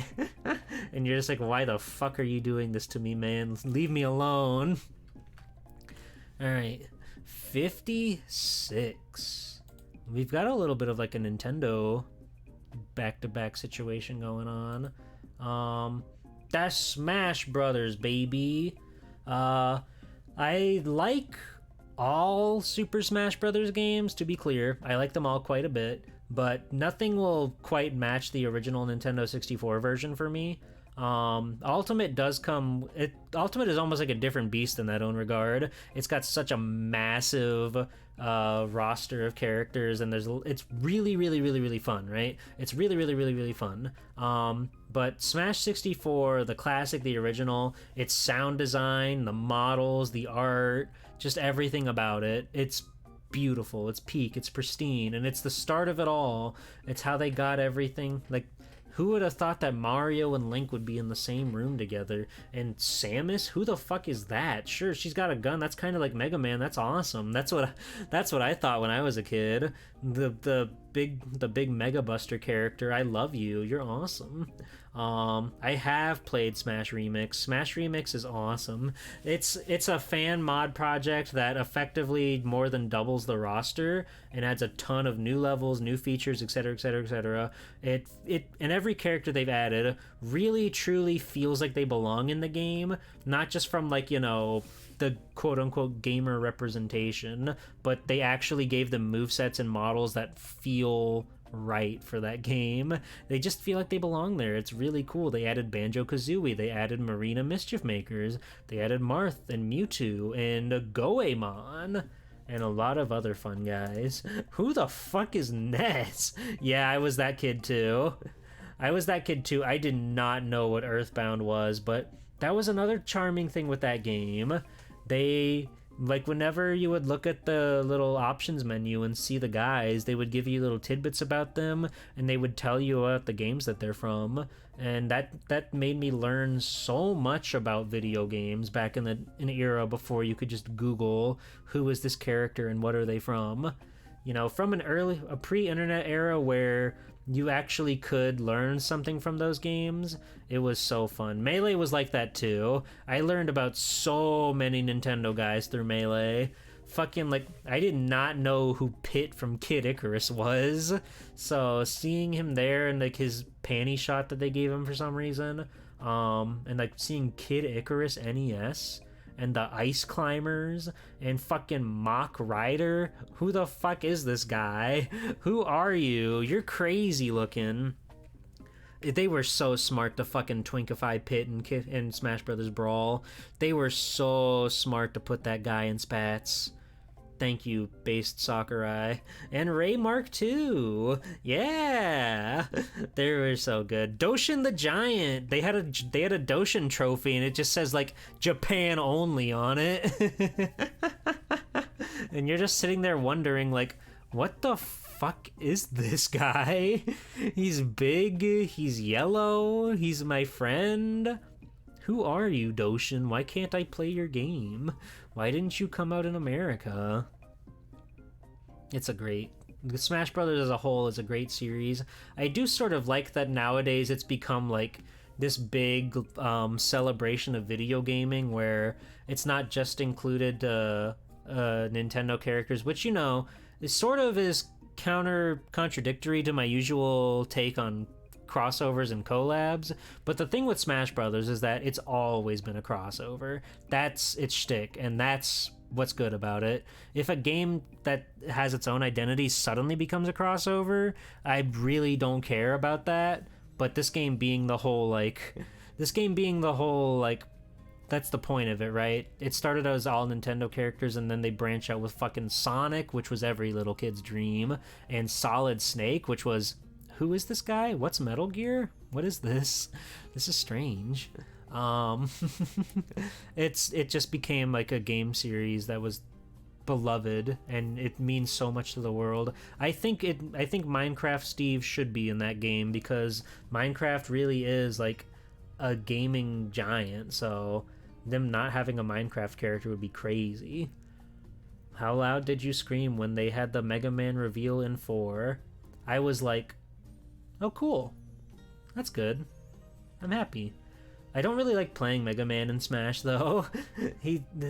I generally like play that game as sort of like a rushdown kind of guy, and you can't really rush down with Mega Man, so he does not play at all like I want him to. He makes sense how he plays.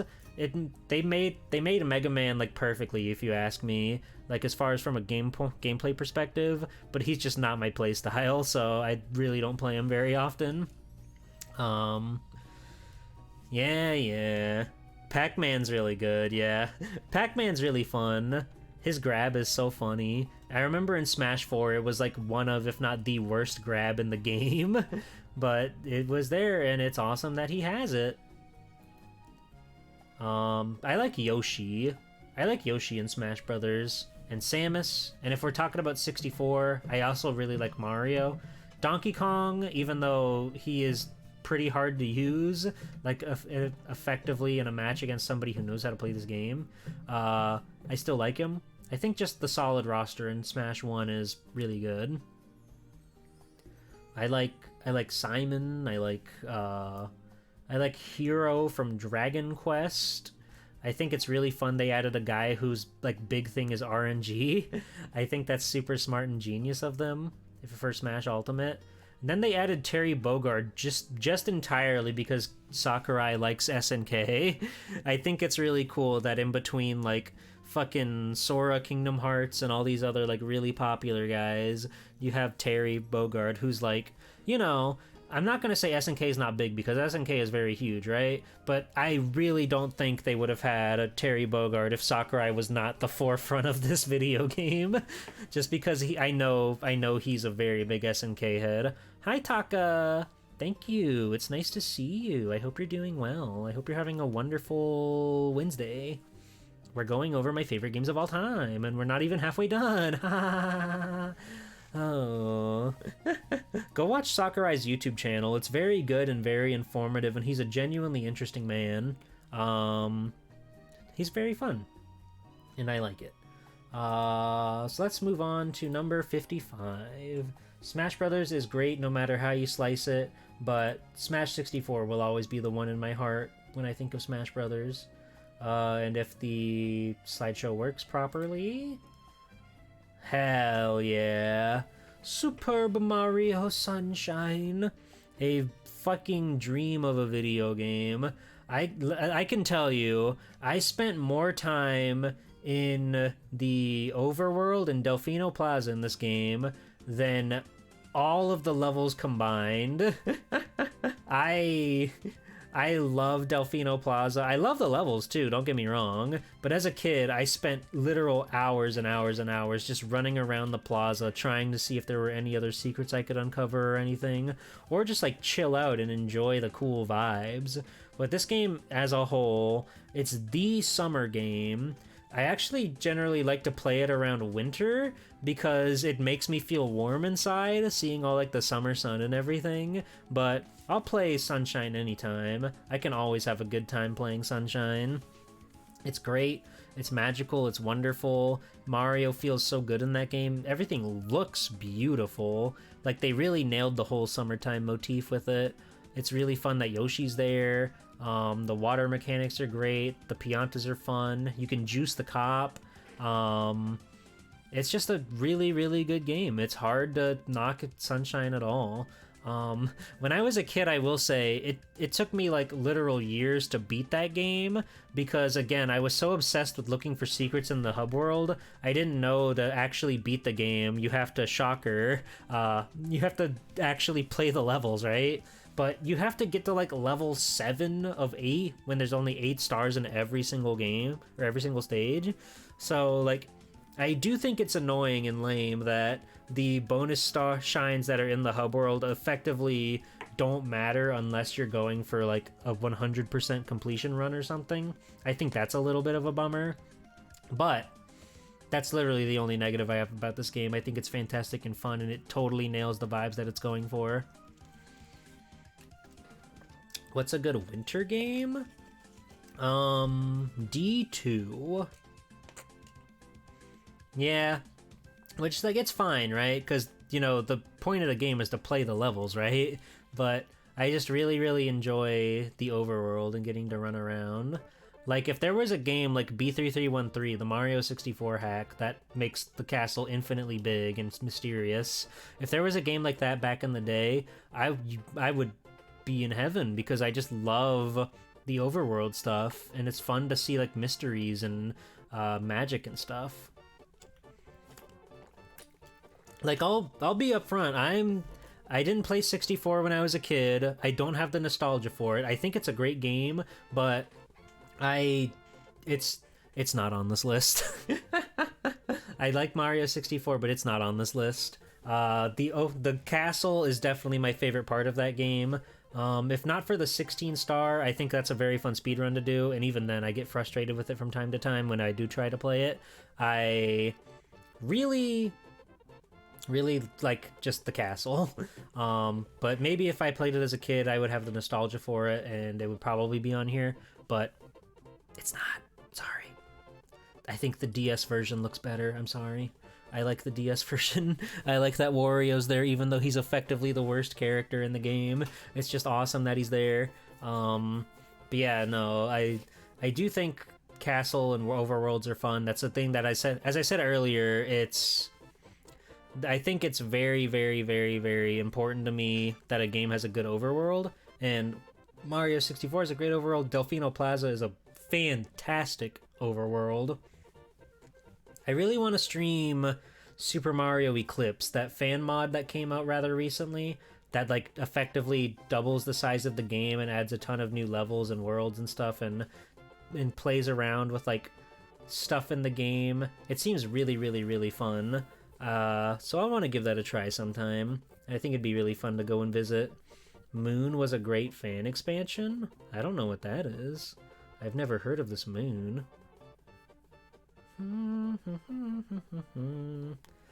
Yeah, who doesn't want to live in Delfino Plaza? It's fantastic. And it's a great game. It's funny that you fight Bowser in a bathtub. Moving on to number 54. Let's see. Banger alert, everybody. Watch out. It's fucking Ghost Trick, baby. Ghost Trick Phantom Detective or whatever. Ghost Trick! Absolutely genius game design. the time angle, like the puzzle solving mechanics, the characters, everyone is just like so well realized, and it's such a charming world, and the twists and turns of this game are unparalleled. It's insane. I fell in love with this game so much. It's truly like an inspiration. Everybody, Hero, you definitely deserve to play it. And the new version on Steam or whatever, all the modern platforms, that one will do you by just fine. Don't worry, you can enjoy that game any way you can. The top 50 are gonna be nuts if this is only 54. Yeah, totally. Yeah, Shu Takumi, Ace Attorney, Ghost Trick, fucking genius at making interesting fun puzzles. Like, you feel so smart when you figure out a puzzle. It's incredible. The whole like gameplay loop with the puzzle solving angle, the way you can control all the different little bits and bops in the room to figure out like, how do I make this do this so I can do this? It's just a great experience. And again, the art style, the art direction with the backgrounds, the way everything is presented is sort of like a play with how like with everything being on just like a sort of flat background. It's genius. They're so smart. God, I felt myself like change playing this game, and all the twists and turns with the plot. The plot too. The plot is actually really good. I didn't even need to mention that just because the gameplay is so strong. But the plot, the story, the narrative that's like being unwoven, trying to figure out the mysteries of who you are and what's going on, it's insane. And then the twists and turns all along the way are insane. I get so giddy just thinking about this game. How every single stage has a different mechanic. Yeah. No, it's truly a must play. Like, I can't recommend it enough. It's incredible, seriously. So I can't even like talk too much on it, just because I think if you've never played it before, which, I mean, you're in my stream, so you should have seen it on my stream, right? It's truly a game of all time, and everybody should play it. So go give Capcom your money. And it really didn't feel these two just like sort of operate a similar space in my head, right? So of course, Ace Attorney, Phoenix Wright, what a game. And the other Shu Takumi game, it only made sense to me to put these two next to each other because they sort of like do exist in my brain space as the Shu Takumi Power Hour. In the same vein, it feels super rewarding to actually go through this game and like figure out the right way to put those fucking crooks behind bars.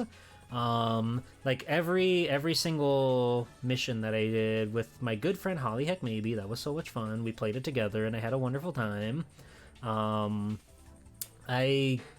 I felt so good playing that game and actually figuring out the puzzles and trying to get people to fess up their crimes, right?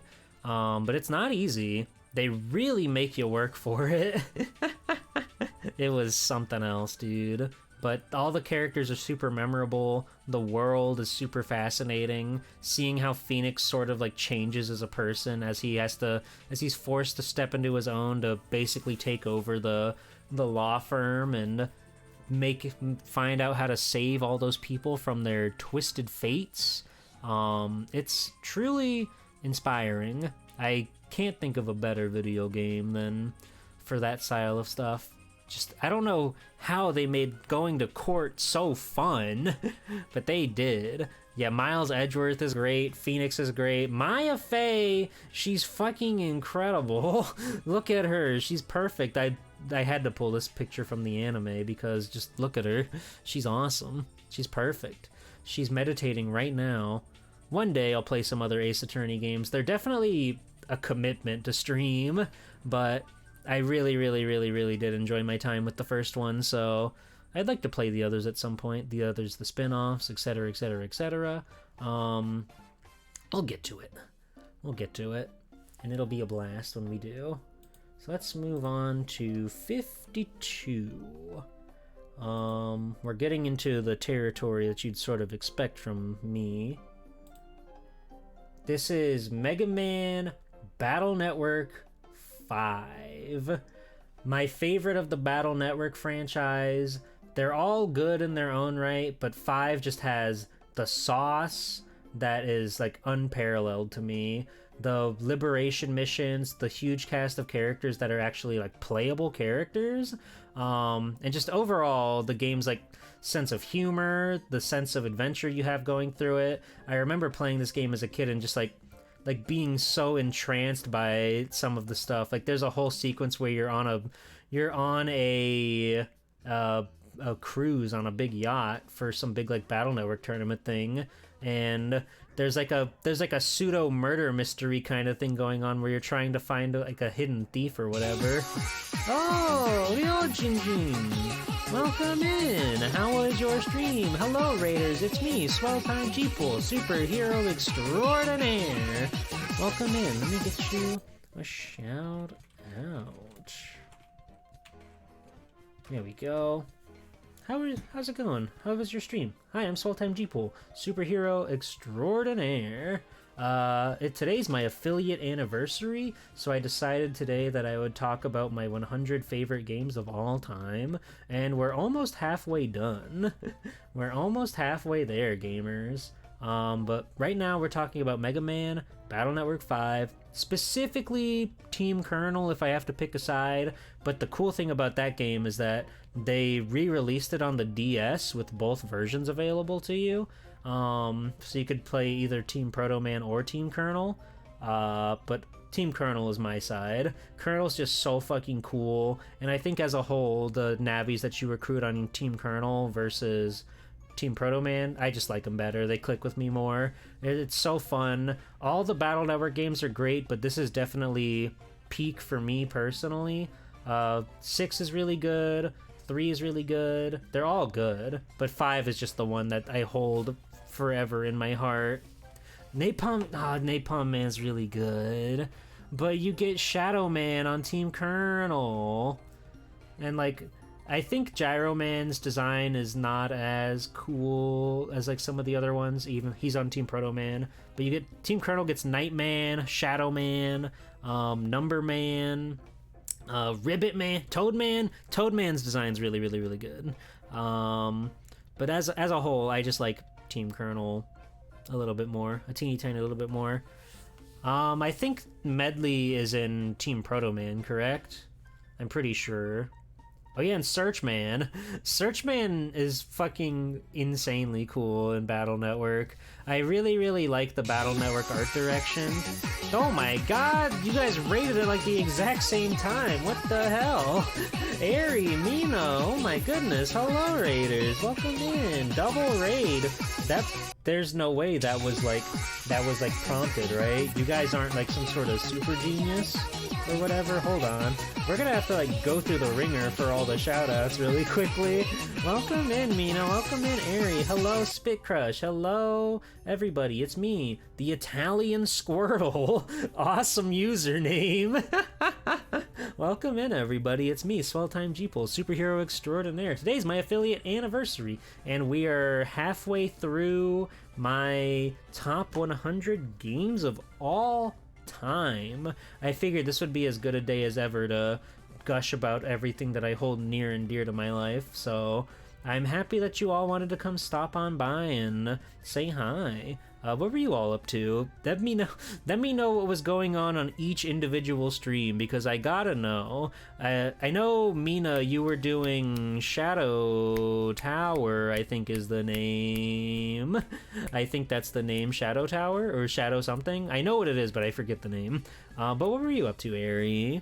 Hi, Felly. Welcome in. Waterworld and Shadow. It is Shadow Tower. Okay, awesome. Awesome. I'm glad you had fun. You watched the State of Play and playing some Fantasy Life.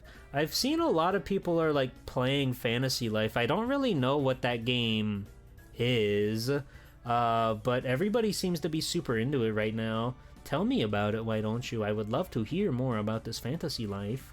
I'm glad that you're having fun. State of play, I'll say it. I said it earlier, but I'll say it again. Best state of play that PlayStation has maybe ever done. There were so many good things that they announced for a change. Usually they just put out announcements for games we already know about or stuff that we've already learned, and it's just kind of like, what's the fucking point, dude? But this one, like, we got the Pragmata revival, we got like a release date for Silent Hill F, a release date for Digimon Story Time Stranger, a lot of good stuff.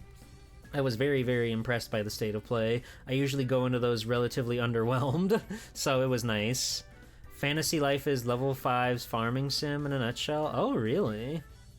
Congratulations. I didn't know that was level 5. That's cool. I know those guys absolved the concept, and Mr. Inafune has left them for dead, even though they're actually thriving, so he might be the one being left for dead, but who knows? Who knows? You haven't seen that much farming. There's a lot of gathering and crafting, and the characters are cute. Oh.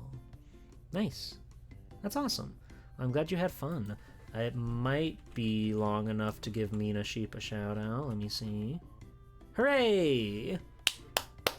Which level 5 game isn't a farming sim? I gotta play Yokai Watch. I know one Captain Cube that is a big fan of those games, but I've never played them. They're an anomaly to me, but I'm sure 3DS owners love them. But yeah, we're going over my top 100 games. We're just about halfway done. But I just went over how much I love Mega Man Battle Network, and Battle Network 5 is my favorite of the whole set. It's just so fun and imaginative. I really remember, like, just feeling like, you know, like feeling like one of the crew there, the way you get to really know the characters and the friends and their strange relationship.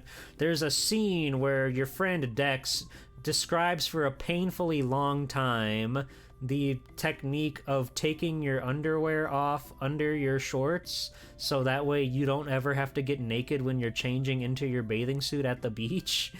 They talked about it for a really long time, and I remember that sticking with me forever. It was awesome. It's a game of all time.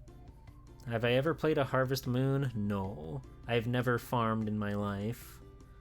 I remember I planted a peach pit in my mom's garden one time, and I immediately forgot where I planted it, and I was upset, not even realizing, like, because I was pretty young at the time, not even realizing that a peach pit isn't just gonna, like, grow into a whole entire tree.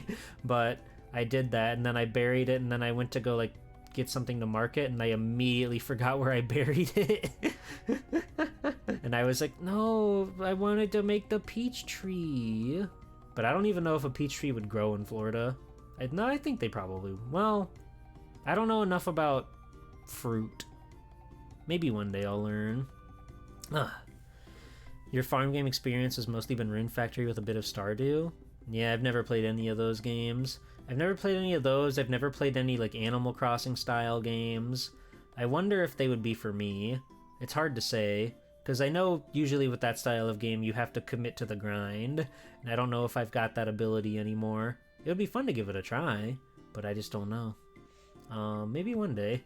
Maybe Capcom will have one. Thank you for the subscription, Ari. Oh my gosh. That means the world to me.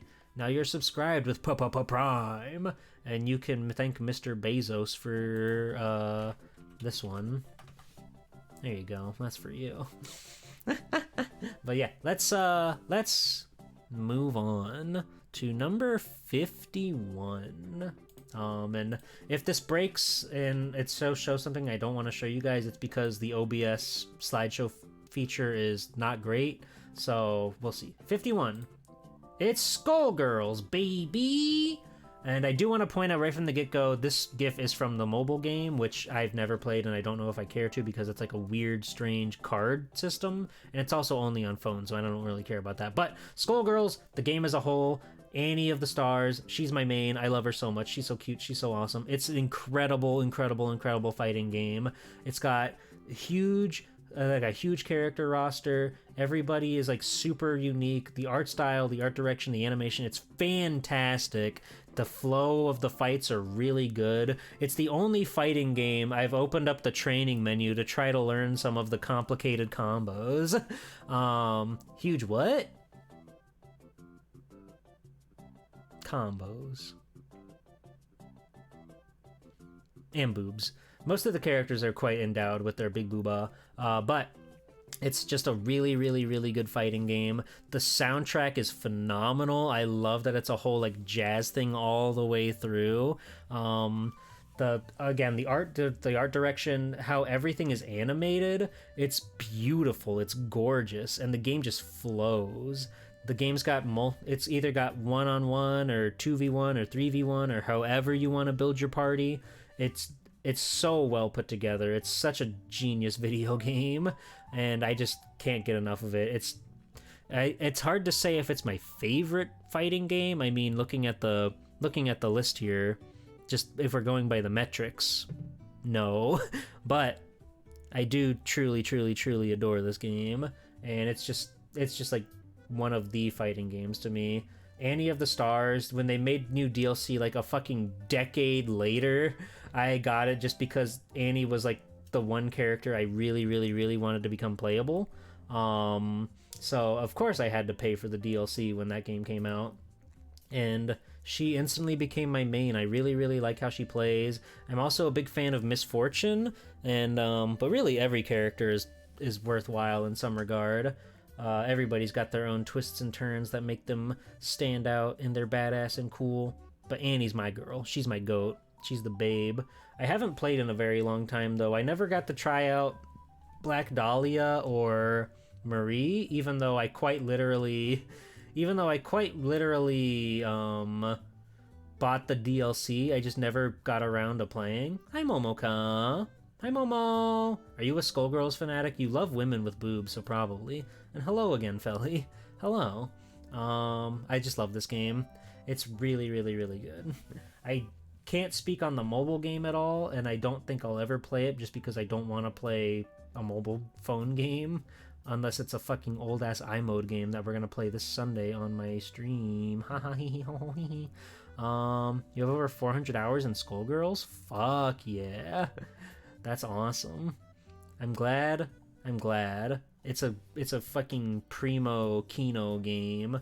Part of me wants to, because like I made the mistake of buying the DLC for this game on PS4. I own it on Steam and PS4, but I thought I would get to make time to play with my local friends. That really didn't happen, so part of me wants to say, like, I should just buy the DLC on Steam so I can play with online people, but then I'd have to, like, figure out how to play online with people and find friends to play online with, and that's a whole thing, and it's like, oh, do I even want to spend the money on something I've already bought? And it's like, I hate digital. I don't want to buy anything ever again.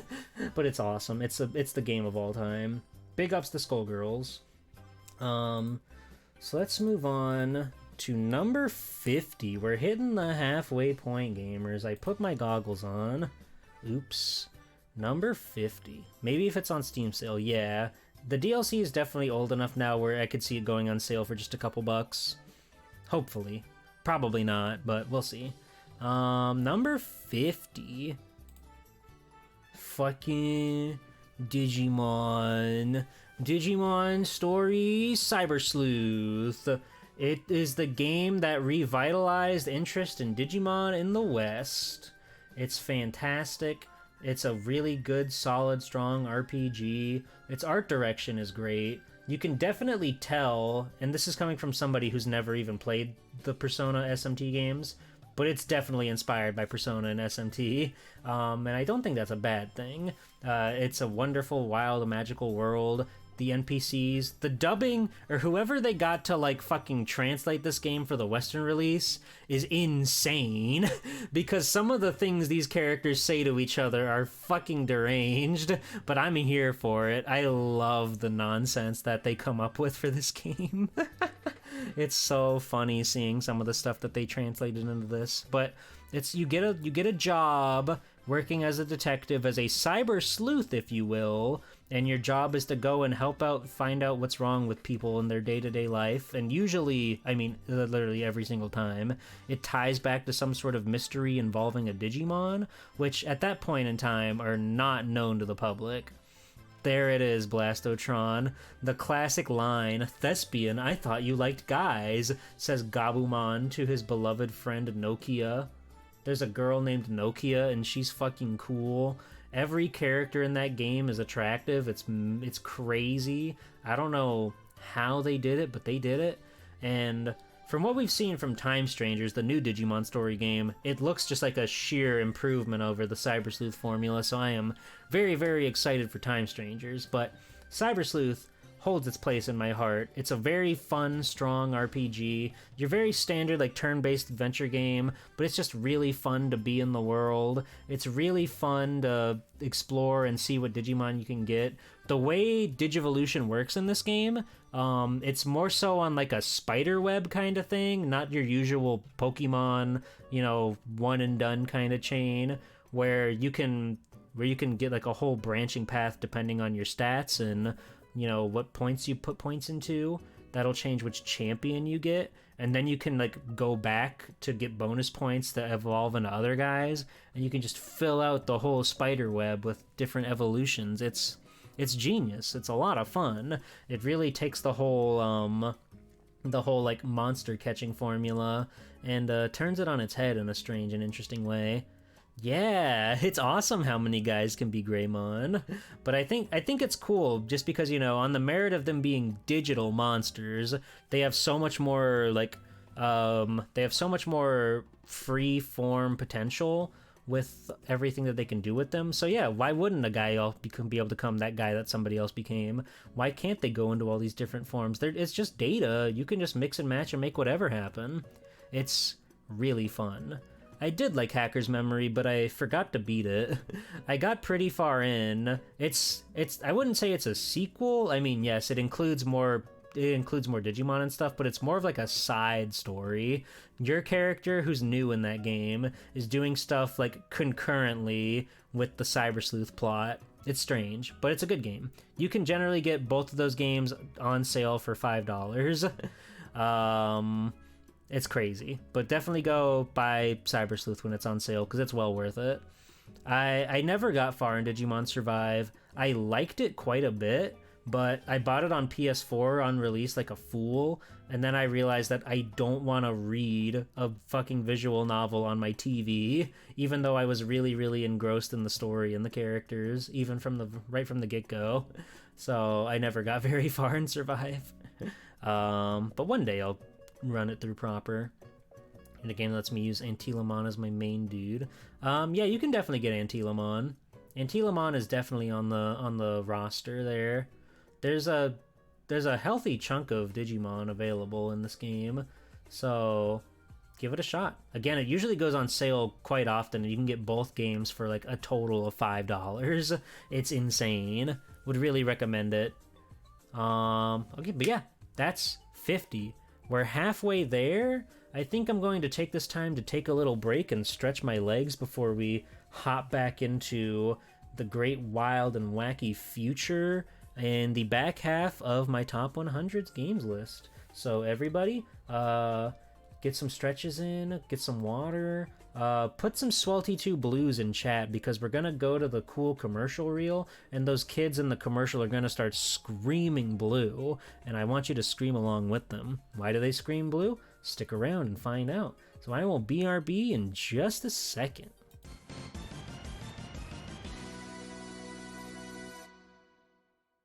Farmers back! Robots, rock! Mega Man's everywhere. Computers, games, TV, everywhere. I love Mega Man. Mega Man! That is so cool!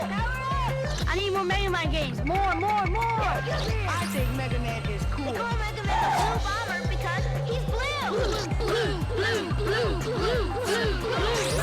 Mega Man! Each game sold separately. Capcom.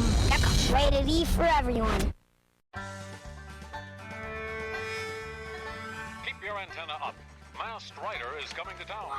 Toy stores across America are rushing in the latest Masked Rider toys. Look for the action figures, and don't forget the amazing Talking Combat Chopper. Coming soon to a toy store near you. We'll get that Masked Rider, or we're not the Mutant Marauder. Masked Rider, them bugs sure got guts. Bandai. Action, satisfaction. Are you sick and tired of putting out fires, cutting the grass, Taking out the trash, solving crime, and wasting your time? Why not have a robot do all the work? Cubics, premiering this September, only in the Fox Box. Ready to rock and roll, Cubics? Ready. Security alert. The perimeter of Robix Corp has been breached.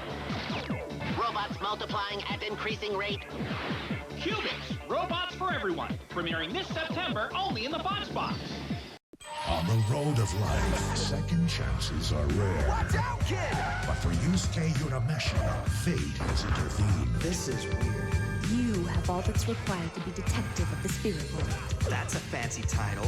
Between the world of the living and the realm of the dead, he is both champion and protector. Yu Yu Hakusho premieres Monday, March 3rd at 6. Now die. Only Toonami.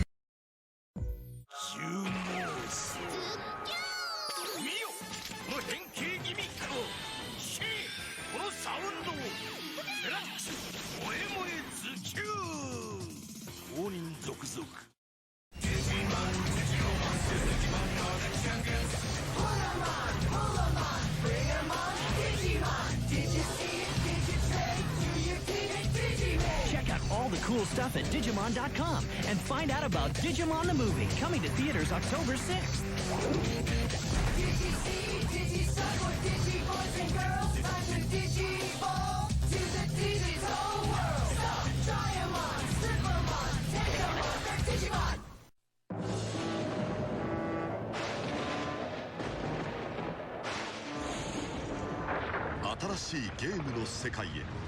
Nintendo ゲームキューブ。光と影が明暗を分けるかつてない冒険の形。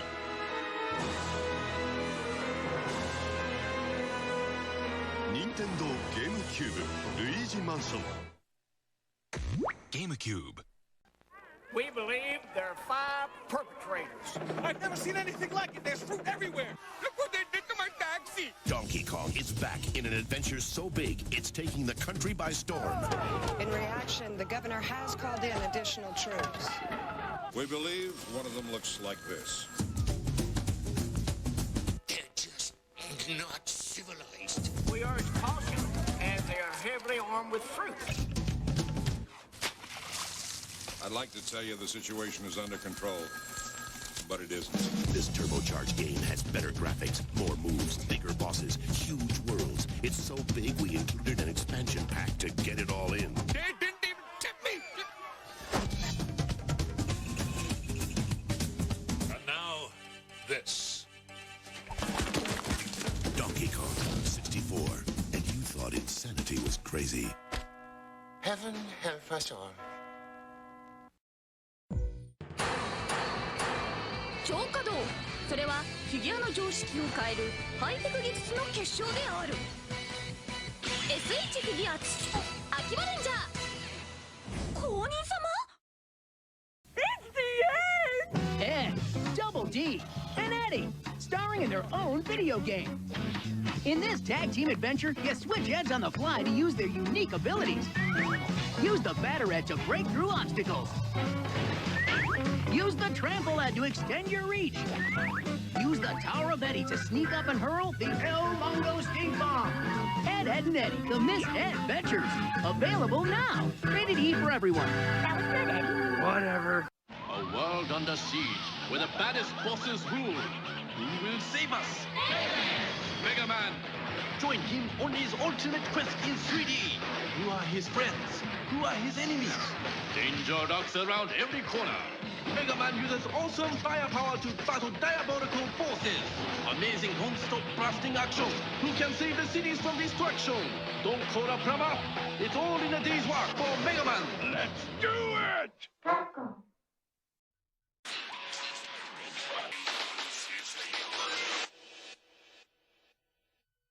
Let me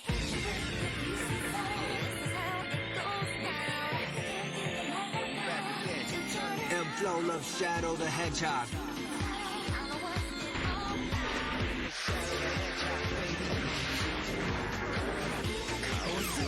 Shadow the Hedgehog, 12月15日 on sale.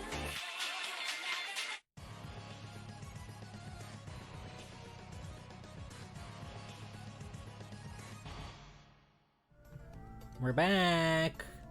Hello, I've returned. And you all missed me, right? You all can't imagine life without me? But it's okay, you don't have to imagine that anymore because I'm back. I'm back and I'm here to make sure that you're all okay. Alright, fantastic, wonderful. So, we left off. We're halfway done. We've included such titans in our list so far, such as Ghost Trick, Ace Attorney, Skullgirls, Demon's Crest, Goof Troop, Resident Evil, Ill Bleed, Telconcerto, Pokemon, Hey You Pikachu, Mr. Mosquito, Spider-Man 3, Zoids Battle Legends, all that and more. So far, halfway through our top 100 games list. So we can just jump right back into it and we can continue on because I gotta make sure that I don't destroy my body doing this. Yeah, Mr. Mosquito. It's a fucking evil, perverse video game that I like a lot despite its shortcomings. But let's just jump right back into it, shall we? We have to go to 49, and this one, honestly, truthfully, mega banger alert. This is Dreams for the PlayStation 4. The best way I can describe this game is it's quite literally Newgrounds built for a console. So they give you a bunch of tools where you can make models, you can make gameplay programming stuff, you can import sound, noises, etc., etc., etc. You can essentially make and create video games, animations, art pieces, and just feature them on the platform. It is the greatest video game of our modern time. The sheer amount of Crash Bandicoot games people have made in this engine, where they just take a Crash Bandicoot model somebody made and then uploaded for everybody else to use, and then plop him in just like a field of grass. It's unparalleled. This is an experience unlike any other. I truly love this game, and just the literal infinite amount of joy that you can get from it. People make games of all kinds: Sonic games, Mario games, original games with original characters, whatever. Quite literally, like I said, it's like Newgrounds, so quite literally whatever the player wants to make, they can make it, and then they can just post it up, and then everybody else can hop in and play whatever they decided to, whatever they picked up on. It is the ultimate video game, and I've really been meaning to do another stream of it sometime. I've streamed it twice so far, but it's been a long time since we've paid Dreams a visit, so we should probably change that sometime soon, just because, again, it's quite literally an infinite game. You'll never run out of things to do on there. It's truly a masterpiece.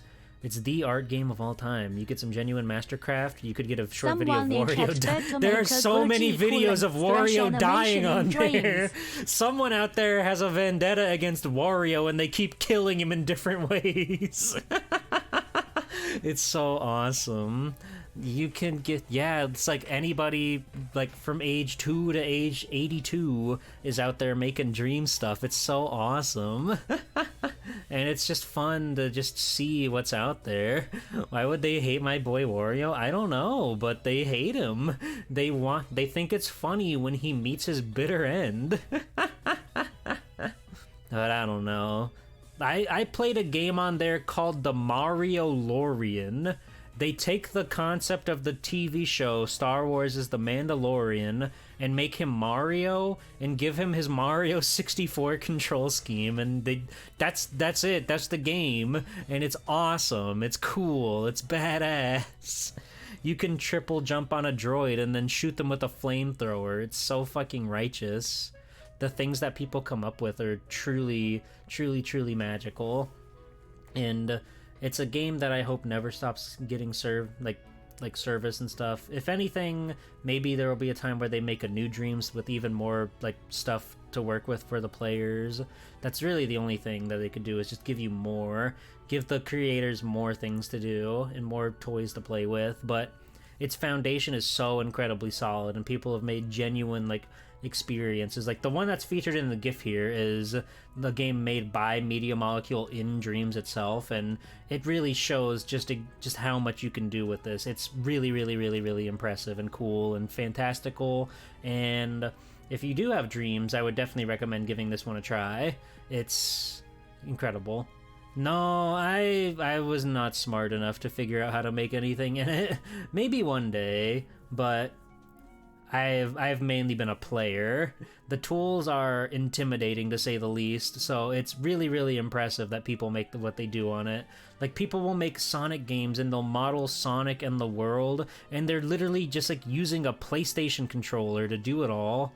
It's fucking insane. I don't know how they get the mechanics, how they program in that shit. I don't know how the geniuses out there make it happen, but they do, and it's really, really, really cool.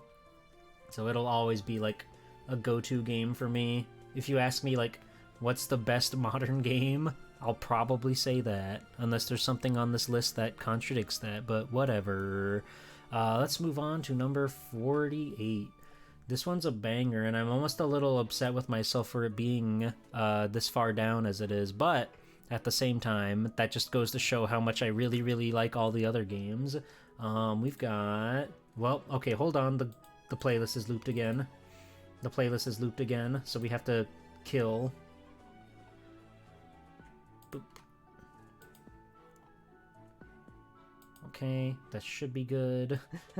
It's not Demon's Crest. We've already talked about Demon's Crest. But yeah, again, if you're making a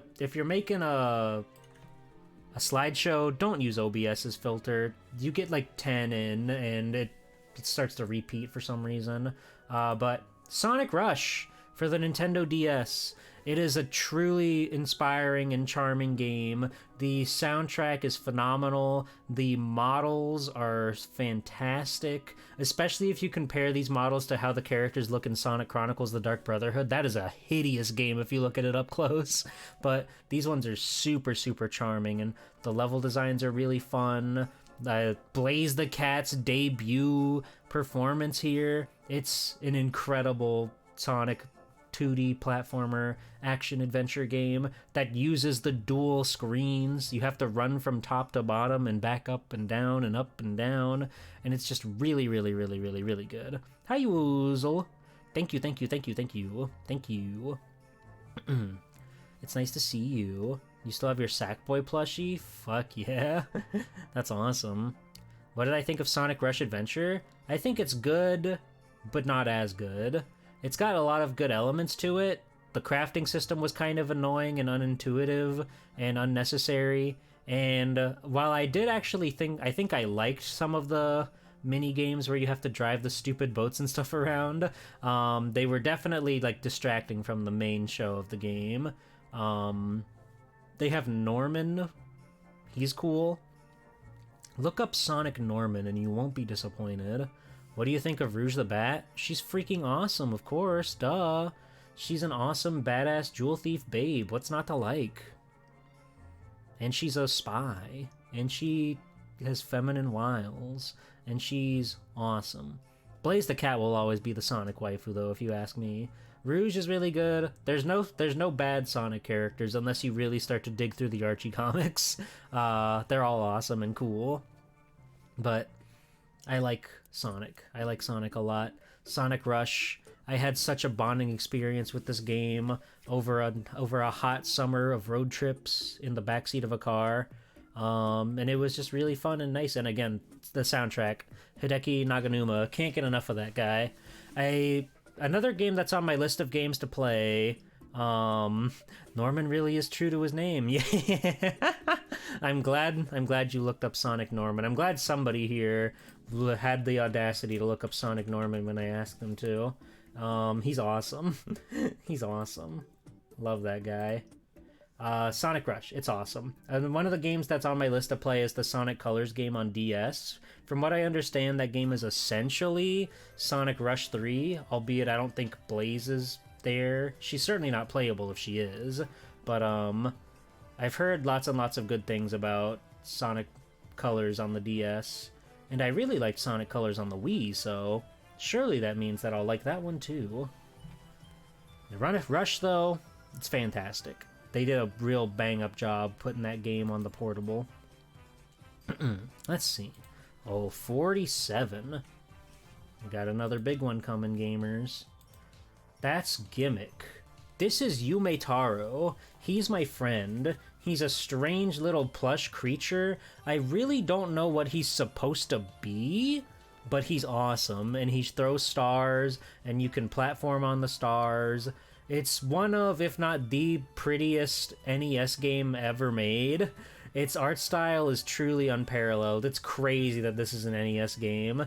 Like, just look this one screen right here sells you on it all. Sells you on it, right? They've got so many moving little birds in the background, the water, the color scheme that they went with. It's a gorgeous video game, and it's really fun to play. I love Yume Taro and his wonderful adventures a lot. It's a fascinating game, and it's got secrets in it too to get the true ending. And I think that's really charming and cool that they have that in a game that's already kind of like tough as nails. They make you not only find a secret collectibles on each individual stage, they make it you have to beat the game without using a continue if you want to get the true ending. Something that I still to this day have not ever been able to do, because it gets really hard at the end there. But the gameplay mechanic being a platformer, you can form a star over your head that you can throw, and then you can actually jump on the star and use it to platform places as well, which is the crux of the gameplay, really. It plays like a dream, it flows super well, and again, it's just endlessly charming. The music's great, the visuals are great.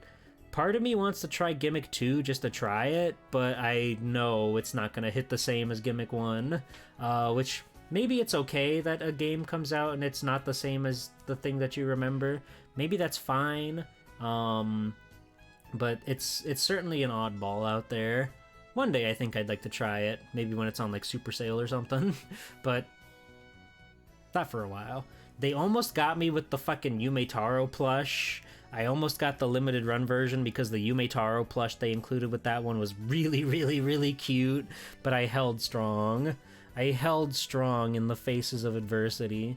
Maybe that guy's on eBay now for $100 million. Who knows? But that's really all I have to say about Gimmick. It's a super fun NES platform game. Can't get enough. Let's talk about number 46. Okay, the thing broke after 2 gifts. That's fucking awesome. The only cute thing you need is me, Thrash. That's true. Okay. Well, then this should be fine now. It's insane that OBS is the way it is with the slideshow. Anyway, 46. Wario's Woods!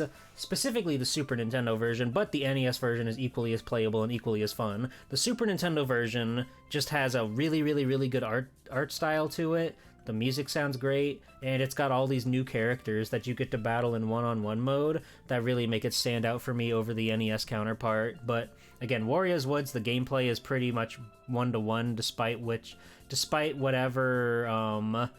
console version you're playing on, so you're gonna have a good time no matter what. It is the most perverse like puzzle game I've ever had the pleasure of playing, and I really do like it. You have so many mechanics. You're actually moving on the grid as these little creatures fall from the sky, and you need to line them up with bombs of the same color to destroy them and clear your board out so that way you can win. It's really, really complicated, but it's really, really fun, and it's super addicting. I can't get enough of it, honestly.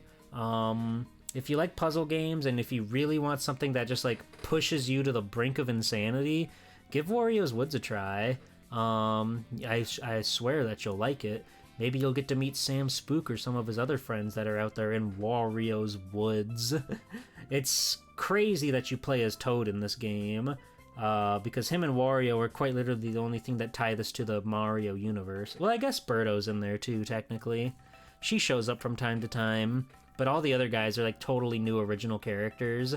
It's a shame that you never see these guys ever again, because there's a lot of fun, cute characters in here, like Katzini and Aqualea. They're just sort of like lost to time here in Wario's Woods, Super Nintendo. They're not even in the NES version. The NES version has like a weird boss mode with different guys in it, but not here. They got badass, cool Sam Spook and his friends. But yeah, That's just a great puzzle game. I made a bunch of VTubers play it in a tournament, and they all had a blast. It made my wicked, twisted Grinch smile curl ever so tightly when I got people to actually get interested in this game, because it's so strange and bizarre and wonderful, and it'll go down as one of my proudest moments on the internet. Let's move on. 45. Another Nintendo banger coming. This is Punch-Out for the Wii. The Wii, specifically, it is like the culmination of the perfect boxing game. Punch-Out for arcade, NES, those are fantastic video games. They're so perfect at what they're trying to do. Just make this one-on-one combat game where it's all about studying your opponents and learning how to catch them off guard and go in for the kill with the combos and the star punches. Super Punch-Out I'm honestly not that into. I think it's kind of a weaker rendition. Everything just feels a little bit slow and sluggish. It's still good. Don't get me wrong, it's still good. But Punch-Out's fucking great. But then when they hit the Wii, they made one of the most beautiful looking video games of all time. Yeah, the character animations are insanely good in this game. Like, granted, that's really all they had to do was, like, make characters and then a single backdrop for the arena, but they put so much love and heart into those characters, so everything is, like, super fleshed out. Every character is incredibly expressive, and all their fighting styles, like, really match them as characters and what they do. So it's just a really, really, really fun playthrough. It's got the standard NES style controllers by holding the Wii Remote sideways. If you plug in the nunchuck and hold it forward, you can actually use the motion controls and actually box. Yeah, every character is like it's all about worldwide nationality stuff to become the world champion or whatever. So if you fight a guy like Great Tiger, he actually speaks Indian, or Piston Hondo speaks Japanese, Bear Hugger speaks Canadian. All these wonderful, cool, awesome guys. It's such an incredible video game. It's one of the most artistically pleasing games ever. It's super fun to play, and it's jam-packed with content. Like, it's already hard enough to beat the game as it is, but then you find out there's the title defense round, and then there's Max Last Stand, and then there's like even more stuff, and then there's like the DLC, or like the free DLC they put out a while ago called like Doc Lewis's Punch-Out, which is like as important to the game as the rest of it. So you gotta play Doc Lewis's Punch-Out. You gotta train with Doc Lewis. It just has so much character and personality. It's incredible. I love it. It's one of the best games on the Wii. It's super memorable. I would love to see another Punch-Out at some point. They totally could do it between the Switch's like Joy-Con controls to do the motion stuff and everything. Next level games could totally make another one, but I don't know if it's in the cards. I don't think ARMS performed as well as they wanted to for Nintendo standards. But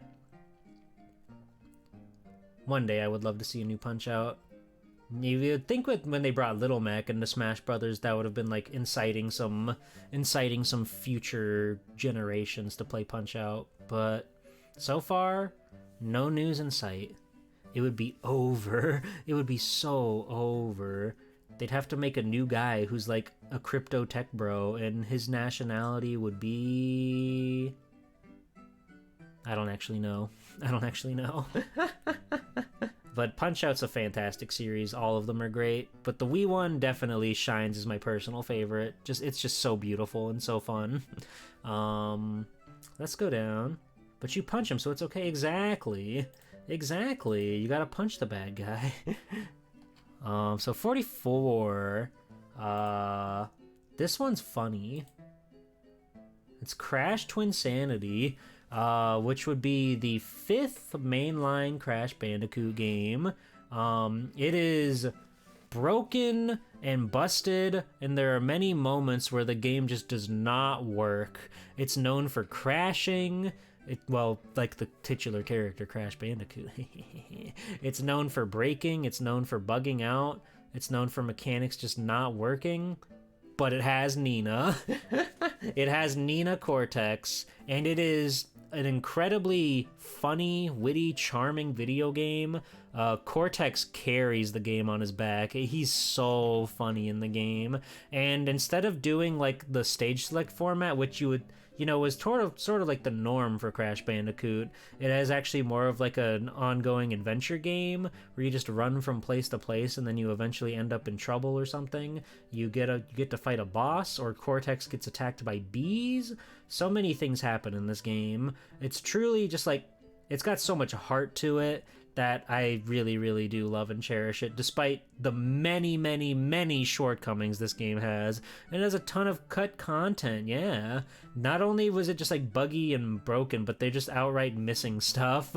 There's so much that they wanted to do with this game that they just couldn't make happen. It could have been even better, but despite what they did, despite what was left over with what they could do, I still think that this is a super charming game. A full a cappella soundtrack. It's really, really unique. I can't really think of too much else like it in this regard, and it's just very impressive given, like, the game before this one, Crash Bandicoot Wrath of Cortex, is pretty on the lackluster side. I don't think it's as bad as it's made out to be, but it's certainly not one of the PlayStation 1 classics.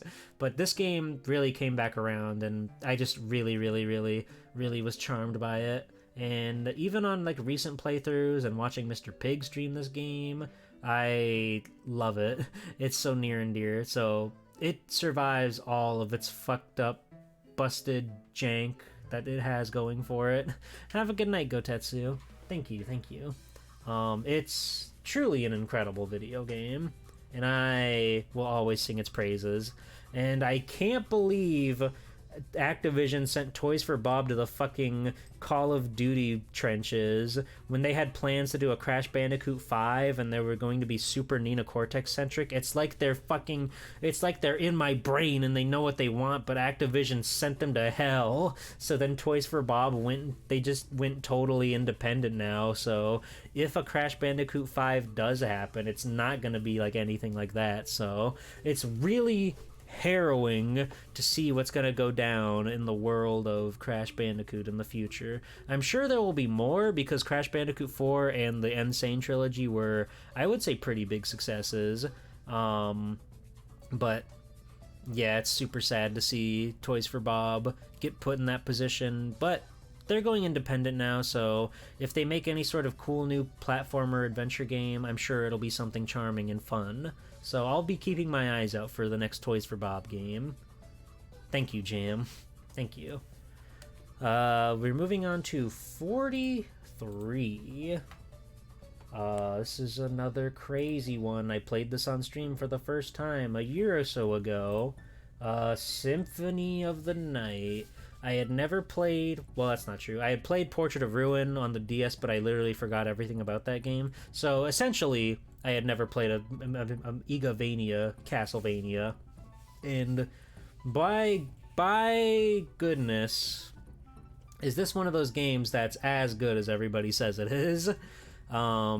Just the sheer delight in exploring the whole castle and getting to use all of your abilities to find the next thing to do and fight the fucking 1,000 bosses that are in this game. There are so many bosses in this game. It's awesome.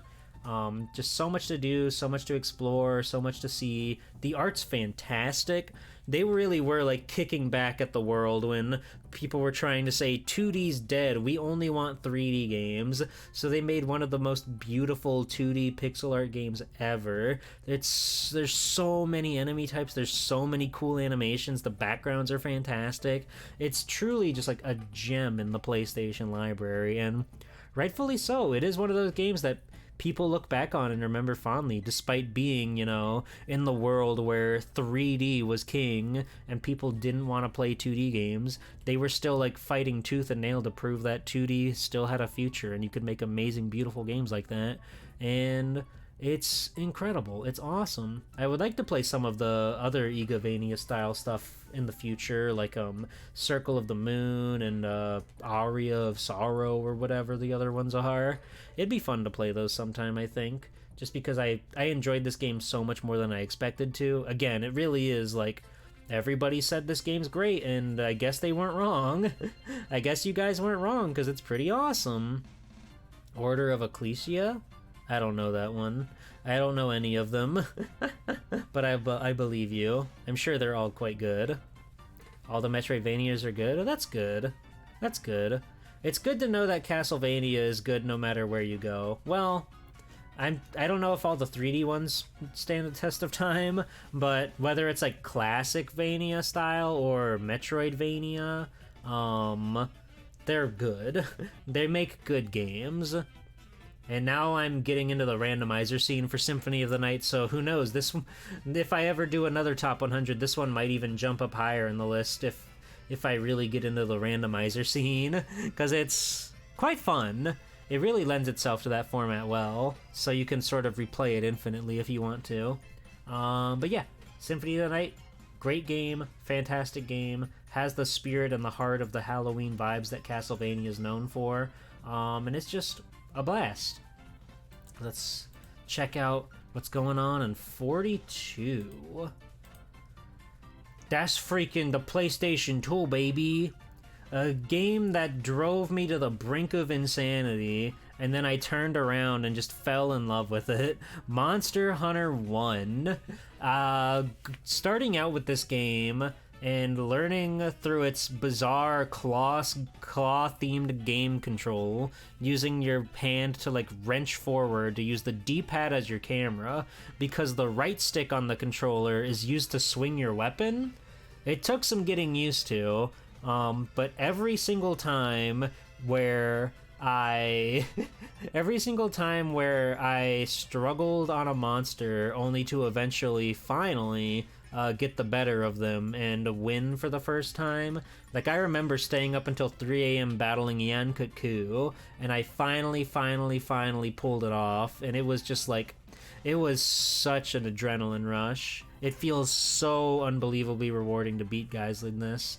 And the multiplayer angle, being able to play this game online, because, you know, emulation is an incredible beast and people have figured out just about everything with video games nowadays. So being able to play the online side of this game with friends, it was totally game changing. And it just really opened my eyes to how crazy and cool Monster Hunter can be. We did like a whole stream and a half of me dying to Rathalos, which was nuts. It was insane. But that was another one where when I finally beat him, because usually I would just get tripped up like here where this gift man is getting blasted, or he would wait out the fucking timer and that would be 50 minutes of your life just completely gone to waste. It felt so unbelievably rewarding to finally beat this guy on my own. Because again, the game really thrives on multiplayer. It makes fighting guys so much easier, but there is like a real sense of pride and power you feel when you start to take down even these big guys all on your own, because Monster Hunter 1 is pretty limited on like the larger monsters. A lot of the times you are fighting like just like the little grunt enemies or a slightly bigger version of the grunt enemy. So when you finally get strong enough to take down Rathalos, it really feels like you earned it yourself. You put in the work to get the extra money and the parts to make a stronger armor, and then you learn more and more as you're grinding there. So it's just a really well put together video game. And my only experience really being World up till that point, it was so interesting going back to one like this. It's so much simpler and so much more straightforward with it. I couldn't get enough of this game. I had a blast playing it, and every now and then I'll like poke around on the online with some pals, but it was truly a wonderful game. Beating Monoblos, like, I'm pretty sure I did that first try on stream. After, like, the last stream of this game we beat Lao Shanlong online, which was crazy. And then I went and beat Monoblos on my own, because he's, like, the final boss of that game.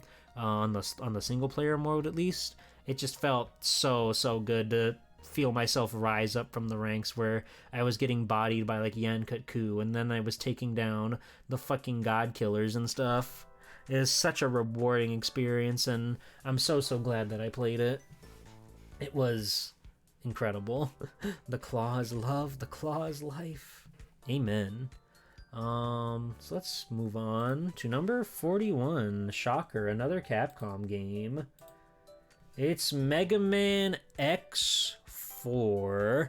Again, this is another one of those cases where it's like, wow, this one's this low? No, it means that everything above it is just so unbelievably good, because this game is great. Mega Man X4 was a perfect transition from the Super Nintendo to the PlayStation, upping the ante with the 32-bit graphics, with the brand new animations, the art style, everything.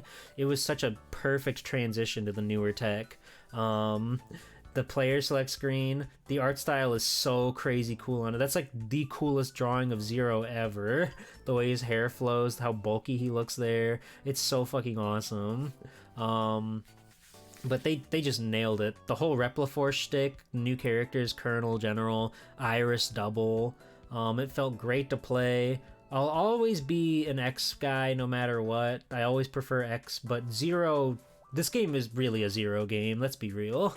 This game was made around Zero, and then X is also there because he's the guy. He's gotta be. He's the guy, right? But Zero, he really takes the forefront of like the story elements and everything. The gameplay is really centric around Zero, but X he's my baby. He's my baby boy, and I love him lots. So I always tend to lean towards X when I play this one. But either or, you're gonna have a great time no matter what side you're playing on. And it really does, again, promote a sense of replayability, going back to this game and saying, oh, I think I'll do it Zero this time. I'm feeling X. I played Zero last time, right? So let's try X again this time. The fourth armor is really good. I really like that even though one of the buster options is just clearly inferior, it's really, really cool that they gave you options for the buster upgrade. Like, you can either have the stockpile buster where you can have 4 charge shots just like in your bank ready to go, or you can have the plasma buster with the super big, super strong shot. I always go for the plasma buster. Sometimes I try to play with the other buster because it's, it matches the aesthetic of the fourth armor, but the plasma buster's just too good. It's just too good. Come on now. Come on. It's too good. But it's a great one. It's Mega Man X. You know Mega Man X was going to be on here multiple times. But yeah, it really goes to show just how important the next 40 games are. The fact that a Mega Man X game is only 41. But I had to really weigh some of these, right? Because as much as I love X4, there are other X games that I love better, so I had to really quantify where everything lands and what everything means to me. This individual game versus entire series. It was really tough to nail down, but I'm pretty confident. The best on the PlayStation? Oh, absolutely. X5, you can start to see the cracks form, but I think as a whole, it's still quite solid. I think it's still pretty fun. And even X6, the only reason I would say it's bad is because it has so much to live up to. If X6 came out on its own, it would be a serviceable platformer. It would be fine. It's still flawed and clearly broken in many places, just because they made it in such a short time and everything or whatever. But it has such a legacy to live up to, so the shortcomings really show. The shortcomings are really prominent when you compare it to the previous games. So X6 does really get the short end there. But it's still oh yeah, it was made in under a year. It's insane that they did that. And it shows. A lot of the art direction is really mixed and strange and bizarre. But X6 is just a weird one. I like Hymax. There, I said it. I think Hymax is cool. The fucking Nightmare King boss fucking sucks the fat one, though. I have not played the Saturn version, no. I've never dabbled in the Saturn world. I didn't know it had different music. I didn't know that. That's strange. That's weird. Yeah, some of the robots look like big O robots. And they're just you can tell they're in different art styles. They're different, strange worlds. Did the playlist end? The playlist ended. Oh my god. That's crazy. That's crazy. Let's listen to this one. Oh, fuck yeah. We've been going through shit. We've been going through music here. You never really liked Hymax, but you're alright with Gates? I think Hymax is cool. I like his design a lot.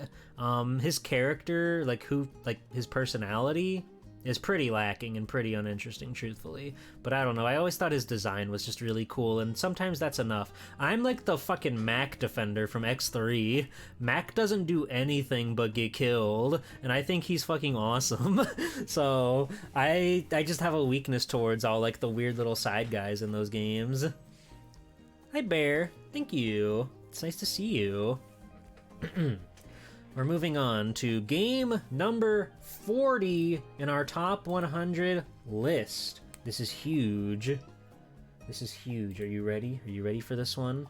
Are you ready when to... Hymax says that's It is cool when they make him say that, when knowing it's just like Dio. Knowing it's just the Dio voice actor.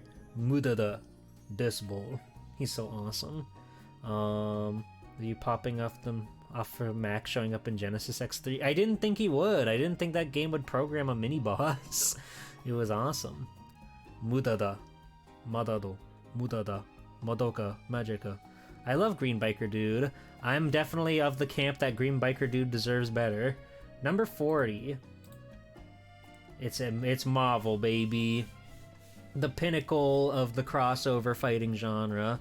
Marvel vs. Capcom 2 touts a massive roster of characters with incredible, insane 2D animation, really, really good music, awesome backdrops on the stages. It's just a primo top experience. You know, they had many iterations: X-Men vs. Street Fighter, Marvel vs. Street Fighter, Marvel vs. Capcom, and then finally MVC2. So they had a lot of time to build up to this crazy, incredible, super fantastic video game. It's one of the best fighting games ever made. The 3v3 combat works perfectly. It's so much fun. It's so incredible. It's fantastic. I did play it before the Capcom Conquest. I played it on like an arcade machine one time at Universal Studios, and then my friend had it on PS3, so we got to play with the cool version that lets you play with the same character multiple times. So we would make teams of just 3 Sentinels apiece and just fire rocket fists at each other. It was so sick. But you know, it's just like one of the best, flashiest, coolest, funnest party fighting game ever made. Sansan, they were so fucking smart to make this design for Sansan. I love her so much. She's so awesome. The roster as a whole is just great. Every character is really cool. Like, all the Marvel guys are cool. All the Capcom guys are cool. They made a Jill Valentine sprite for this game. It's fucking awesome. It's great. And I can't get enough of it. It's fun, it's flashy. There's not much else to say on MVC2 other than it's Marvel, baby. Everybody knows the prestige that this game has. Like, even Marvel 3, it doesn't quite stack up to this one. Marvel 3 is great, don't get me wrong, but MVC2 it's the guy. That's the major, that's the big bad. You just can't go wrong with MVC2, again, with its massive roster and just so much love poured into all the animation and everything, and the soundtrack is beautiful. Every time we do a Capcom Conquest stream, we're listening to a Marvel track. You know, we've got that classic Marvel 2 credits roll. It's wonderful, it's beautiful. I love it lots. You can't really go wrong. Yeah, Marvel 2. You love that Marrow's in the game? Yeah, Marrow is crazy. They got some crazy pulls in there, like Iceman's in there, Saber Wolf is in there. There are 2 Wolverines, one with bone claws and one with metal claws. It's so awesome. Hi Clover, welcome in Oomphy. Thank you for so many years of entertaining and amazing and awesome and spectacular streams. Thank you, Clover. It means the world to me that you're here and you've got that wonderful little Thrash 2 bark that you made. You're a genius. Clover, Billy Hatcher was number 75. I know you were wondering.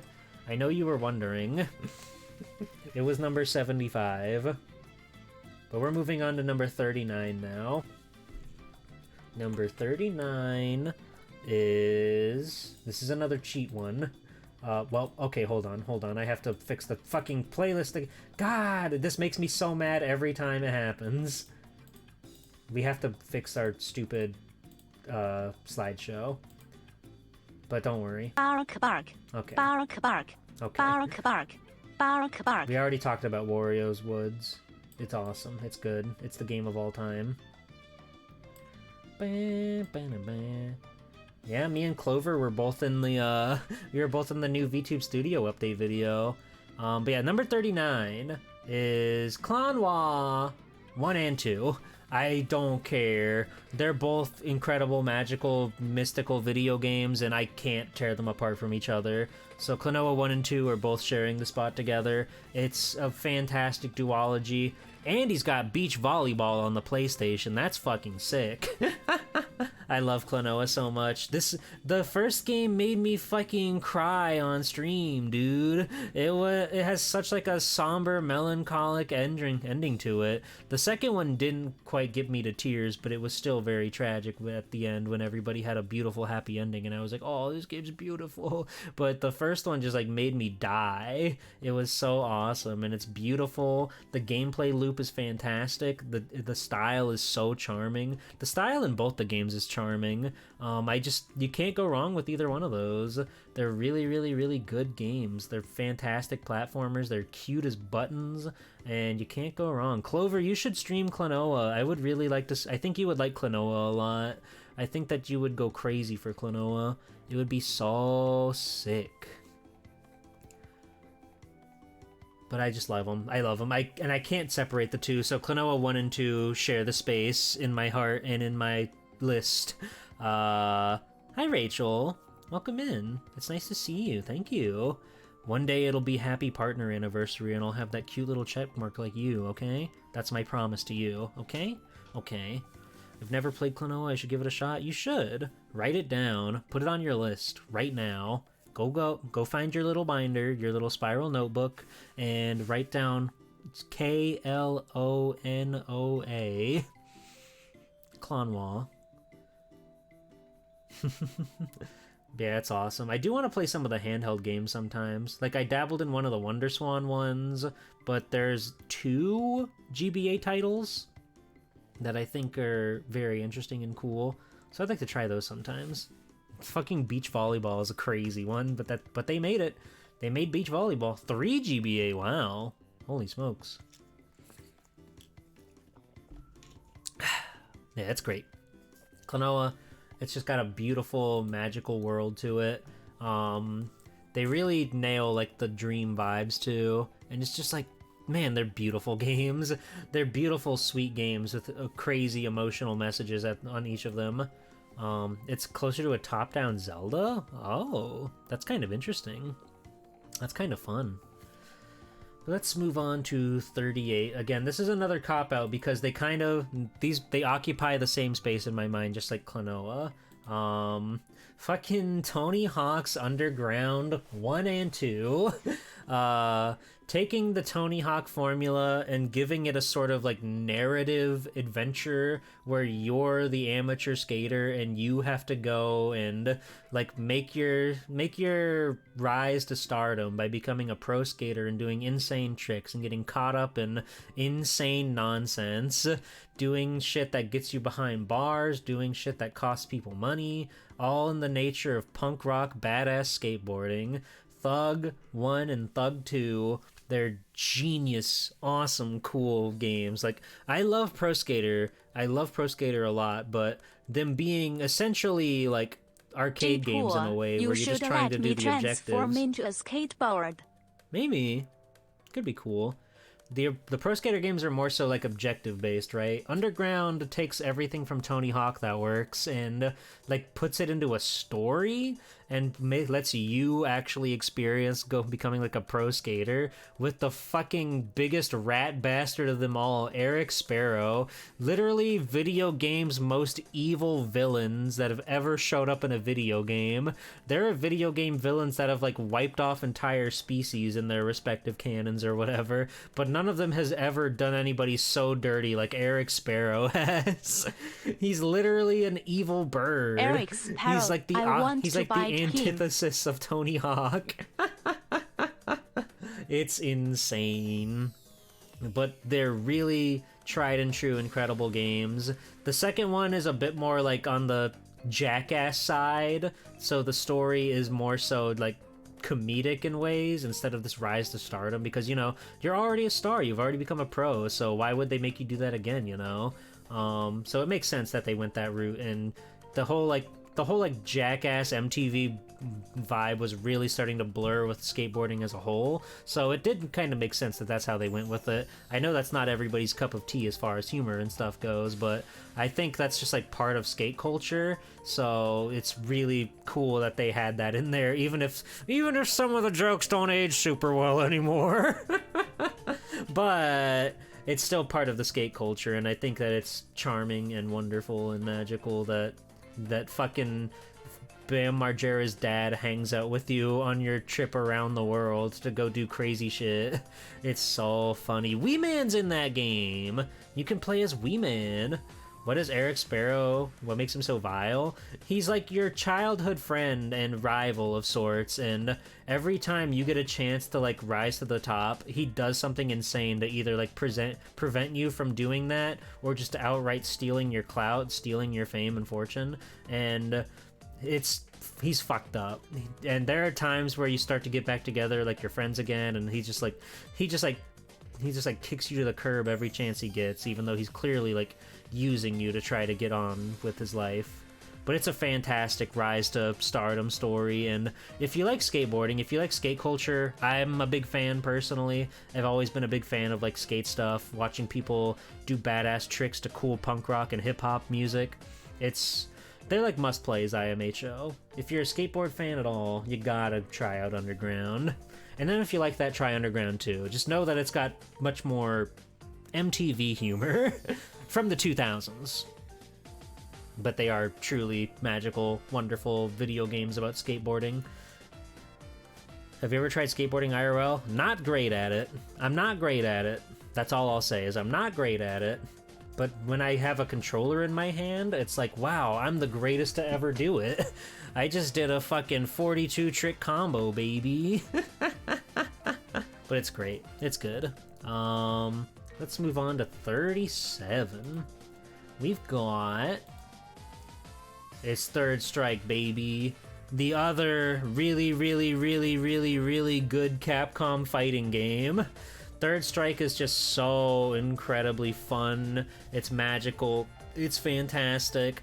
Hey, if you're a VTuber and you want to play in a Street Fighter 3 Third Strike tournament, fill out this form. Haha, hee hee ho ho ha ha ha. Wait, I spelled it wrong. Open. There we go.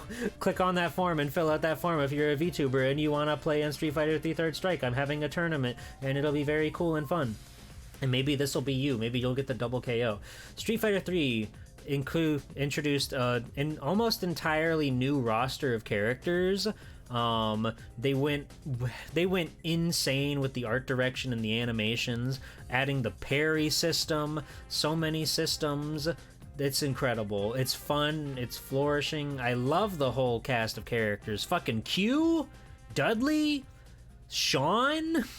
Sean's awesome. Sean throws basketballs. He's awesome. I really like this game. It's hard to say if it's my favorite fighting game. I mean, again, if we're looking at the chart here, it's definitely up there, but it's just unrivaled, you know? There's a reason it's still, like, to this day, the #1 game played on Fightcade by far. It's not even close. Like, this game usually has, like, 500 people in the room, and I think the second highest one is, like, one of the King of Fighters, and that's, like, maybe half that many people. There's a reason this game is so prominent, because it's fucking good. Oh yeah, how about that? Swell Time Moment 37. I didn't even realize that. Yeah, I've tried out all 3 versions of Street Fighter 3. Third Strike is definitely like the definitive one, but I think Double Impact does have some interesting stuff to it. Like 1 and 2 have completely different backgrounds than Third Strike for one thing, different soundtrack. But Third Strike just having like everything super refined, and the soundtrack in Third Strike is really pretty. But they're all good no matter how you slice it. Street Fighter 3 was just a great formula, and they only just did more and more with it as it went on. But only Third Strike has Q, so gotta give it a Third Strike. I main Dudley in this game, by the way. I like him a lot. 36. This is another one that it's like, this one's this low? That's kind of crazy, but okay. It's a Link to the Past. My tried and true childhood video game. Like, growing up, this game and Mega Man X were, like, by far my favorite games ever as a kid. Which, again, really goes to show, like, from my earliest gaming points to now, like, A, this game is still incredible and worth playing no matter what all the time, and B, just how many games that I've played since then. Yeah, it's a fucking strange Easter egg. You can turn that very specific old lady into a fairy for some reason. But it's a tried and true Zelda. It's really where they established like the formula going forward. Like, because, you know, Zelda 1 obviously is, like, the first one, and they got a lot of it right then and there, but A Link to the Past really did come in and improve and add a lot of new magic and fun to the world, until Ocarina of Time came in, and then 3D became the tried and true Zelda formula. But until then, we had incredible 2D Zelda gaming, and Link to the Past, again, it was one of my first games ever played, so it's very near and dear to my heart. It really just goes to show how much the games above this game really affected me, because holy moly is this one important to me. So there's a lot there, but if you've been around my stream even slightly, you've seen me play the randomizer for this game, so I've got many hours on this game under my belt. I know, Mr. Taco. I know, obviously, they made other games, but you know what I mean. The 3D ones became the mainstays. But this game does mean the world to me, so the fact that it's 36 was a little shocking. It was a little shocking to me when I decided to place it there, but again, it's just like, there's a lot of good games coming up. It's fucking crazy. It's crazy. But yeah, I love this game, and I love that the randomizer is so good for it, so I can essentially replay it every day of my life, and it'll always be something new and different. It's great. It's wonderful. It's magic. It's fun, and everybody should play it. Everybody should play every game that's coming up. If it's on this list, you should play it. That's my rule. My ironclad rule. We're gonna move on to 35. Another absolutely magical, beautiful experience. Fucking Shenmue. I love Shenmue. It's such a magical, beautiful little time capsule of not just a time capsule of this 1980s town in Japan, but of where games were at the time, right? Like, they were pushing the boundaries and making everything so, like, big and modern and movie-like. It's amazing. It's incredible. It's fully voice acted.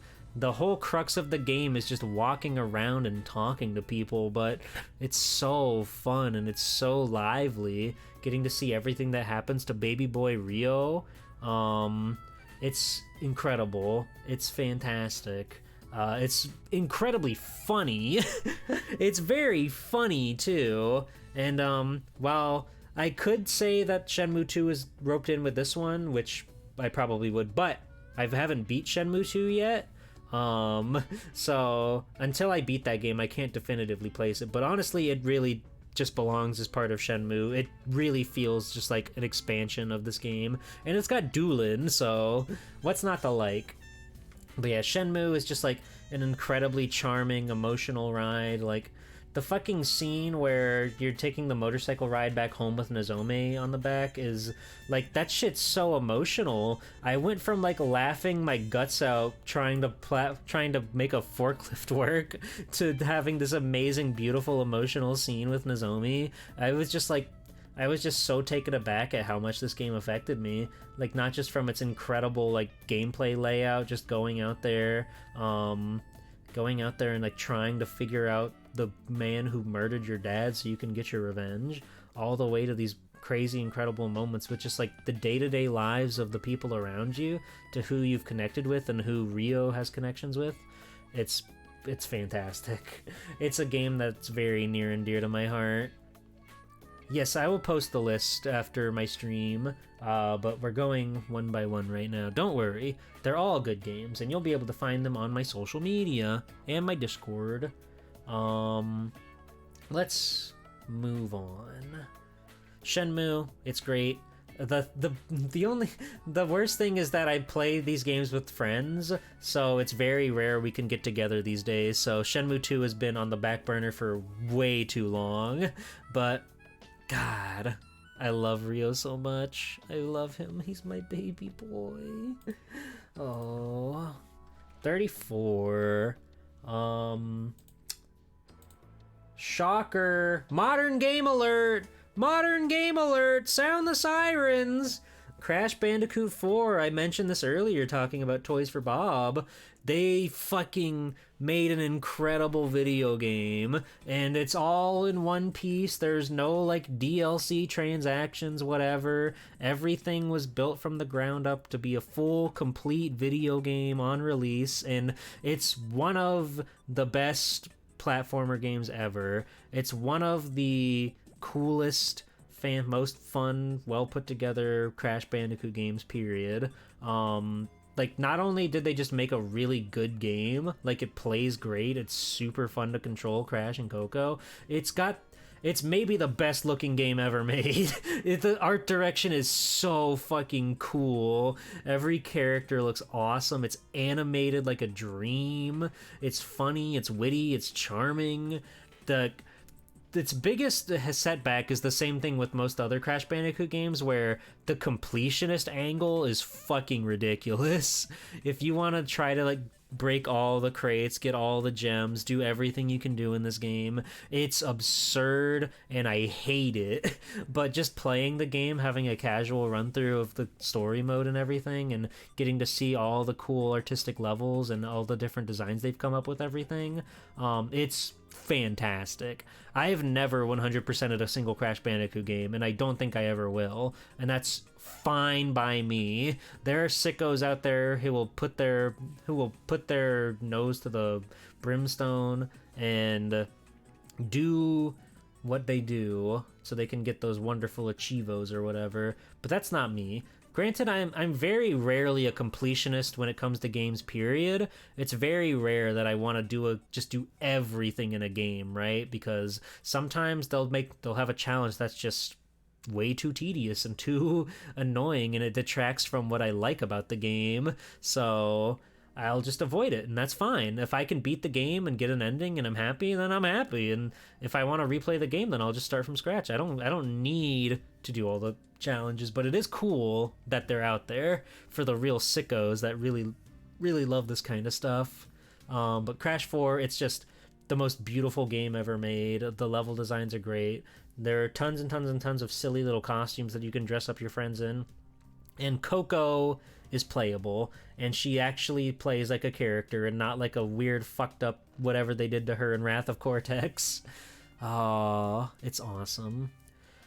Big fan. I love Crash so much. Did Soldado Robo come up? No.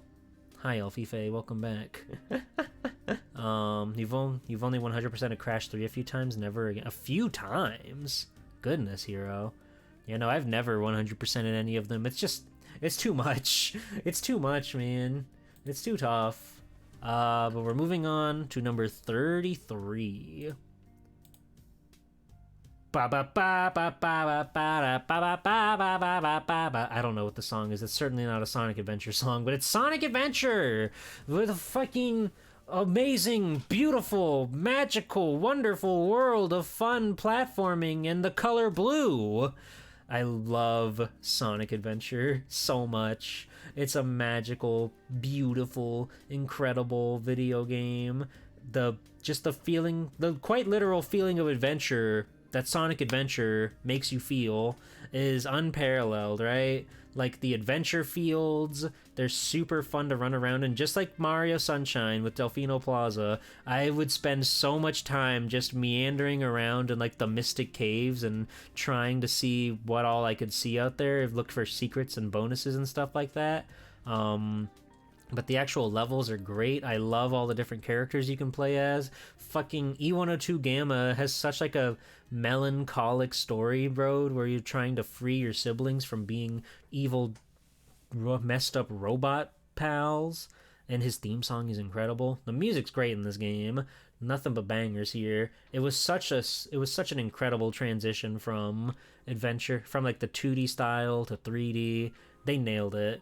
Adventure 2 is definitely up there for me as well, but like not having like the adventure field and just, there's something about it. While the story is great, it's super fun to be in the world of Crash Bandicoot, or Sonic Adventure 2 and Crash Bandicoot, but that's unrelated. To be in the world of Sonic Adventure 2 and just be along for the ride like an action movie, it's really fun and the levels are great and all, but there's just something that feeling of adventure just isn't quite the same. It's much more of like an action flick than an adventure sort of thing, but they're both great.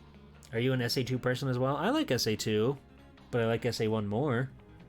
But it's just because this game just feels like, I don't know, more homey. Sonic Adventure 2 probably plays better, truth be told, but this one, it's got Big the Cat. You can fish. Checkmate. But it's just awesome. It just feels so awesome to be in the world. SA2 has the better Chow Garden for sure. SA2 has the light dash that actually works, which is fucking primo stuff. But this one just has like a vibe that resonates with me so much, and I really, really, really, really, really like it. It's incredible Sonic spirit. Froggy! Yeah, just like that. He's awesome. Number 32. Hold on, the gifts broke again. One second. I don't know why. I wish I knew why. I wish I had answers, you know? I really wish I had answers. We already saw Klonoa. We already talked about Klonoa. Klonoa was number 39. Okay, here we go. Number 32. There you go, Elfie Faye. There's Solano Robo. There it is. I was moved by this game. Like, I already liked Tail Concerto a lot, so this game had big shoes to fill.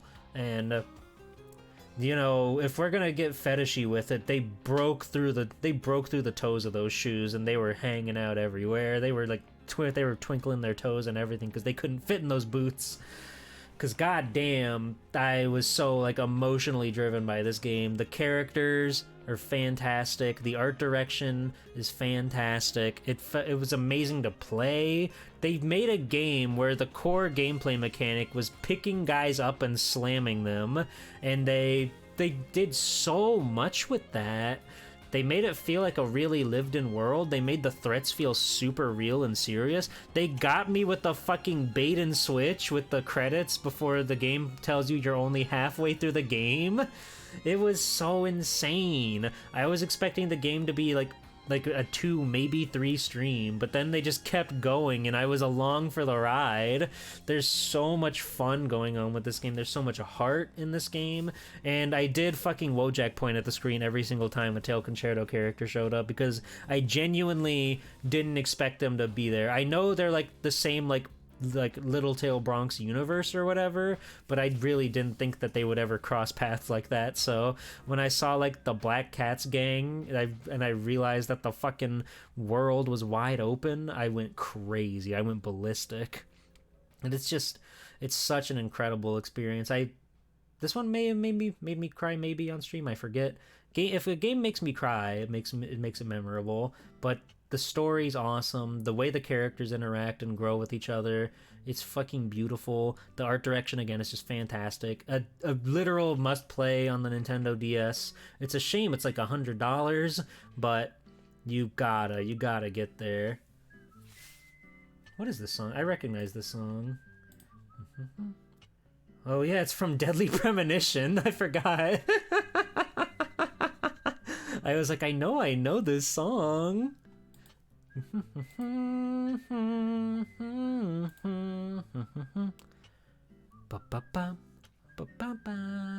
I can't whistle, I'm sorry, but it's a banger. I gotta play Deadly Premonition.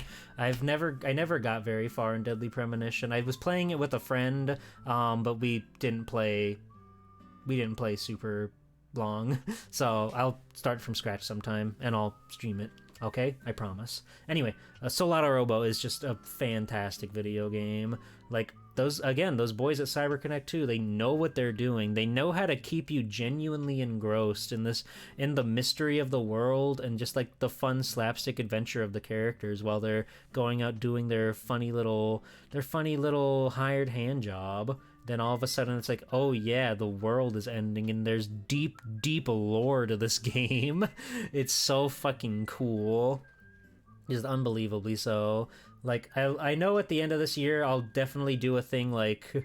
I'll definitely do a top games of the year that I've played, and I'm gonna tell you now, it's gonna be hard for me to play a game that tops this one.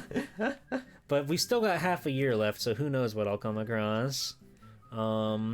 Yeah, I gotta get on Fuga. I bought Fuga 1 many moons ago, but I haven't started it yet. I played the demo months ago, and I really fell in love with it. This was before I played any of the Little Tail Bronx games, but now that I've beaten Tail Concerto and Soldado Robo, there's really nothing holding me back. I just have to make time to play it, because I really had fun with those funny little characters and the tragedies that befall them.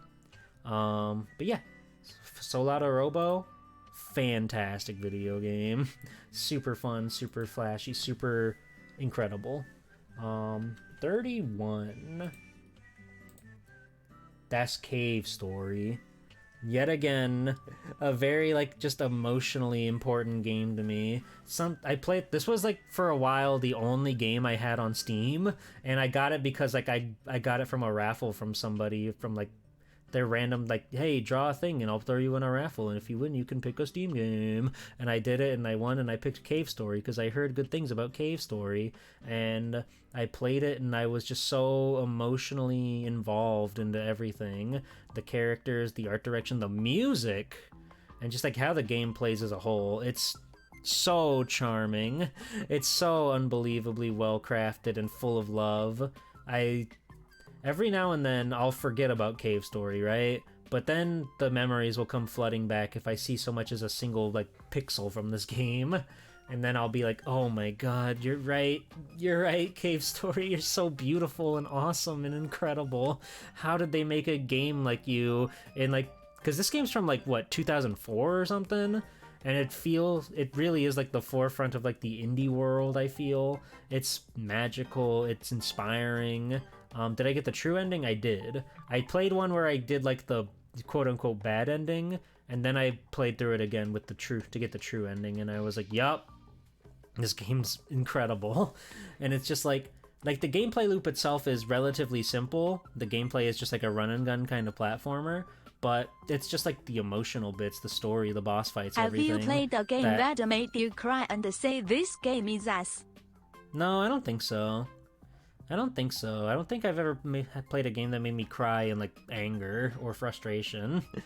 But I'll get back to you if I do. Cave Story though, it's just a beautiful thing. It made my heart feel like it opened up for the first time when I played it all those many years ago. and ever since I've been open to much more exciting emotional endeavors. So it's very near and dear to me, and it's great. Pixel art's great, gameplay's great, characters are great. You just feel like you're engrossed in that world and the tragedies that are befalling all those funny little guys. And it feels magical, and it's super, super, super cool. Let's go down to the bottom 30 now, y'all.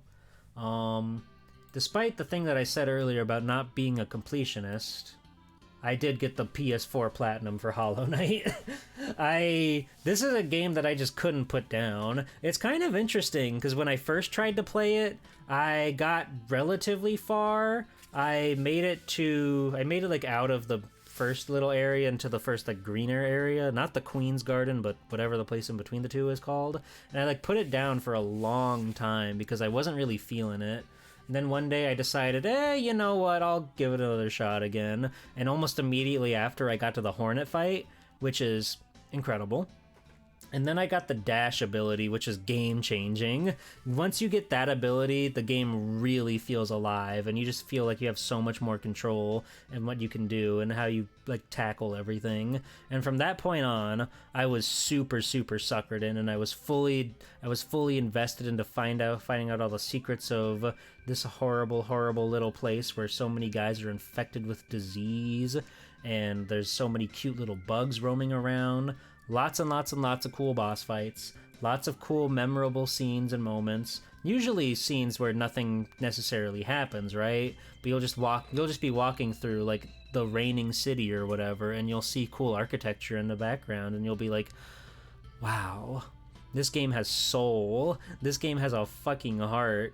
And yes, it is a game that I did everything you could do. I did all like the challenge stuff. I did the Path of Pain. I did all of the special arenas. I did all of the boss rush gauntlets, all of them, and it was worth it. It was worth the grind, because just feeling that feeling of completion, of having done literally everything, fighting every boss and like every hard moded like iteration, and then every hard mode iteration back to back in an insane deranged gauntlet. It was incredible. It was fantastic. It's the video game. I love it a lot. And it made sense for me to have Hollow Knight and Cave Story sort of next to each other as like the indie darling sweethearts of them all. Because they're just so prominent in my hearts of being these little games with great big senses of adventure behind them. And it's fantastic. If you've never played Hollow Knight, you know, there's a reason people go fucking crazy for Silksong updates. It's because this game is just really, really well put together. It's really charming and really fantastic. I don't know how Silksong is going to live up to the hype, but I'm confident that Team Cherry will make it through. This is apparently hometown from a game called Last Bible 3. Awesome. Bomberman Hero. That's a good game. That's a great soundtrack on that one. Let's see. Number 29. Number 29, gamers. That's Meta Crush. This is Mega Man X Command Mission. The primo #1 greatest turn-based RPG that you'll ever have the pleasure of playing. What's that? You haven't played it? Shame on you. Shame on you, because this game fucking rules. They made an incredible, amazing, magical... Yeah, it's a pretty good GIF, isn't it? They took the action-adventure game Mega Man X, despite all of Mr. Inafune's begs and pleading, and made an RPG out of it. And wait, hold on, what is that you're telling me? This game's good? This game's really good and has really fun gameplay mechanics and insane, incredible cel-shaded visuals? Huh. How about that? It's almost like the gripping narrative of the Mega Man X universe suits itself perfectly for a role-playing game such as this. It's fantastic. It's my RPG. It's the one that I think of when I think of like a turn-based RPG adventure game. And you know, obviously, me being a Mega Man X fan, I've already got like a pretty good entryway to try out this one. But, you know, Captain Cube and I streamed this game as a collab earlier this year, and this is a game that I grew up with, so it's very near and dear to my heart. And every single time that Cube said something was cool, or that Cube said something was like fun and inspirational and good, it just made my heart flutter because I knew I was vindicated in my beliefs. It wasn't just nostalgia that was holding this game up in my heart. It's genuinely just a good RPG with really cool characters, again, really cool art direction. Cinnamon is there, Marino, Massimo, Spider, all the new guys that they added to this game. They're really cool, and it's just a game that I really, really think is worth checking out for anybody, especially if you're a fan of Mega Man. There's no modern way to play this game, so you kind of just have to, you know, boot up Dolphin or whatever, or PS2, whichever you prefer. I don't really know which version's better, if there's really that much of a difference between the two, but Mega Man X Command Mission is a great game. There's secret optional bosses, there's secret items and weapons you can get, secret post-game bosses that are some of the most ridiculous, hard, insane boss fights ever put in video games, but it's awesome that they're there. And it's just like a really fun story all the way through, and making an RPG that's sort of level designed, it really works, I think. It sort of retains the magic of a Mega Man X style game, but adding in all of these RPG mechanics and everything. It's wonderful. The action trigger, the hyper modes, everything about this game I think just flows really nicely. They most definitely stole the turn order thing from Final Fantasy X, but I think that's okay. They're allowed to do that. I'll let it slide because it's awesome and it's really, really fun. And I can't get enough of it. Ninetales. You said it. Number 28. Classic alert. That's the freaking Mario. Super Mario World.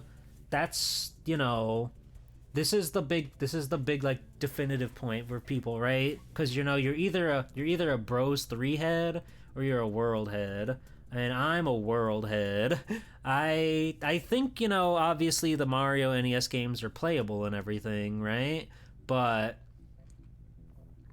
I think Mario World is just so infinitely charming and cool. Its art style, the color palettes they use and everything, it's beautiful to look at.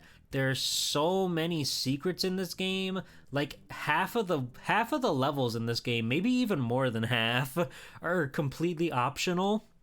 They're just like things that you have to find, look, hunting for secrets and stuff and items for everything. And that's really, really important to me as like somebody who likes that sort of thing in games. Like, I love getting to find little secrets and cubby holes and everything in a badass and cool video game. So this game just being full of that stuff, it's incredible. I did play it when I was younger, yes. So that's definitely why it's like a nostalgic game for me, of course. But I still think that this game holds up great. It plays great, and again, just like the way you can go about it, like if you really just want to beat it super fast, you just do Yoshi's Island and then you just go find the Star Road right away, and then you go beat Bowser. Or you can engage with the game and find the other like 80 levels that you can play, and it's just like really fun to go into these giant levels and explore them and try to find like what pipe will take you to a secret area or where this hidden key block is to find their way into a secret realm. It's crazy. When I found out one day, like many years later, that if the stage on the map is red, that means it has alternate exits. That blew me away, because somehow that never clicked with me as a kid. I never questioned why some of the spots are yellow and some of them are red, but lo and behold, there's a reason for it. And then you find out like all the different Switch Palaces, all the fortress bosses with fucking Reznor. Reznor is just 4 Triceratops on a spinning wheel with his name on it, but it's fucking awesome. I love that stuff. I love when Mario has like alternative bosses, right? Because, you know, you look at like Mario 3 and then like New Super Mario Bros. Well, not New Super Mario. New Super Mario Bros. Wii, I guess. the only guys you're fighting are like the Koopa kids and stuff, right? But Mario World has like Reznor in it, and there's the weird boss with the King Boo. New Super Mario Bros. On DS has a myriad of special bosses, which I think is very, very, very good, and they should be doing more like that. Because I just, it's awesome that the Koopa kids are there, and they make sense to be there, but I crave the variety, kind of like how I was talking about with Mario Land. Like, even though the bosses in that game are not at all like a challenge or anything, you generally just run under them. It's still really cool that there are multiple guys versus Mario Brothers just having Bowser at the end of every area. It's wonderful, and I love that. I love it. Variety is the spice of life. Playing with the cape is really fun. Yoshi is awesome. Getting to Star World and finding the Yoshis with the different colors for the special properties, that shit just like explodes your brain when you're a tiny tot, and it's truly magical. And it's a game that'll always live in my heart. Let's move on to number 27. And if you are an NES Mario 3 head, then my hat's off to you, but I'll always be a world gamer. Bada bing, bada boom! Maybe the prettiest video game that Pixels have ever graced. Mega Man 8. As far as like the classic Mega Man games go, no subtitle, no prefix, no nothing. Mega Man 8 is my favorite of the classic series, and it's like by far do I enjoy this game more than 5 and 6 and 7 and the others. But it's just such a beautiful game. The bosses are incredibly interesting and cool and unique. I love it a lot. It's got anime cutscenes like Mega Man X4 that are insanely hilarious. It's got the Mega Ball. If you play this one, I have played the Sega Saturn version for, and you get to fight bonus bosses like Cutman and Woodman for some reason.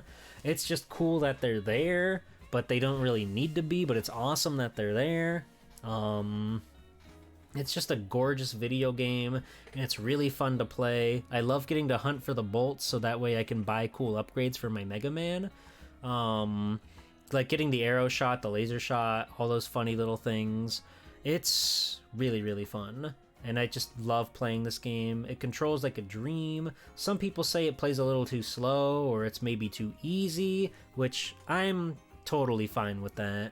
I think it's awesome that a video game will just do its own thing, and I think that they were geniuses for making the game so pretty and so smart and so badass. Yeah, Wily with the cape is kind of insane. Duo was an incredible addition to the cast. I love Duo a lot.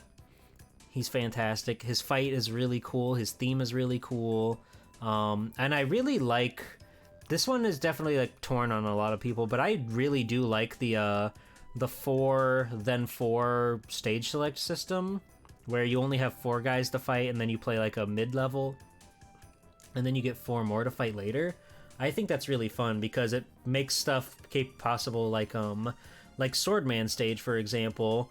You literally can't do that in like a stage select format unless you have all those weapons prior. So making a level that is designed around using the different weapons that you've already acquired, which the game knows you have to have, and then making a level designed around that, it's really fun. It's really nice and unique and cool. And it lets them like beef up the difficulty a little bit too. So there are many big perks for going for the 4v4 route versus the standard 8 guys all at once, which, don't get me wrong, that's great too. But I love just like the silly little narrative stuff that 7 and 8 do, where you fight 4 guys and then you get a silly little midway stage. It's just fun. But those are also the only games that have opening stages too, so I just like that stuff. I just like the fun little like opening and midway stages. And then you get to snowboard, and snowboarding's badass. Mega Man 8, you're my favorite. Classic Mega Man game, let's get that straight. But it's great, it's wonderful. I can't get enough of it. But that's really it. Jump! And it's got jump, jump, slide, slide. Slide, slide. Let's see, number 26. Definitely, well, besides some other Mega Man games that we'll talk about in a bit, this was like my other most rented game as a kid by far. This is Sparkster for Super Nintendo. Much like his predecessor, Rocket Knight Adventures, you play as the titular Rocket Knight, except now he's got a cool badass tuft of hair coming out from his goggles, and the style is just so pretty and beautiful and charming. The gameplay is great, the level design's great. You feel so fast in this game when you're using your rocket pack. I love it a lot. I love the art direction. I love the sound effects. It feels like a dream to play. It's so quirky and strange and bizarre. And while Rocket Knight Adventures has like its own more cartoonish charm, which I quite value, this is just like the ideal Rocket Knight for me. You can't beat this style. You can't beat how swagged up he looks with his cool anime tuft and his shiny armor. Hello, Hyena. Welcome in. Thank you. We're going through our top 100 games of all time, and Sparkster is a very important Super Nintendo game for me. It's a game that I've played through time and time again. When I first learned about emulation, this was one of the first games I ever tried to play on it, and I would just play this game over and over again on a fucking keyboard because I was just so enthralled and excited at the fact that these games were just quite literally at your fingertips. And this was a game that I never owned, but it was a rental, so being able to finally experience it again after so many years, that rental store had like closed up shop a long time ago, and even if they weren't, I doubt they would have kept Super Nintendo games on their shelf for that long. So being able to play this game again after so many years was like, it was just like a whoa moment, being able to enjoy it again. Yeah, it's another game that's just super special to me, and while Rocket Knight Adventures is great, this game just has a chokehold on me with nostalgia and vibrance and fun that just can't be beat in my eyes. Womant. Yeah, I still gotta play Sparkster on Mega Drive. I gotta give that one a shot. I owe it its due diligence or whatever. But yeah, Sparkster's fantastic. One of my favorites. One of the best Super Nintendo games out there. It's incredible. We're hitting the top 25 now, gamers. We've been yapping for 6 hours now, but we still got a long way to go. So let's just knuckle down and get to it. 25. This is all of them, really. It's hard for me to separate all of the Kingdom Hearts games, because again, like Tony Hawk, like Klonoa, even though these games feature many different gameplay mechanics, different styles and everything, Kingdom Hearts is just like in this one spot, quite literally in my Kingdom Heart. And it's just like a magical experience from someone who A, never really watched anything Disney, and B, never really played any Final Fantasy.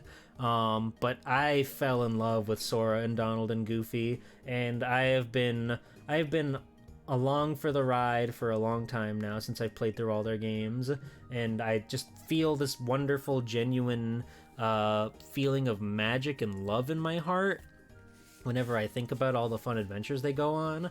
And Kingdom Hearts 4, it's coming. I don't know what they're gonna do with that game, and at this point I don't care. I'm along for the ride. I know no matter what, no matter how stupid and convoluted the plot gets, because that's sort of the norm for Kingdom Hearts, I'm gonna enjoy it. I just know that it's gonna be a fun, stupid, silly, wacky time all the way through. So yeah, Kingdom Hearts, just from 1 on the PS2 all the way up to fucking Melodies of Memory on the fucking Switch, the rhythm game. They're all super, super fun and lively and just fill my heart with such emotions. I love the characters. Like, when you start up 2 and you get to play as Roxas and go through all the Twilight Town stuff with his friends, and then that's just like a cold open to the actual game. It's like, god damn, you guys are cooking. You guys are going crazy. I don't know how you managed to do it, but you did it, and it was truly incredible. Kairi's inside me? Whoa, that's really cool. But yeah, it's awesome. I love the spirit of friendship. Birth by Sleep is my favorite too, to be honest. If I had to pick a favorite from all of them, I do like Birth by Sleep. I love Aqua, Terra Ventus.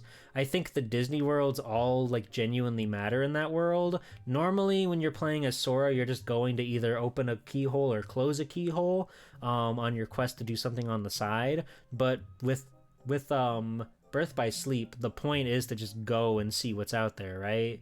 Like, that's the whole reason Ventus leaves, so he can just see the world or whatever. And it's really magical and cool, and I think that nets at a lot of points. And also just, like, the gameplay loop is really fun. I like the command window stuff. I like getting to make your big list of spells and sort of, like, channel them out one after the other. It's good. Kingdom Hearts, it's good. You heard it here first. It's good.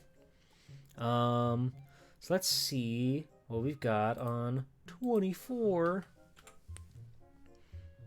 Oh, it's a good one. It's a good one, you guys.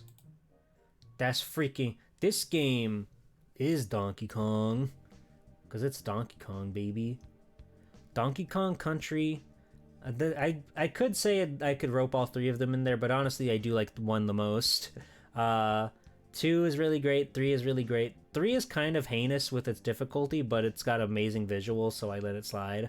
But the first one is my favorite. Donkey Kong Country 1 is just so, like, good and strong and solid, and they made a super banger 3D 2D platformer game. I love the visual aesthetic of it. I love how the trees look like they're made of plastic. It's just such a distinct style that's really charming, and the game is a whole lot of fun. Hi Tenchi, welcome in. Donkey Kong is a very important man to me, and I love his wonderful platforming adventures that he goes on with his awesome nephew Diddy Kong.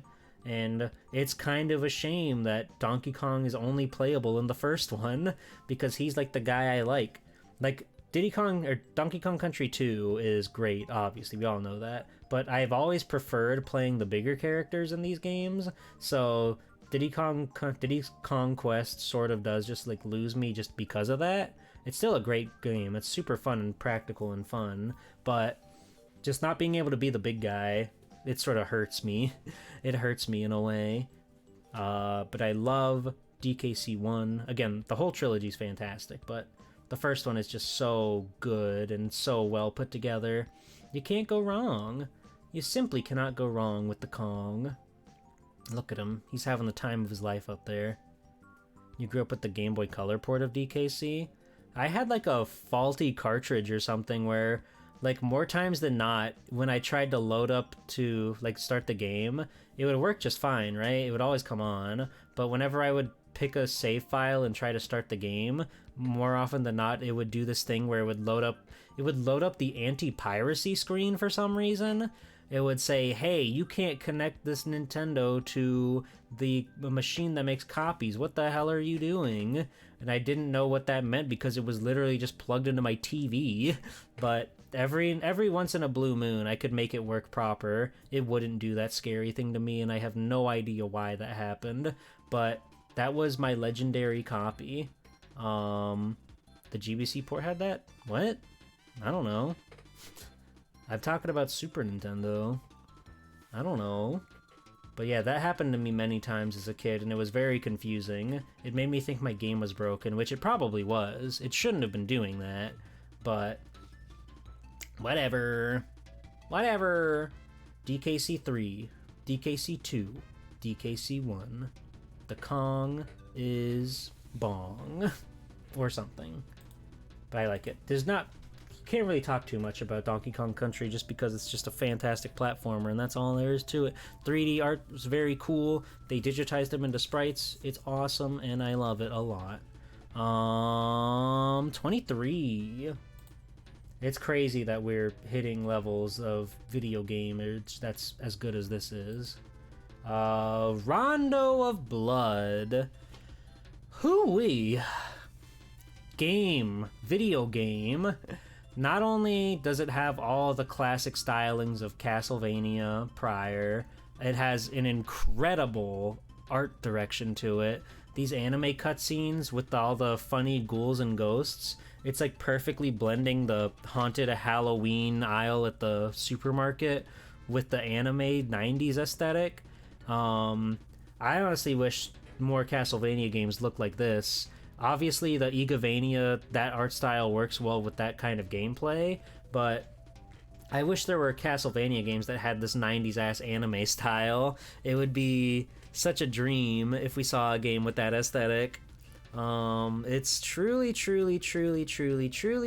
incredible. Rondo of Blood, it plays great, it sounds great, it's just such primo platforming there. Some of the bosses are pretty tough. They're pretty rat bastards, but it's a really fun game to overcome and topple. Hi Juan! Yeah, you missed a lot. You missed a lot of the stream. You gotta get caught up. You gotta start watching it like triple speed while also keeping this tab open, so that way you can stay up to date and also catch up on the past. But hello, how are you? Rondo's just great, and the fact that they added Maria Renard to, which really turns the game on its head. Playing as Maria is basically playing a different game. She's so different. She's like a glass cannon where she can do a lot of damage and has a lot of fun spells with her animals, but also she's dead in like 3 hits in that game, so it's a real beast. Richter is just a super solid, strong character. I have tried Dracula X. It's fine, but it's not as good. It definitely is lacking in the soundtrack department, and it feels sort of weird that it exists, but I like it well enough. It's sort of like the Mega Man and bass of its era. I have not played the PSP one, though. The 3D graphics don't exactly entice me to do it, because this game is one of the prettiest games ever made, right? And I know it's got some slight differences, kind of like how Mega Man X has Maverick Hunter X, where there are a few things that they changed up for one reason or another, and that is fun and cool. I admire when a quote-unquote remake actually does something different, because it makes it more meaningful to actually play the game. Like, not to get on a tangent too much, but the way Resident Evil 2 is a completely different game from Resident Evil 2, that's fucking genius. Why aren't more people doing that? I want a new experience, even if it means like with the same like story or beats or whatever.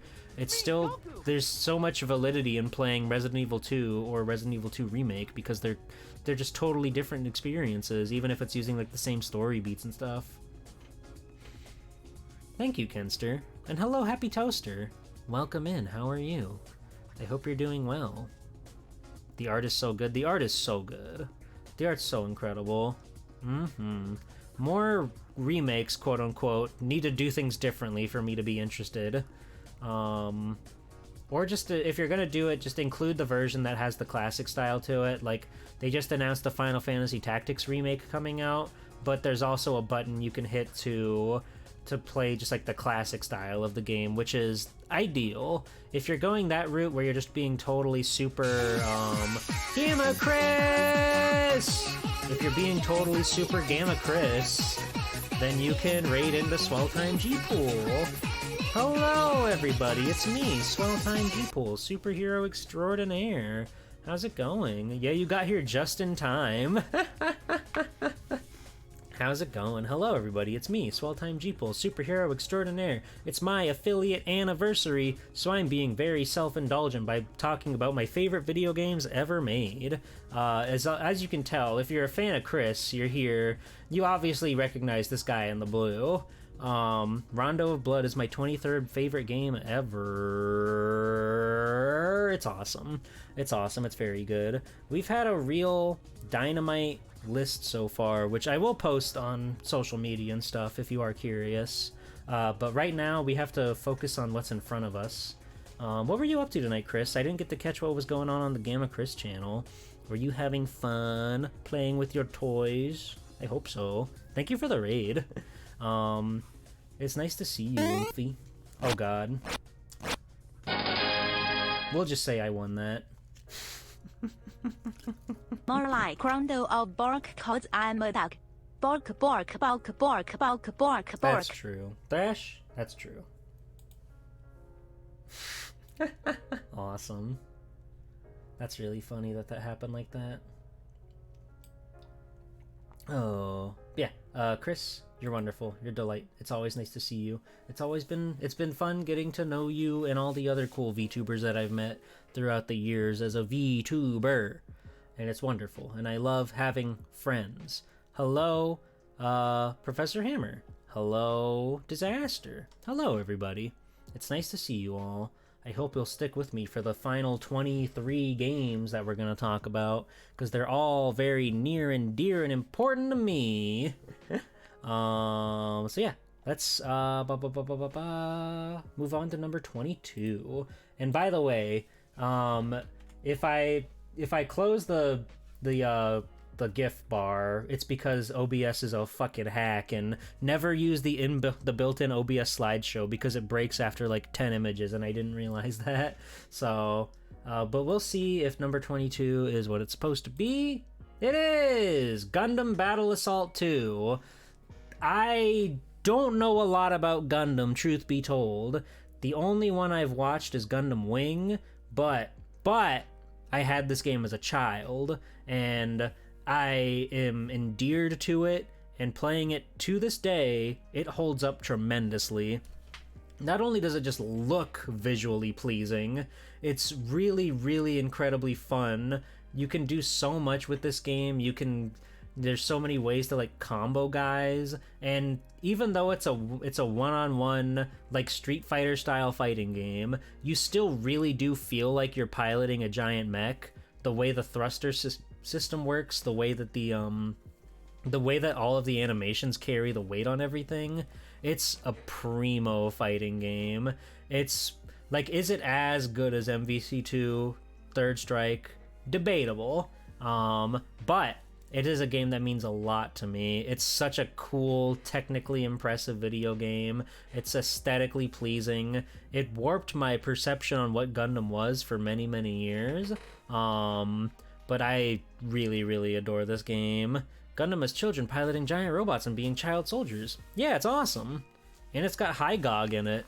And it's got Big Zam in it. And Nuzil. And the Nuzil. I don't know how to pronounce his name. But yeah, it's just a game that I really, really adore. I hear that really Mr. like. Taco Fellow is a big Mac fan. Maybe Okay. you can learn more from him. Maybe. Like, I feel kind of weird because I think giant robots are cool, right? But I've never really felt too like invested in watching the shows or whatever. I don't know why that is, but I guess I would just rather watch a cute anime girl or something, maybe. I don't know. That being said, G-Cux seems pretty cool. Seems pretty fun. Seems pretty sick. They lack Digimon. That's true. You know, I watched it as a kid, but I really couldn't tell you too much of what actually happens. So I've been meaning to give it a rewatch at some point. When that'll happen, who's to say? Yeah, Adam Admar invited me to join the Battle Assault 2 tournament that he held because I am one of the freaks that I'm always talking about this game. But I love it. I love playing it. I love that I got to make a cool team with Hazel and Soleil to kick butt, even though they didn't know much about this game at all. It was just fun to get to hang out with them and rock it and kick butt and win. You need to do a G Gundam watch along in my server? Maybe. Crunchyroll doesn't have the dub, which made me upset. I was gonna like sit down and watch it one day, and I saw they only had the sub version, and I want to watch the one that I remember, because I think, you know, Gundam Wings dub is pretty good, and I would imagine that I would like the G Gundam dub still. I mean, I love them in this game. I love hearing Domon Cashew fucking shout his lungs out. He's the voice actor for Mega Man X in modern Mega Man X games. Can you believe it? And he's a genius. He sounds perfect as him. It's on Internet Archive. I believe you. I'm sure it's out there. It was just a day where I was like, I wanted to watch it on my TV, and I was like, all right, let's check this out. And they only had the subtitle version for some reason, so I didn't. But I'm sure it's readily available like every other piece of media online. But yeah, Gundam Battle Assault 2, it's just such a charming game for me, and it's a game that I spent hours and hours and hours in as a kid.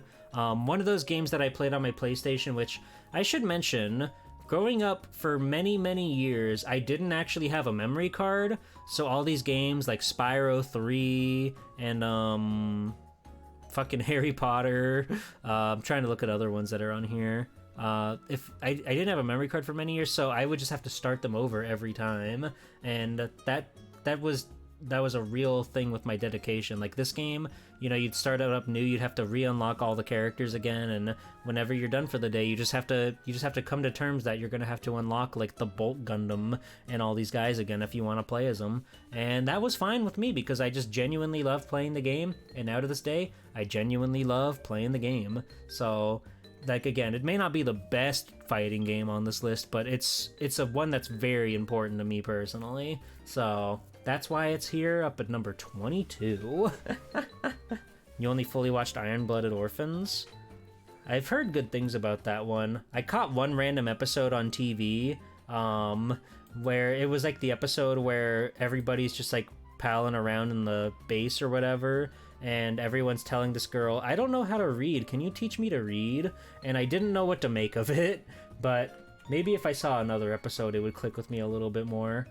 We're gonna move on to number 21, which is Oracle of Ages. While Oracle of Seasons is also a fantastic Zelda Game Boy Color adventure game, Oracle of Ages is the one that stuck with me personally. Something about being in the world, something about the characters, Nehru and Ralph and the Queen, it just clicked with me in such a magical way. Like I love A Link to the Past, right? I love that game, I adore that game, it's a dream, it's fantastic. But it lacked the sort of like emotional connection that I felt playing Oracle of Ages, and that's really the main reason why this one is higher on the list than A Link to the Past. I think that Oracle of Ages is just such a magical experience into the great big beautiful world of Termina? I forget the name of the world in this one, but just being in there again, I love the Game Boy Color palette. Like Pokemon Crystal looks beautiful, this game looks beautiful. It just looks amazing. The time travel mechanic is really fun, being able to go back from the past to the present, the back to the past, the present, the back to the past to the present. It's really a dream to play, and while it's definitely simpler than A Link to the Past with its mechanics and everything, being, you know, stuck down with only 2 buttons, they just made a game that was like truly amazing. And the little cutscenes, as sparse as they are, you get these little cutscenes with like actual drawings of the characters. It's the best art style for Zelda, bar none. I love the way that they draw Link. I love the way that they draw all the characters in those tiny little cutscenes. It's just like the ideal peak Zelda style for me. So while mechanically this one may be simpler than A Link to the Past, this game just oozes style, and again, there's this strange emotional connection that I have with this one, like going back from the past to the present and talking with all the different guys and seeing how your actions interact with them and everything like that. It's a magical experience that just truly can't be replaced in my heart. It's beautiful, and I like it a lot. And my freaking mom threw out my box and manual I had for this game when I was a kid, and I'll never let her live that down. It was a pretty banged up box. I got it from a flea market, but it was still cool and charming and magical. And now if I ever wanted to replace that one, like granted I would probably just go for like a repro box because cardboard is way too expensive, but it would be way too expensive for me to replace that because it's ridiculous. But it was just one of those things that I had as a kid that I loved and cherished, and it's magical. It's wonderful. And it's my favorite Zelda game by far. Alright. Top 20 gamers. This is huge. This one is another relatively recent one. This is another one I didn't think would get so high on the list, but I just kept thinking back to it, the memories I made on it, and it's just hard to deprive it from the spot. So number 20 is okay. Well, hold on. The fucking GIF broke. Never use the built-in fucking GIF machine in OBS. Make your own GIF slideshow somewhere, because you're going to be torn apart at the seams, okay? Okay. Number 20, for real. Soldado Robo's great, but it's not number 20. Number 20 is Chrono Trigger. I played this game with coveted baby sweet little angel, ._level, and it made for such a magical experience. I've talked about this a lot whenever I bring up RPGs. I don't really like to play them solo. I just think it's hard to like stream one of those and keep the vibe fun and interesting and cool. And B, I feel like I get more out of an RPG personally if I get to sit there and enjoy it with somebody who either really knows the game and really loves the game and knows how to hype up the cool moments, or B, is just as excited to see it for the first time as I am. But it's just like Symphony of the Night. This game is as good as everybody says it is. The storytelling, by far the best use of time travel in a narrative I've ever seen. Like the way they actually are mindful of that shit, and the way they actually like bring things together to make the timelines like really add up and work and everything. On top of it being just an incredibly gorgeous video game with a really fun combat system and really unique, charming environments all throughout the timeline. It's hard to beat. And I've set the standards very high for my enjoyment of RPGs by playing this one before so many other core RPG experiences. That guy's going to town in my ear. Did you hear that? Is this Parappa? It is. I thought it so. It's weird hearing an instrumental Parappa song, but they still had the man come in. Ain't that cool? Anyway, Chrono Trigger, like as I said, it's the game as good as everybody says it is, and rightfully so. They put so much time and effort and soul in it. The culmination of Square and Enix. It's really quite something. And the pixel art's fantastic. And then you go and look at the character art and you see that it's all Toriyama goodness. You're like, oh my god, yeah, you fucking knocked it out of the park, buddy. You knocked it out of the park. SMRPG, Pokemon Red, and Chrono Trigger. Every time I think of RPGs, I always forget that Pokemon is an RPG, even though by all definition of the world, Pokemon is an RPG, but it just doesn't come to mind, because it's Pokemon to me. Its game type is Pokemon. It's not RPG, it's the Pokemon game type. You're either a Pokemon game or an RPG game, but whenever I think of RPG, I do think of stuff like Chrono Trigger or Final Fantasy or whatever. Yeah, you get a frog in your party, and a robot, and a fucking crazy, awesome feral cave girl. She hits like a fucking truck, and it's amazing. It's beautiful. I love how many bosses are in the game. I love how much variety there is with the combat and the cross moves and everything. I got the Wolf Lobe sword on my playthrough. That was fucking crazy. It was really a magical moment for me, and I loved getting to share that with Dot. It was super cool, and those memories often come back from time to time. The music, I'll pull up the End of Time song like regularly. It's so good. The score as a whole is just magical. They were really pushing the Super Nintendo to its limits with this one, and it shows. It's incredible. It's like the RPG when people think of RPG. And it's amazing. It's beautiful. I know Chrono Cross has nothing to do with this game, like, in the slightest, but I am kind of curious about Chrono Cross just as a video game. So maybe one day we'll try that one out. The screen grab is from the scene with Luca, very much a scene that still stands out to you. Oh yeah. Yeah, the writing in this game is truly outstanding. Every character is just like surprisingly fleshed out and feels like real and fun and cool. And you know, if you look down at my Twitch bio, it's still the thing from this game, because you know, we do the thing as you do when you stream an RPG. You name the characters either yourself or something funny, or your friend or whatever. But the Chrono Trigger will always have like a part in the stream history, if only for my awesome Twitch bio. But we have to move on now. There are other games that demand our attention. So we do number 19. A game that melted my heart in many such ways. The very first time I felt emotion in my life, it was playing Super Mario Galaxy. It's something about this game's aura. Its magical adventures through space. The orchestral symphony that they have doing the soundtrack for this game, the Comet Observatory, the almost like melancholic spirit that you get talking with Rosalina, and of course the level design is just really fun. It's the first time that they did 3D Mario with a more of a course clear style instead of the goal-oriented gameplay from 64 and Sunshine, but I think that really worked given the new Wii motion controls and everything like that. I think that design worked really well.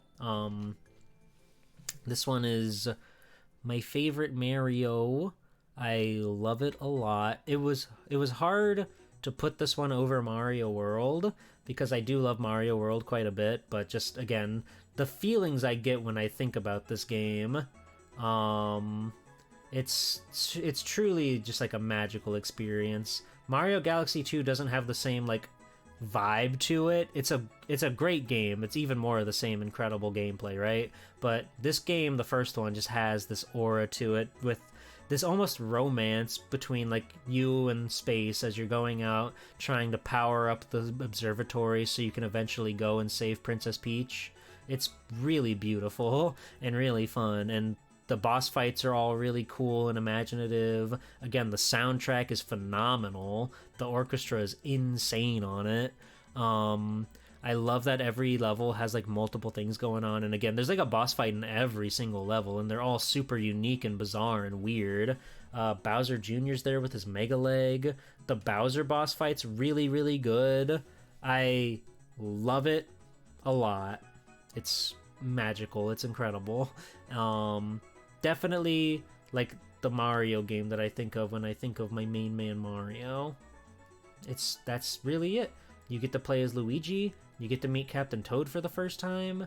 Yeah, I don't really have too much else to say on this game other than it's just like a game that has an aura that I just can't really match with like Sunshine or 64 or Odyssey.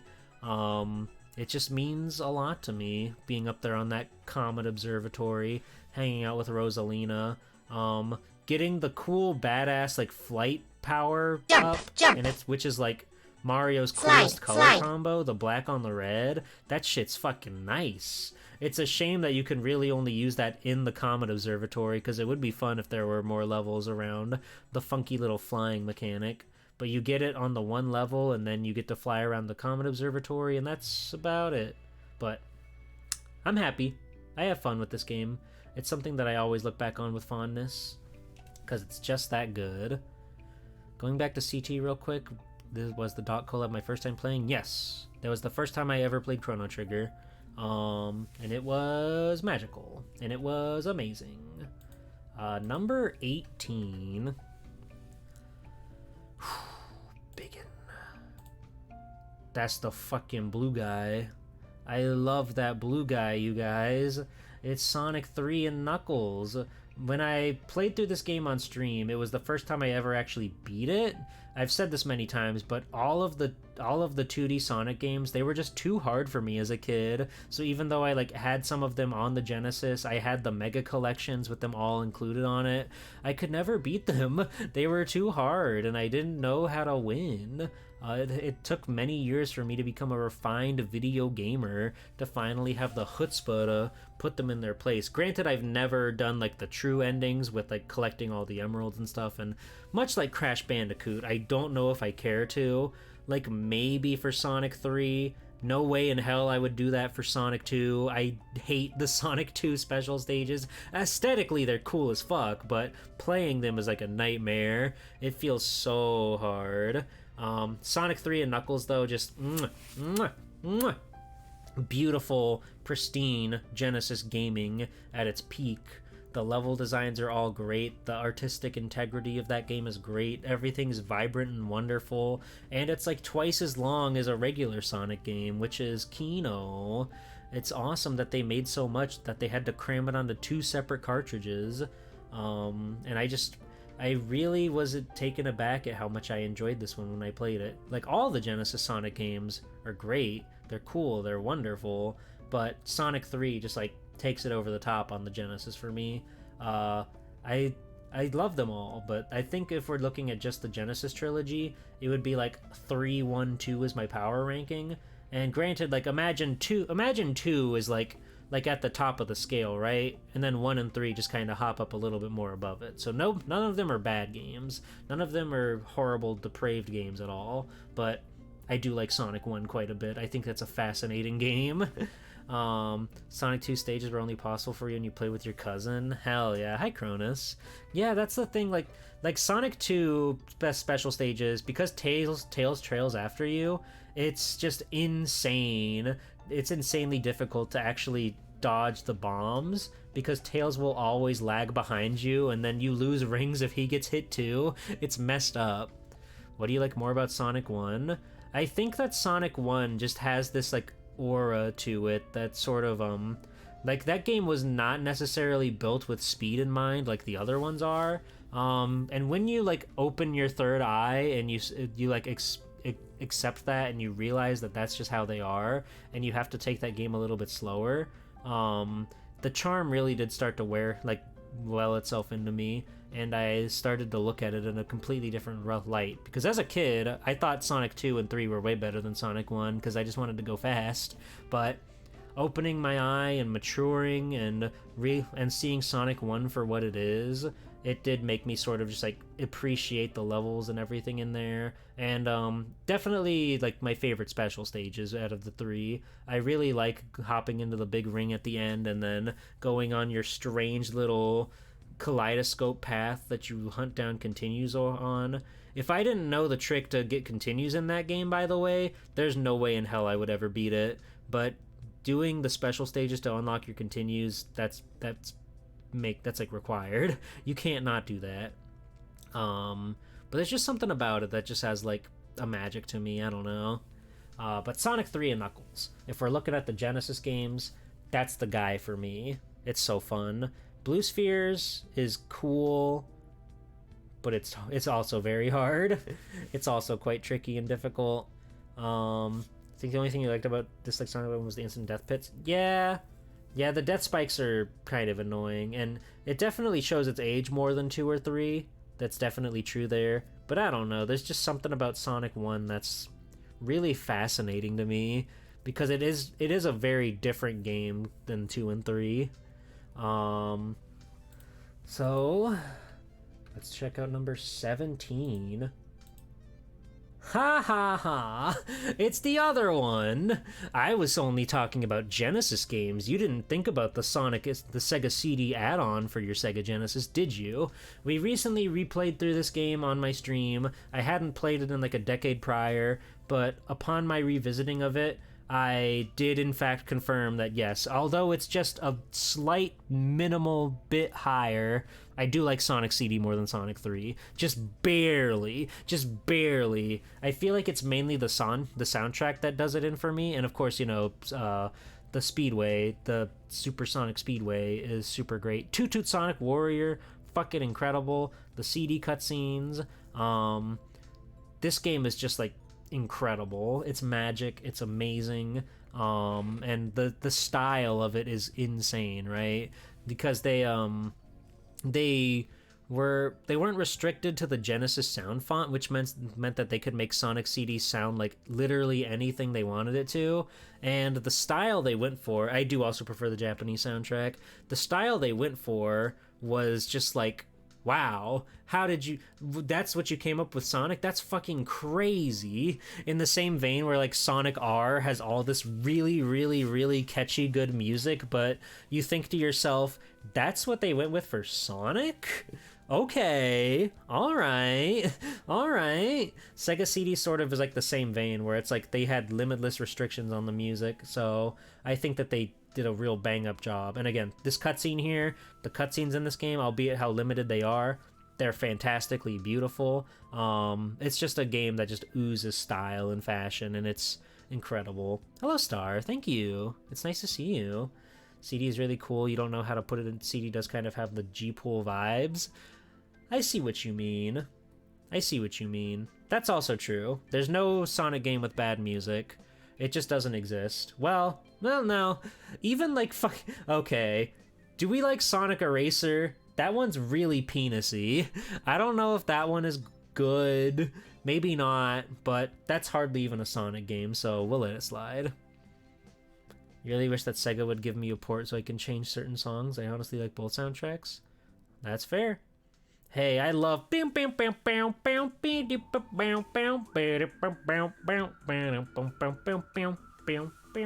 on, we're gonna put it on. We're gonna listen to that.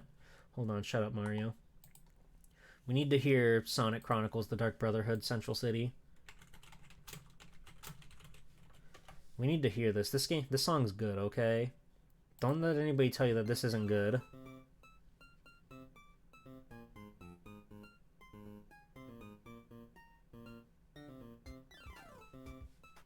I don't know, I think it's kind of catchy. But I do have a weird relationship with Sonic Chronicles. I played that game in middle school, which is like the weakest, most vulnerable time for a human being to play a Sonic game. So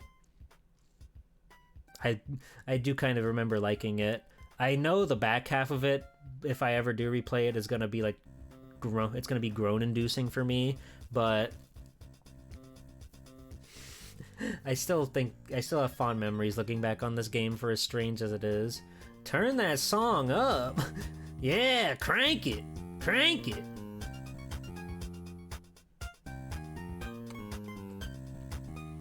Yeah, I don't know, this is kind of fire.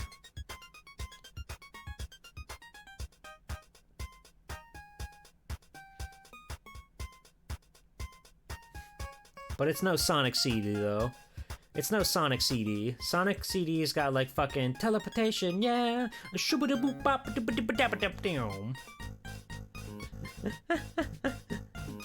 Yeah, there was a lot of tension with Sega, because there was a lot of weird, like, Ken Penders owns this, and you don't own that, even though it's like, how did you do that? How did they work out? It's crazy, because, like, that court case is like huge for artists and everything, right? But it's unfortunate that it was won by like one of the biggest, most heinous men in all of like the art industry. It's a real bummer, huh? But yeah, the guy that made Titan Tales won that court case, and that pisses me off. That's a court case that should have been won, but not by him.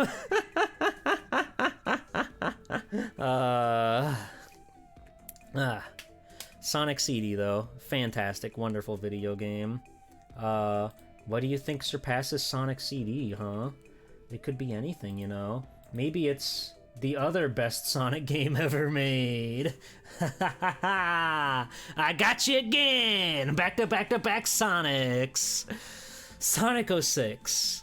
Much like Crash Twinsanity, this game has a lot of flaws, right? Everybody knows that. It's broken, it was unfinished. I don't know how it got there, but this game really, really endeared itself to me. I love the character interactions between Sonic and Elise, and Silver and Amy, and really everybody that has a character interaction with each other. Knuckles or Shadow and Silver, Knuckles and his friends, Tails and Sonic. Eggman is being heinous and evil as usual. I do kind of like the fucked up, gross, disgusting Eggman in this game. Something about him just like is charming to me, and I don't know why. I don't know why I care about this game so much. But it's wonderful. It's magical. I love playing it. I think it's really fun to run through the levels of Sonic. And I really like playing it as Silver. Honestly, Shadow is the weakest one for me, which is a shame because Mephiles is really cool, and I like a lot of the fights and stuff that Shadow goes through, but just in general, him having like the combo system thing he does means that he naturally gets more enemies that take more hits to kill, and it's a little like, come on, let's just go. Sonic can just like one-tap these guys, it's fine, right? But I think this game gets too much hate, all things considered. To be completely honest, I think that this game is a genius game. I love when Sonic is hanging out with real-ass humans. Like, again, Adventure does it, this game does it, Shadow the Hedgehog does it. So why is it so bad? Why does Eggman have to be the only human in the world, right? I think it's fun when they go crazy with it and they sort of blur the line on different video games, or like what Sonic can be, right? Because you look at a game like Sonic Forces, which is like the modernized Sonic world where everything is a Mobian except for Dr. Eggman, and that could be fun, but there's just that game is just boring. That game is like not even bad, it's just boring. Whereas this game has so much to talk about, so much to say, whether it's good or bad. It's at least getting a reaction out of you, and I think that's very important to keep in mind. It's a game that's like affecting you, right? It's giving you a disease when you're playing in the dusty desert and you have to use Silver's abilities to play pool. It's righteous. Only now is Sonic beginning to recover from its safe era? Yeah, I think Shadow Generations is fucking incredible. That game was so fun, and even Sonic Frontiers, I had a lot of fun with that one. But Shadow Generations just blew me away. I was so excited to play a game that made me hit like 6 different buttons. It was cool seeing Mephiles in Shadow Generations. Like, I knew they were gonna put him in there because Shadow fights like 3 guys in the entirety of Sonic, right? So it's like, yeah, they have to have him in there. They can't talk about Shadow's big bads and not include Mephiles. It is really funny that because Sonic 06 never happened because fucking timeline shenanigans, Shadow doesn't even know who he is, but he still beats his ass anyway. It's so funny. It's good. I like that game a lot, and I like this game a lot. Sonic 06. Genuinely overlooked, hated on for too many wrong reasons. And again, granted, it's busted and broken in a lot of places, and those are genuine faults, right? They just did not finish this game. They put it out in way too much of a buggy state, but even so, it endeared itself to me, and it really is the tried and true like favorite Sonic game of mine. Maybe one day it'll come around to be replaced by another game. Like if there's a Shadow Generations kind of game that's like fully realized, like a full-on expansive big adventure, perhaps. But this game is just near and dear to my heart, and I played it in middle school for the first time. Sure it does, Mr. Taco, but I don't want to play that. I want to play the game as it is. All the people that think this game is wrong, they're wrong. That's not true, but I like this game how it is. I don't know if I'll ever play Project 06. Maybe just as like a compare and contrast thing, but I like playing this game where it's fucked up. Hey Abby, how's it going, girly pop? I hope you're doing well. We're going through my top 100, and we're about to hit number 15, the Burger King foot lettuce of Swell Time G-Pool. This one's a banger. Without a doubt, the best game on the Game Boy Advance, Mega Man 02. It's the game of all time. 01, 02, 03, 04, they're all great, right? 02, I think, is by far my favorite one. 03 is very, very close second, but 02 just holds the spot in my heart. I love the gameplay mechanics in this one. I love the level design. I love the chain rod that you get. El Piso is sick as hell. It's such an improvement on 01, and granted, I really, really like 01. I think it's interesting how experimental that game is with the Mega Man formula, but 02 really reined it back in and just sort of like brought it back to normalcy, which I think was an improvement overall. Again, I think 01 is very cool for doing a lot of different stuff, but the formula is just too good. The soundtracks, yes. The music's really good in all of these games. Every game has a banger or 2 or 3 or 4 in it. But Zero 2 is just the one that always stands out to me. Just the overall level design, the Maverick designs, the storytelling arcs.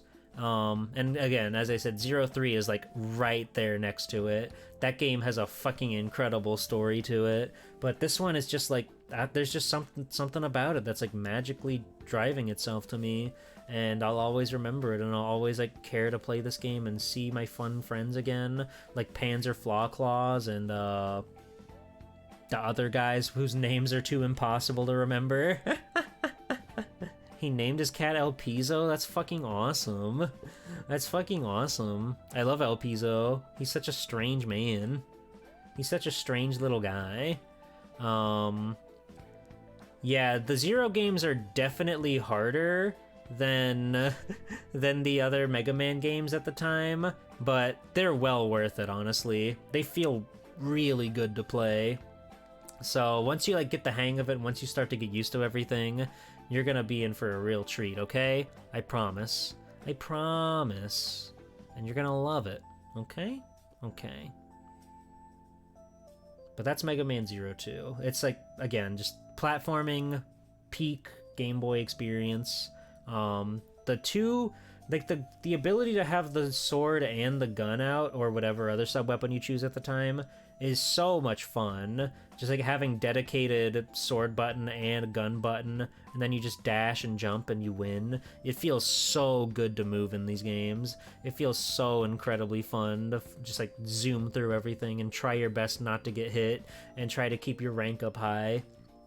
It's just, they're just peak primo games, and I don't have anything else to say other than they're just being the best.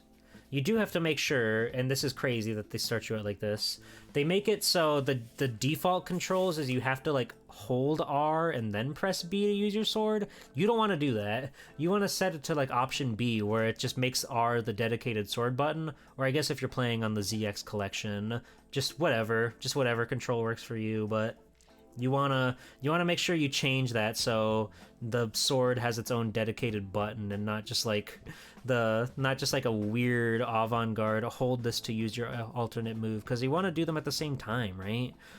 So I don't know why that's the default in every game, but it's good. I like Mega Man Zero a lot.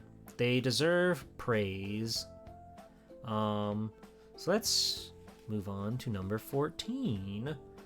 A real banger. It almost hurt me to put this one not in the top 10, but just like looking back on it and comparing it to the other games, it's just like it can't go any higher, as much as I truly love this next game.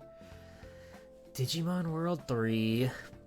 It is a beautiful game. It is an incredibly lengthy RPG.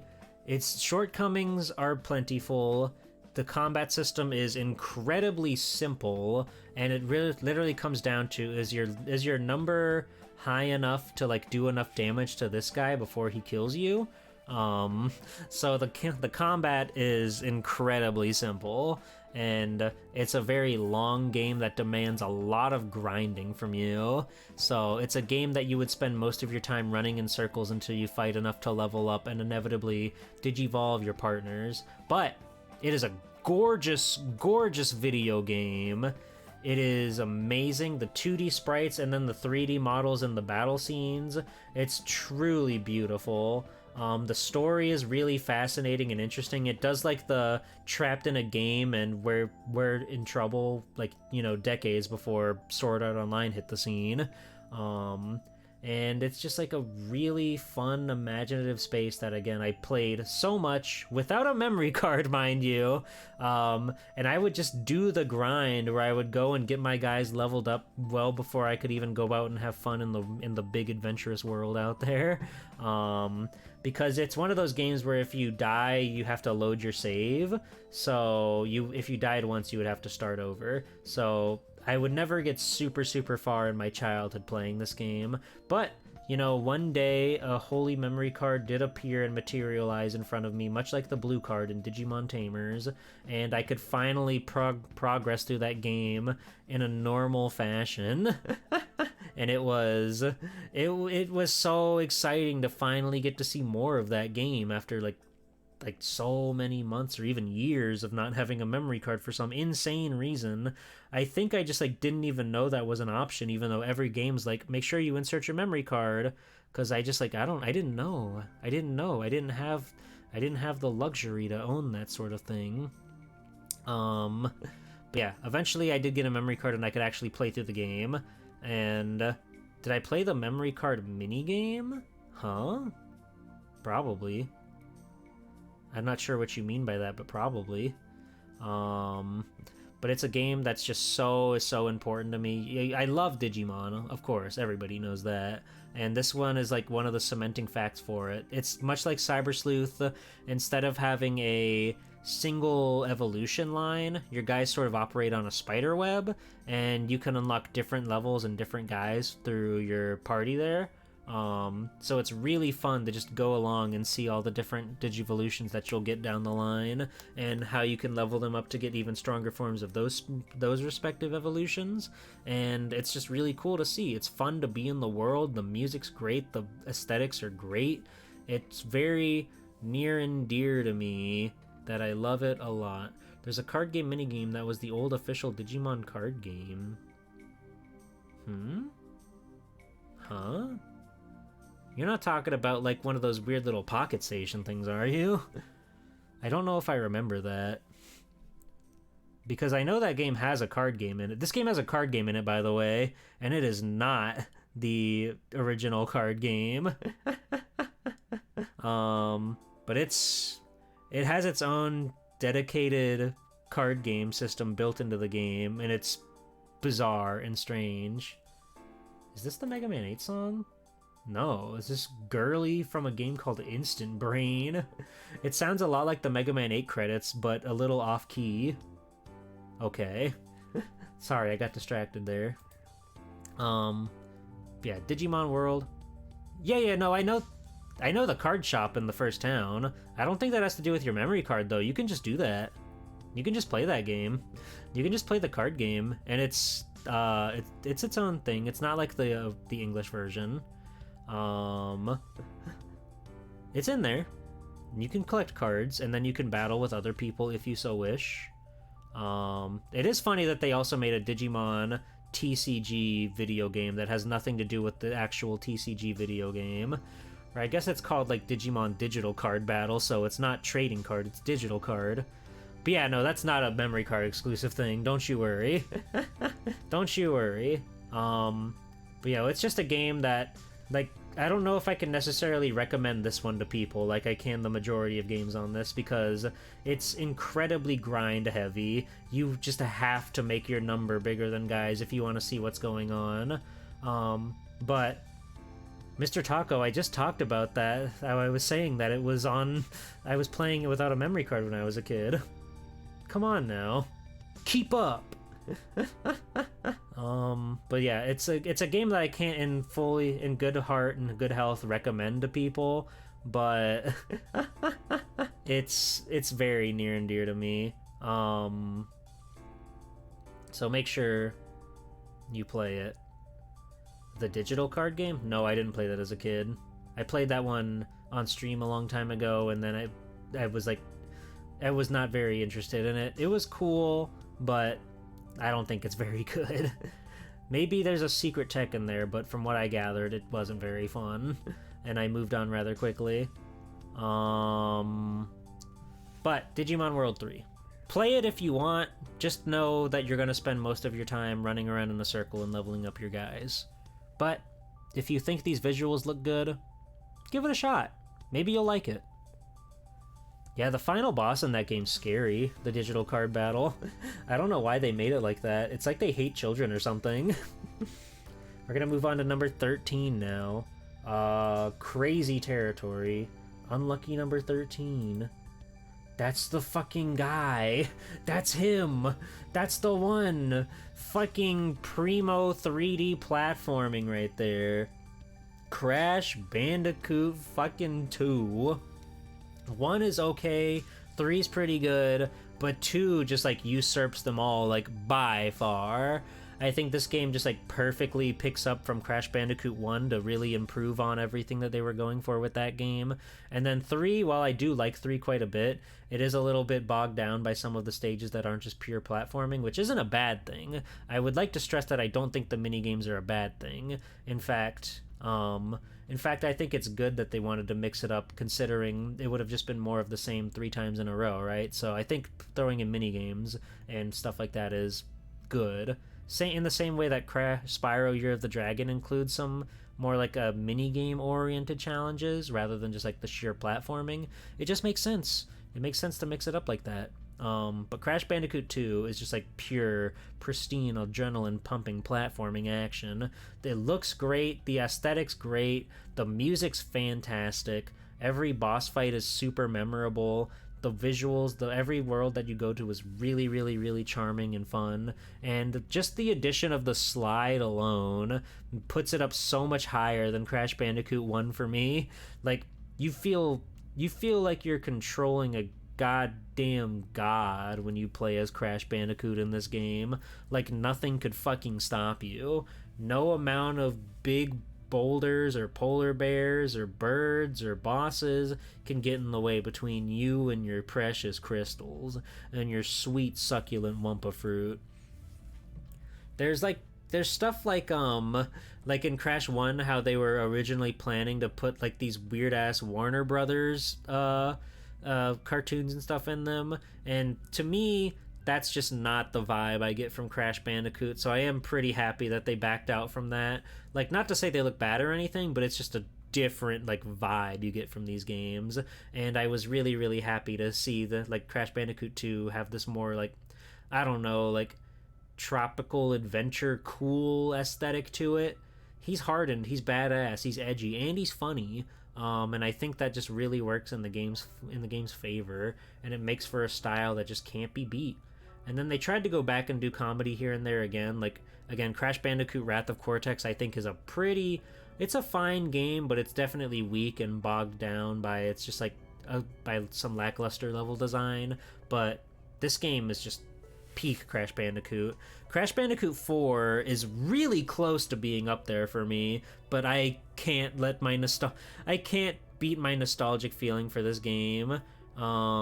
I really, really, really like Crash 2, and even though Crash 4 is just such a technical marvel and masterpiece of art and animation, this one's always going to be my favorite no matter what. But that just goes to show how good of a game Crash 4 is, that it came out that much later, and they still made a game that's just that good. But Crash 2 is just peak Bandicoot for me. It's magical. It's wonderful. Number 12. We've got... Hey, I said a thing earlier, and I realized that I lied about that in a sort of twisted way. Because number 12 is Super Paper Mario. Another first playthrough on my stream. This game wowed me every single chapter. I've never played the other Paper Mario games, so this was a first in that regard as well.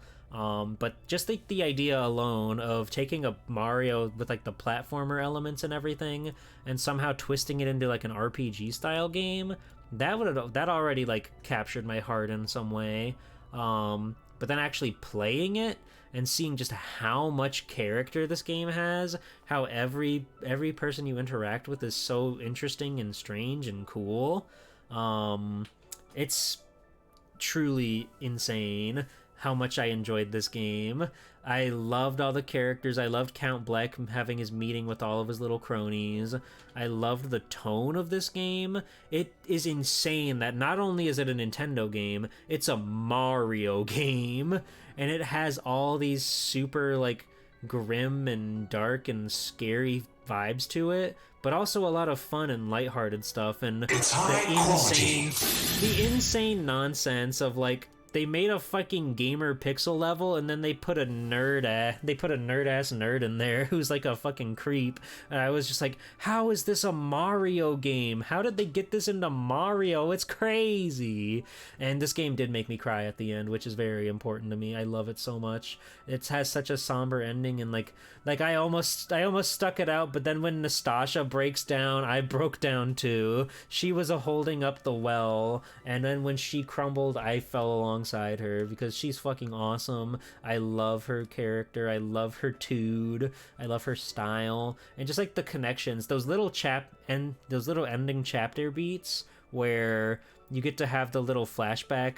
You don't know who the two characters talking are, but as the game goes along, you start to piece it together, and it's just this really magical, emotional, moving piece that really caught me by surprise, because it was the last thing I was expecting from this quirky Mario platform game, but it's so unique, it's so full of love, and it's just like, it just got me. I'm getting emotional just thinking about how cool this game is and how much fun I had with it.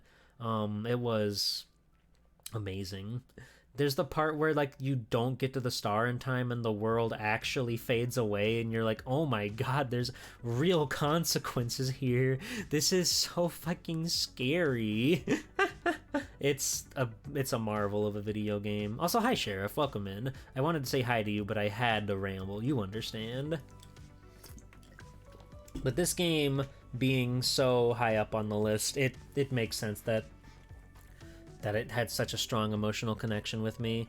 One day I'll play those other Paper Marios, but I'm gonna have to look at them through different glasses, because this one is just so special. Yeah, no, they just let you have it. They let you have it. Mario goes to hell in this game, and then he climbs up to heaven, and then they do like weird fetish stuff with Peach and a bunch of peaches, and that's kind of cool. And then you win. You jump on a guy's head and you win. Bowser's playable. You love that. It's so fun. It's a very fun game, and it's so full of heart. And I don't know if they'll ever make another game like it, and honestly, that's okay. They don't need to, because this game like carries its own weight, and it really is a shame that people will write it off just because it plays differently from the other Paper Mario games, because it really deserves to be seen by the masses. We're gonna move on to number 11. This should come to no surprise to everybody at this point. There he is, X1. Shocker, I know. I'm just as surprised as you are that this one's not in the top 10. That it just goes to show how much everything beyond this point is special and important and crazy. Because this was, not only was this like my first video game ever, right? This cemented video games for me. This is what video games are like. This is what video games should be like. This is how much fun you should be having playing a video game.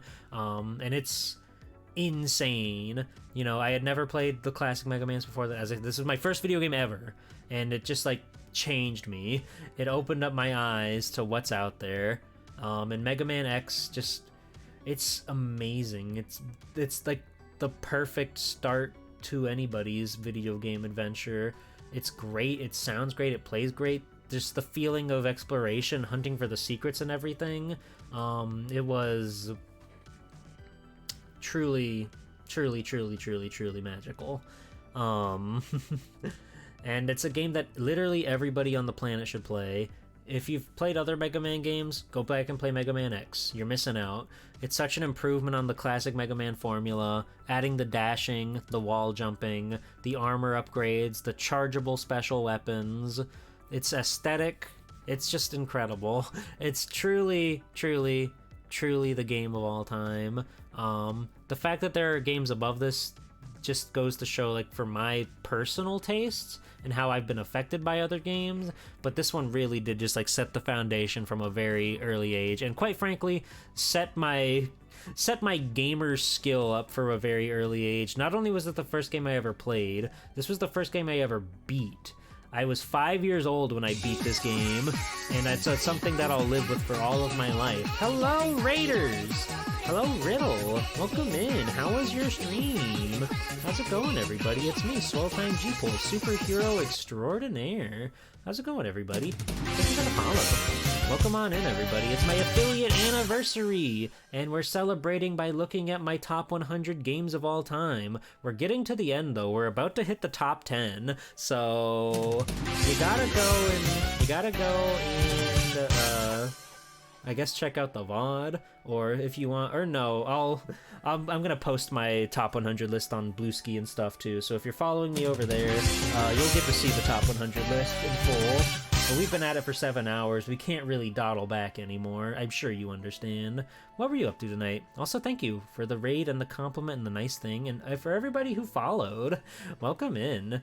It's nice to see you. I hope that you had a wonderful stream over there, and I hope that I'll see you around on Swelty too. Game dev, that's cool. That's a scary realm. I don't know shit about programming, but I hope that you had fun over there, and I hope that whatever cool video game you're making is magical and full of love, like the games that we've been talking about today. Welcome in, Cald and Drunken Flask. Oh, how's it going? Just make shit up and it sticks, don't worry about it. Hell yeah. Well, thank you again for the raid. If you got a raid and run, by all means. I'll make sure your But you programmed me is taken care of. You can't prove that. But yeah, Mega Man X, I was just saying, this was my first game ever, and it's cemented right from the get-go what I like in video games. So I'm really, really, really, really happy to play this game any chance I get. And everybody should be playing Mega Man X, okay? Okay. Thank you. Thank you. We're gonna move on to number 10. And again, if I freak out and make a scene about my stream GIF slideshow here, it's because OBS is fucking boinked. But we're gonna see number 10, and if it's the right one, it is Castlevania. The perfect NES game, the perfect of its franchise. It's so well done. They hit it right from the get-go with the very first entry in Castlevania. It's just a very, very short, sweet game. If you get good at it, you can beat this game in like 15-20 minutes. But the first few chapters, like first time playing this game, it's so unbelievably incredible, and just like you struggle trying to beat these levels, trying to get through it or everything. But it's a magical, wonderful experience. Again, it's the best NES game by far, I think. It's perfect. It's short, it's simple, it's got just, run, jump, throw your whip, maybe throw a special item if you're feeling cheeky, and just fight Dracula, and then you win.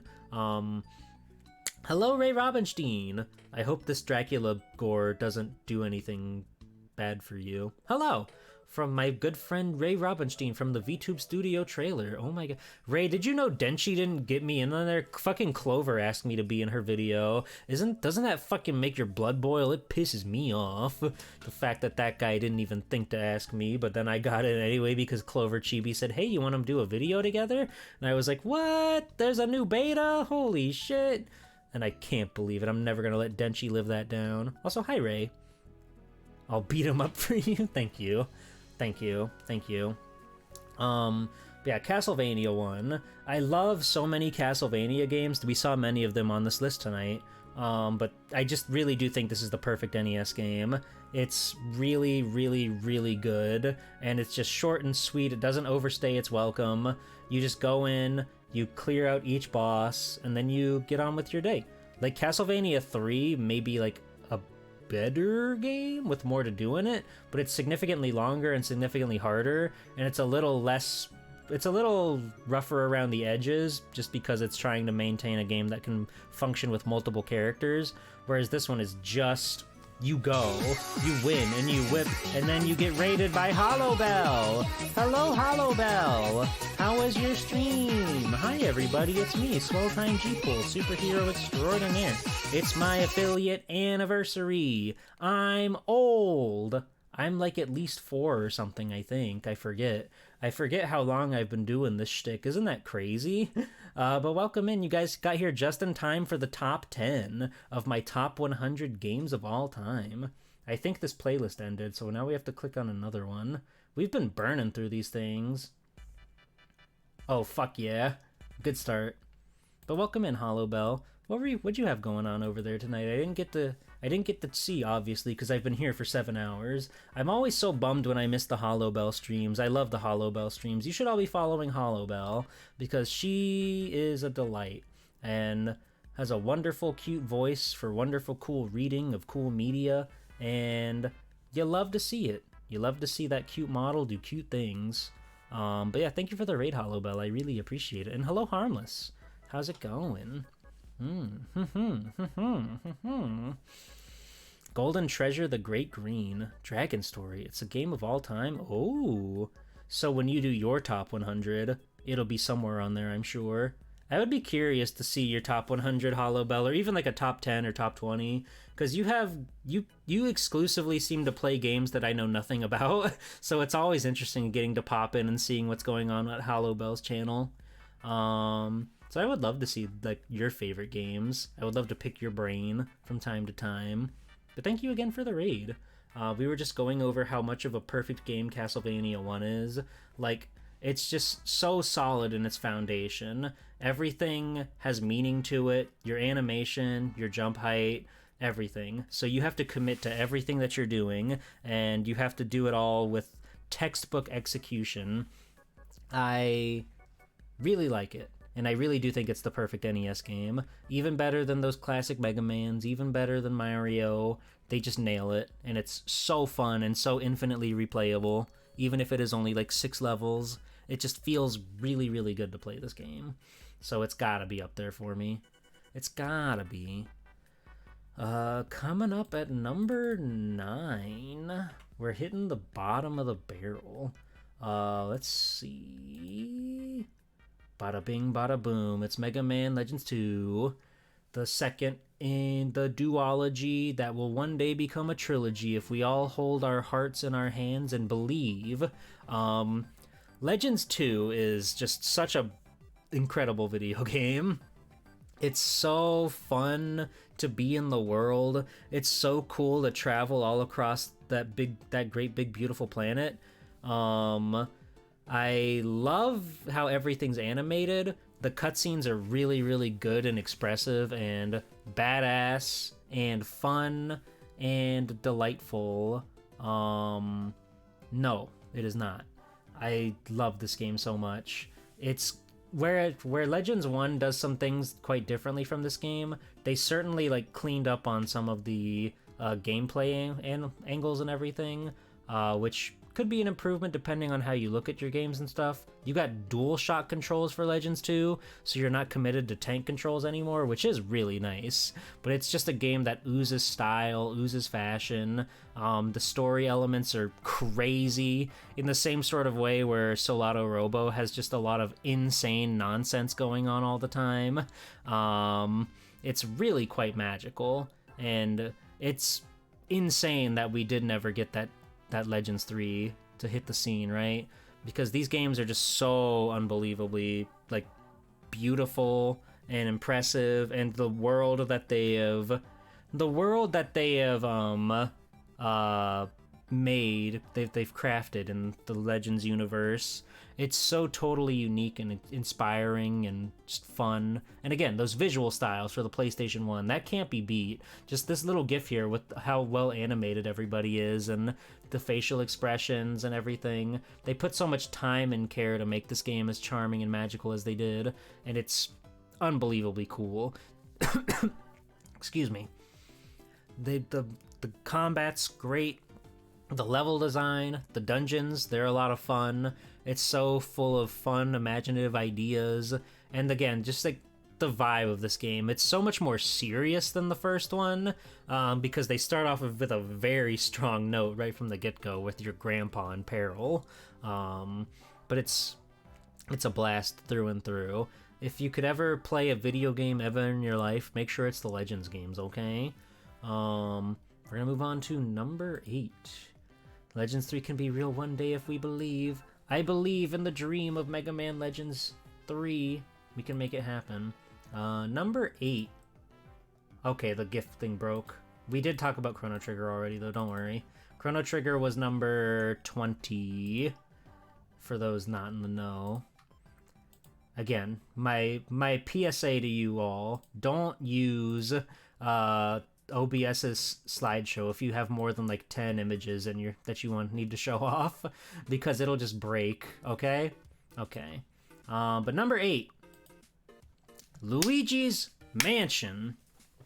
It is the game. It is so much fun. 2 and 3 are pretty good. I like 2 and 3 a lot, but they don't even hold a candle to Luigi's Mansion 1. The game is so amazing. It feels, in the same way that Castlevania feels almost like a perfect game, this game is just like so short and sweet once you get good at it. But that first time through, when you're exploring and you're adventuring and you're figuring out all the little goofs and gaffs and mysteries of the mansion, it's an unparalleled feeling of spooky excitement. It's definitely my favorite GameCube game, no questions asked. I really, truly, truly adore this game. Just the whole premise, right? Luigi gets a vacuum cleaner and becomes a ghost hunter. That comes out of nowhere, but it really works. This game has such an interesting, like, dynamic aesthetic to it, where I wouldn't necessarily call it realistic or anything, bar like nothing like that at all, but it has such like a distinctly detailed style that really does add into the quote-unquote horror elements or like the scary themes that this game has, that even in the other Luigi's Mansion games, like, they're a bit too cartoony for my liking, which is weird coming from me, the person who is all about cartoons, but this game just does such a beautiful job meshing the worlds of like the cartoony and the creepy into this very, very specific style that's unlike anything else out there. The art direction's really good. The music is great. It really helps to set the tone of the whole place. It's incredible. Gameplay, fantastic. One of my claims to fame was one day when I was hanging out with some friends, we were fucking around on Dolphin, and he put this on for me, and then he like cranked the speed up to like 200%, and I was like, oh fuck yeah, this is like hard mode, because you have to have like split-second reflexes to catch a single ghost in the flashlight, and I still played through it, and I beat it, and I felt really good about myself doing that. Just trying to move the game at double speed and catch guys and dodge boo blasts or whatever. It's really, really fun.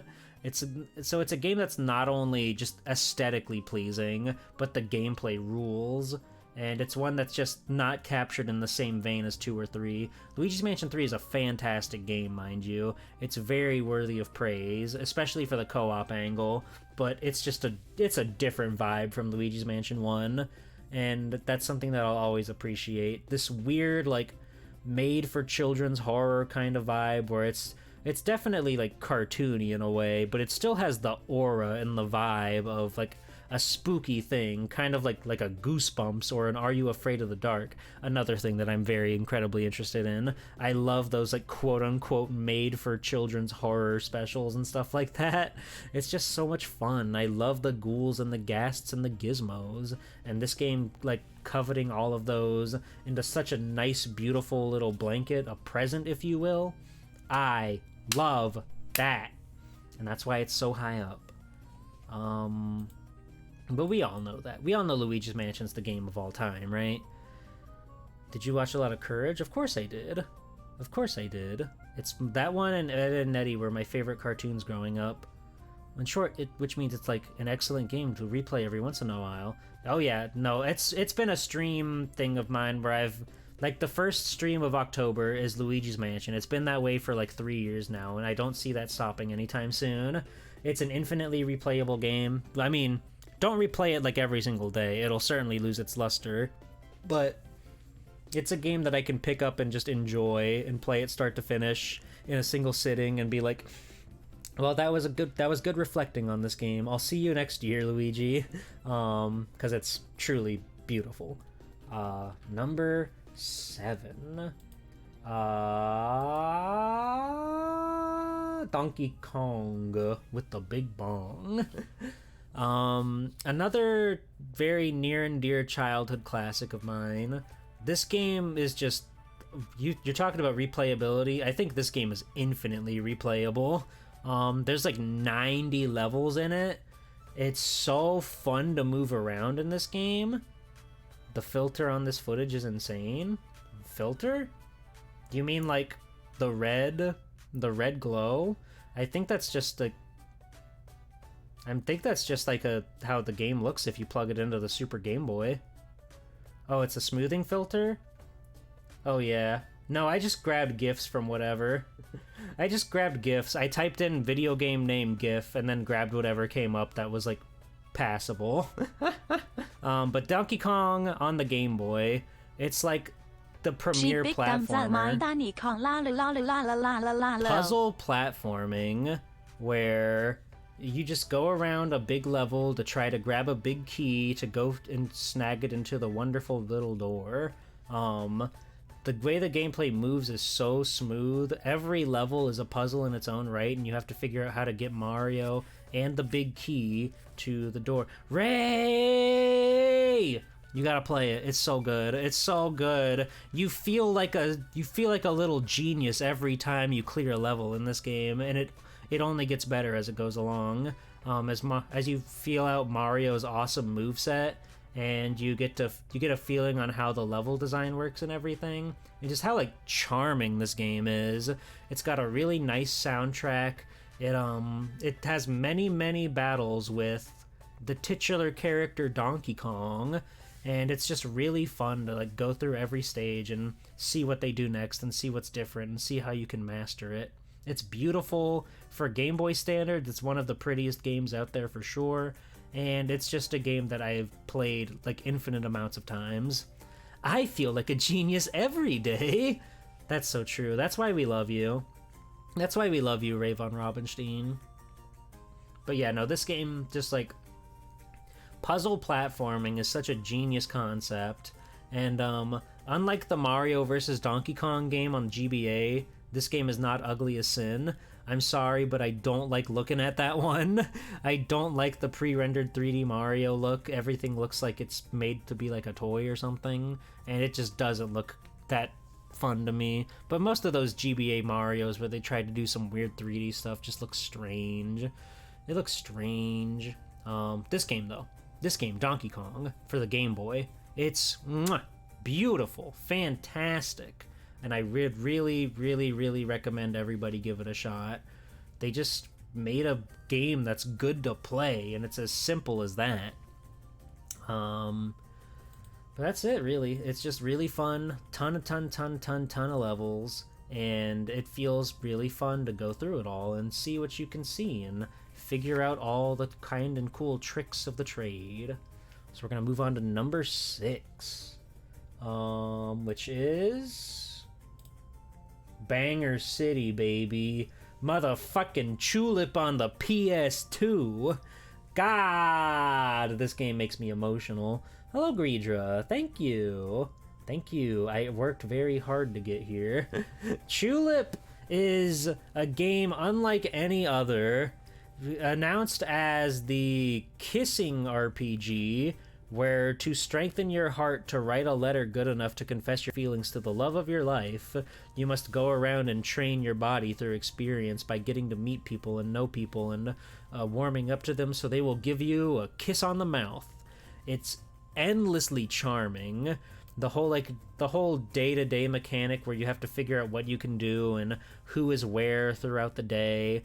It is just unparalleled, and one of my proudest gaming moments is beating this game without using a guide. It's really fucking cryptic, and a lot of stuff comes down to just weird, strange, like Japanese culture that as an American you would have very little knowledge on, right? But I somehow managed to brute force my way through all of that stuff, and like finally getting to the point where my heart was strong enough where I could confess my feelings to the girl of my dreams. It was incredible. I was so unbelievably like shaken by just how much I enjoyed this game. Its vibe is truly immaculate. All the areas you can go to are beautiful. All of the soundtrack is amazing. Every single character is like strange and unique and interesting, and it just oozes style, you know? There's so much to like about this game. I can understand people that would get turned off by it just because of its cryptic nature and how strange it is, but it scratches like all the right itches for me. There's so much fun here, and everything has like a secret to it. Every character has like a way you can give them a big old kiss on the mouth, but some of them make it easy. You could just walk up to them, and then if they're feeling in the mood, they'll be down for it. But a lot of the other guys, you have to actually work with them and get to know them and learn about their character. It's so much fun. It's so unbelievably cool, and it's a game that'll stick with me till the end of my days. Almost like real life. Exactly, Ray. You have yet to earn that beloved Swell Time G-Pool kiss, but maybe one day, if you keep it up, you'll get there and you'll be ready. And then we'll go home, and then your dad will learn about what you've done, and then he'll tell the lover's tree, and then the lover's tree will reward points upon you. Can I have the receipt? What the fuck? It's a good game. I like it a lot. It's so amazing and beautiful and magical. What the heck? Nest, oh my god. Thank you for the 10 gift subs. Holy moly. That's so nice. Thank you, Nest. It's so nice to see you. Happy anniversary to all of us at Swell Time G-Pool. We're at the top 5 now. I've rambled and ranted about Chulip for hours on end, so now we can talk about the top 5 video games of Swell Time G-Pool. But yeah, Chulip, it's great. There's not really a modern way to play it outside of emulation. I guess technically you can buy it on the PS3 store if you can even get that thing to work. You can still buy it there, but just play Chulip. It deserves your attention. Even if you like get in and you can't figure out how to like progress, well, you could look up a walkthrough. I wouldn't judge anybody for looking at a walkthrough with this game, because it is absurdly confusing, but I adore it. I love it. PS3 probably will be abandoned. Hi, Wordito. Eventually. It's quite honestly surprising that it is still up and running. It's not for long, but it'll happen. I'm proud of you. I remember when I watched you play Spider-Man all those years back. That was so long ago. I was so fucking... I didn't know how to stream, so when I made a layout and I wanted to play Spider-Man on PS4, and my layout was for 4x3 or square games, so I like scrunched the footage in, so the widescreen Spider-Man game was scrunched down into a square. I was like, yeah, this works. This is fine. This is good. This is Spider-Man. You guys like Spider-Man? I love Spider-Man. One of my earliest stream gimmicks was I would play Spider-Man games on Saturdays. They were the bee's knees, and I remember having many fun days. I was telling everybody, Ray, how you were like the first person that I ever like actually met and got to become friends with on this awesome platform. Them's were the days. Spider Day. Yeah, I love Spider-Man, and there are still many Spider-Man games that I could stream at some point in my life. But yeah, Spider-Man. If you pull up the manual from archive.org, the manual actually tells you have to kiss nearly every citizen. I mean, that's true to life, though, so that's fine. Number 5. This game was a first-time playthrough just last year, and it is, by all regards, a G-Pool game. This is Rent-A-Hero number 1 for the Sega Dreamcast. It is such a G-Pool game it hurts, right? You're a superhero, but not just any superhero. You're a Rent-A-Hero, so you just run around primarily doing like odd jobs for people, like delivering food for them, or figuring out who gave the girl a love note or something like that. but it's just like so unbelievably cute and charming and fun, and the gameplay mechanics with your power-ups, building up your suit to make it stronger. Yeah, Sagata Sanchiro's in this game. He's your gym coach. That's Mr. Sagata Sanchiro. He's awesome. You go to school and then he shows up and then he teaches you cool moves. So it's such like a primo Sega game. It's a full-on Sega game too. But you just go through the town, you live your life, you're a rent-a-hero, and then you slowly but surely do more and more things for people to build up your rent-a-hero cred until plot starts to get really serious and scary, and you have to figure out everything to solve it and stop the bad guys from, like, again, you go from like delivering takeout and bringing somebody a book to stopping bank robberies and putting away like vicious crooks with guns and stuff like that.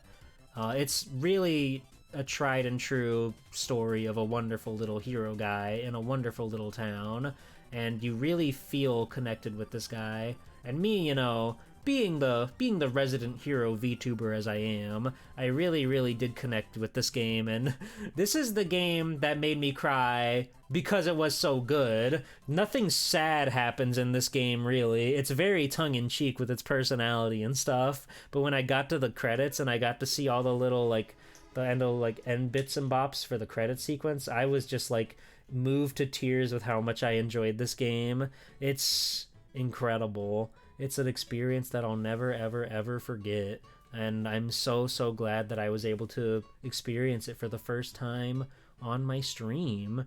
I had just, like, played it randomly. Oh my god, I got her mind. I just played it randomly when I did a Sega week, and I needed games to play for my Dreamcast day, but I immediately fell in love with it, and I was like, okay, wait, we're gonna have to schedule this for more streams down the line, and I'm so glad that I kept up with it, because while functionally, like, the actual gameplay is relatively simple and a little bit chunky, its personality shines unlike anything else. I seriously can't believe it. And it's also, this was literally the only GIF I could find of this game. It's so funny that they just captured their whole emulation window at the top. But this is literally the only GIF of this game that exists. It's crazy. Go do yourself a favor, look up the Rent-A-Hero Dreamcast opening, and you'll be so unbelievably pleased and moved by how charming and cute it is. Hi, Jordan. Thank you. We're going over the games, and we're almost done. 7.5 hours in, and we're almost done. But yeah, it's Rent-A-Hero number 1. It literally moved me to tears by how much I enjoyed this game all the way through. Getting to do all the fun little hero stuff, like perform at the mall showing, so the kids everywhere are so excited to see you out there fight crime, to solving weird ass ancient rituals from a ruin site, and everything in between. Doing all the little bits of heroism that nobody really talks about in games, like just getting down to earth and talking to kids and making sure that everybody's okay, to the big bad bosses and everything like that. It's so magical and moving, and the best piece of hero media I've ever seen in my life. But we must move on to number 4. Digimon World. Digimon World 1. This game hates you. This game wishes the worst upon you. But if you can defeat it, if you can defy logic and all rationale and reasoning, you'll find yourself with a video game that is endlessly entertaining.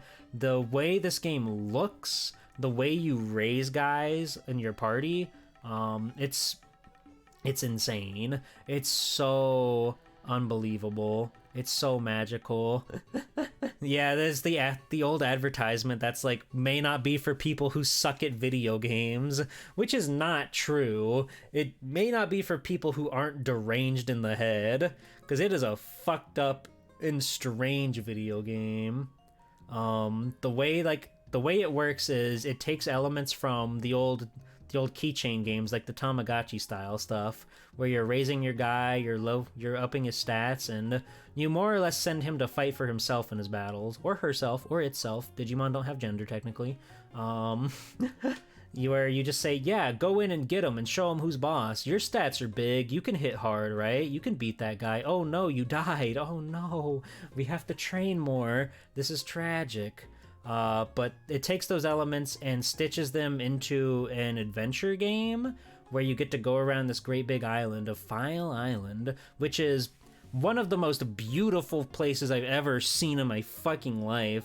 I love the background designs in this game. Every world is just so interesting. It's this crazy, beautiful mash of like nature mixed in with random electronical elements. Like you'll see a tree that's not plugged into its outlet on the ground, or there'll just be like big electronic signs plugged into the ground, like hanging out in the grass.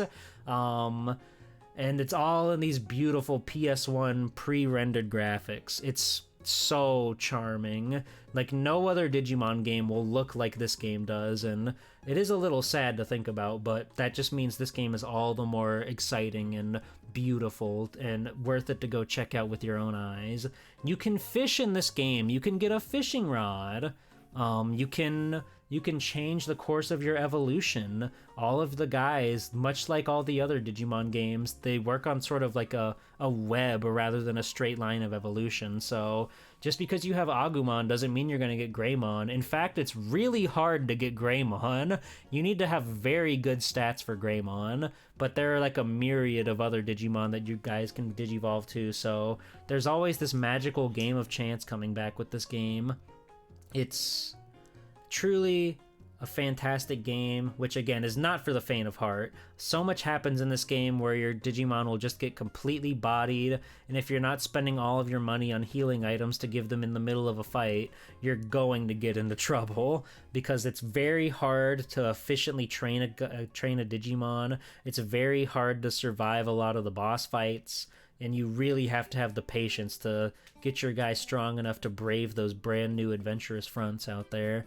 But if you can handle that, if you can stomach that, you'll find yourself with one of the most iconic, unique, exciting, and magical video games that you'll ever come across.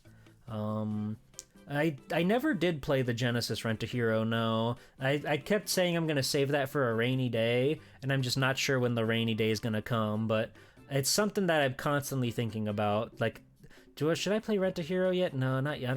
I need to save it for when I really just need, like, when I really need a great big pick-me-up or something, and when I need to just play a game that I know I'm gonna love. So one day I'll play Rent-A-Hero on the Genesis. One day. You have a feeling I'd enjoy Monster Rancher? Maybe. I really don't know anything about Monster Rancher other than it's like the game you can make guys with CDs, and that's really fun. That's really cool. But I don't know anything about it other than that. Yeah, Digimon World, the first one, it's Kino. It's an ultimate Kamige game. You have to be strong of heart and willing to commit to really get the most out of this game. But if you do, you will be treated to just like an amazing, beautiful world, unlike anything you've seen in any other media.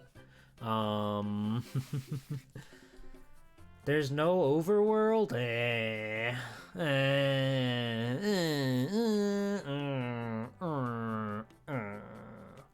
Maybe. We'll see. Because they've done Digimon games where it's all about the training and then you just send them off to the slaughterhouse to go kill or be killed.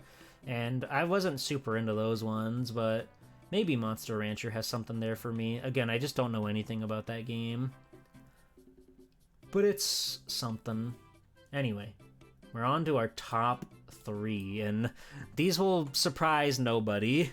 These will surprise nobody. But number 3, coming in hot.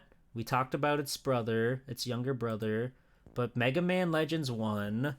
As much as I think Mega Man Legends 2 does to improve on some of the formulas, there are certain charm points that are just not as prevalent in the second game. The art direction is much more like blockier and cartoonier in this one, which I really, really appreciate.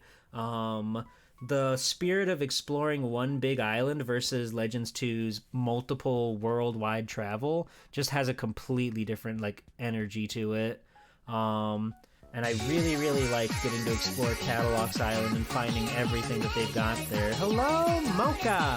And Lumeria, oh my god. This is the second time tonight we've been hit with the double raid. What's going on? What's going on, you guys? Hello! Welcome in, everybody. It's me, Swell Time G-Pool. Holy moly. Welcome in, everybody. You get to hear Caramel dancing twice. Isn't that exciting? Welcome in. How are your streams? Hi, everybody. I'm Swell Time G-Pool, and today's my affiliate anniversary. We're hitting the tail end of the stream. We've been going over my top 100 games of all time, and we're already down to number 3 already. I say we've been streaming for 7.5 hours. But we've been going over so many of my cherished, tried and true video games, and it's been so much fun getting to just rant and rave and talk about all of my cool things. Welcome in, Mocha. Welcome in, Lumeria. Welcome in, Discontinued. And hello, Doe. Welcome in. Thank you. Thank you. This is my affiliate anniversary. So it's been a very indulgent day for me. And that's okay. It's okay to go out and just talk about things that you enjoy and that you love for hours on end, okay? Remember that, always. The tail end, that's right, Greedra. That's right. But yeah, what were you guys up to? I would love to hear about what you had going on, and... Oh, so you guys were streaming together, okay. That's cool. I'll get you a shout-out as soon as the cooldown wears down, Lumeria. You're playing Undertale and then holding Mocha at one point and having them to voice your game? Nice. I know the new Deltarune came out today, but truth be told, I still haven't played Chapter 2, so I don't know when the fuck I'm gonna get around to this new Deltarune stuff. There's so much content that I have to get through, but I really was big into Undertale and Deltarune Chapter 1. I played that game on release when it had that just random drop on Halloween one year. I was so taken aback and excited. Undertale probably could have been on this list now that I think about it, but I kind of forgot about Undertale. I do like that game quite a bit, but I forgot about it, so it didn't show up on the list. Oopsie! Maybe next time. Maybe next Top 100 I'll remember. But yeah, we're going over my top 100, and number 3 is Mega Man Legends 1. It's a magical, wonderful experience that just really can't be beat. Again, I really like how, whereas Mega Man Legends 2 is more like level-based, where you're going to different islands to do different stuff, this game all takes place on one island. Granted, besides, the opening stage, but whatever, shut up, you didn't hear, you know what I mean. Catalox Island is just like my home away from home. I know that place like the back of my hand. I've been there so many times. It's like no stone has been unturned on that island, and it's just really charming and cool to be out there and see what all Mega Man can see and get to meet the locals and go on and get to fight battles with pirates with some of the best, like, 3D low poly graphics that anybody has ever seen. There's a reason why this game is still to this day influencing so many wonderful, magical, beautiful low poly models. Can't be beat, and yet you put it only at 3. Curious. Well, that's because 2 and 1 do things in a completely different manner, but we'll get to those. Ray, I've ranted so much about Digimon World. It's an amazing, beautiful game. We all have to chip in to make our friends play Digimon World. That's like the game that I love to make my friends play. If I can make them play anything that's near and dear to me, Digimon World is the one. Because I love to see people's reactions and takes on that game. It's fascinating. Legends, though, if you want to play a good game, play Legends. It's fantastic. It's beautiful. I can't get enough of it. It's like the perfect 3D game. They just made it so much fun and so delightful, and everything about this game's just energy, its vibe, its aesthetic. It's incredible, and it's always going to be there in my heart. I'm honestly a little bit scared of the potential Legend 3. Like, granted, the one that they were doing for 3DS looked fun and nice and cool, but I'm just terrified knowing that this game oozes style because it's low poly and stuff. and I'm scared to see like what they would do now with like fucking the PlayStation 5 if they announced a new Mega Man Legends game all of a sudden, because it needs to have style. It needs to have that substance that this game has, and a pretty new, beautiful graphics aren't necessarily going to do it justice, you know?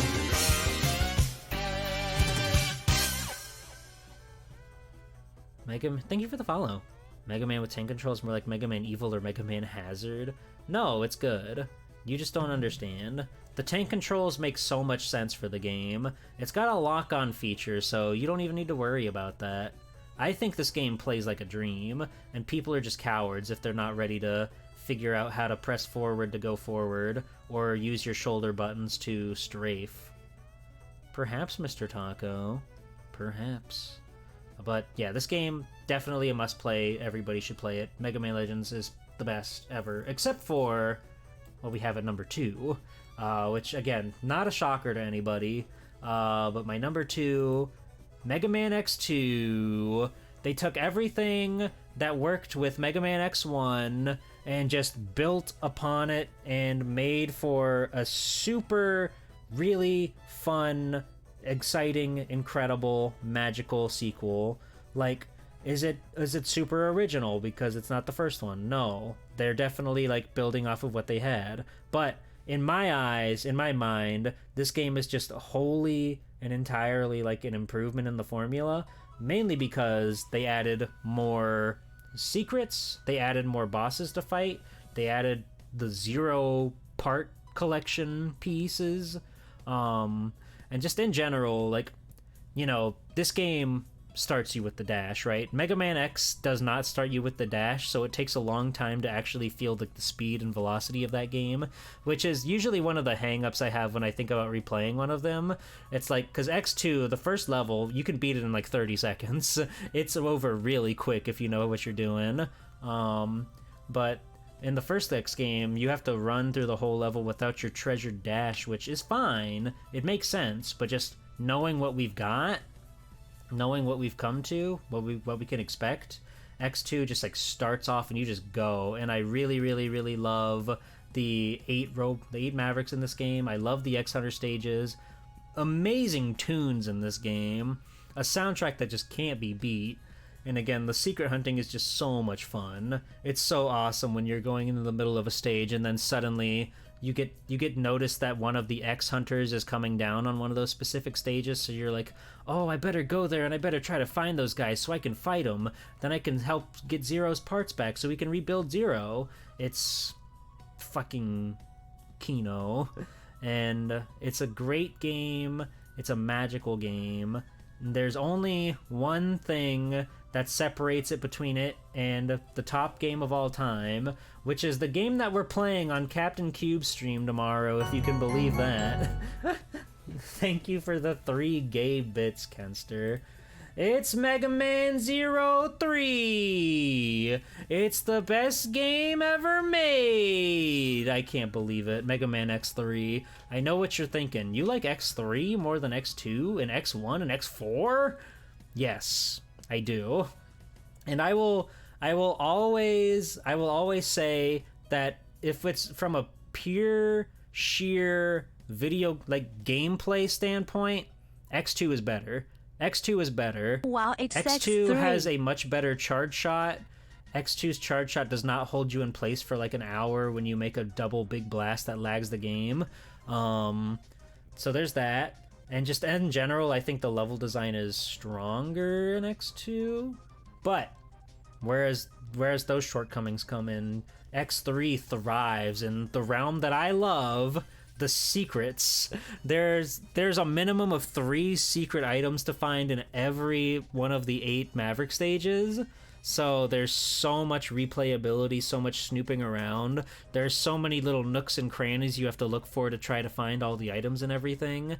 And I adore that stuff. It makes for so much more of a replayable game, deciding when you're gonna go and find what. Even if you know where everything is, you still get to decide, like, do I want to go ahead and just go get the dash upgrade now, or maybe I should go look for like a ride armor or something. I'll just go beat Blast Hornet real quick to get the ride armor unlocked.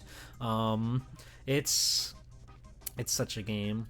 It's such a video game, and it's my favorite game of all time. I've talked about it to death on stream, and I'll do it now. You can play as Zero for the first time ever.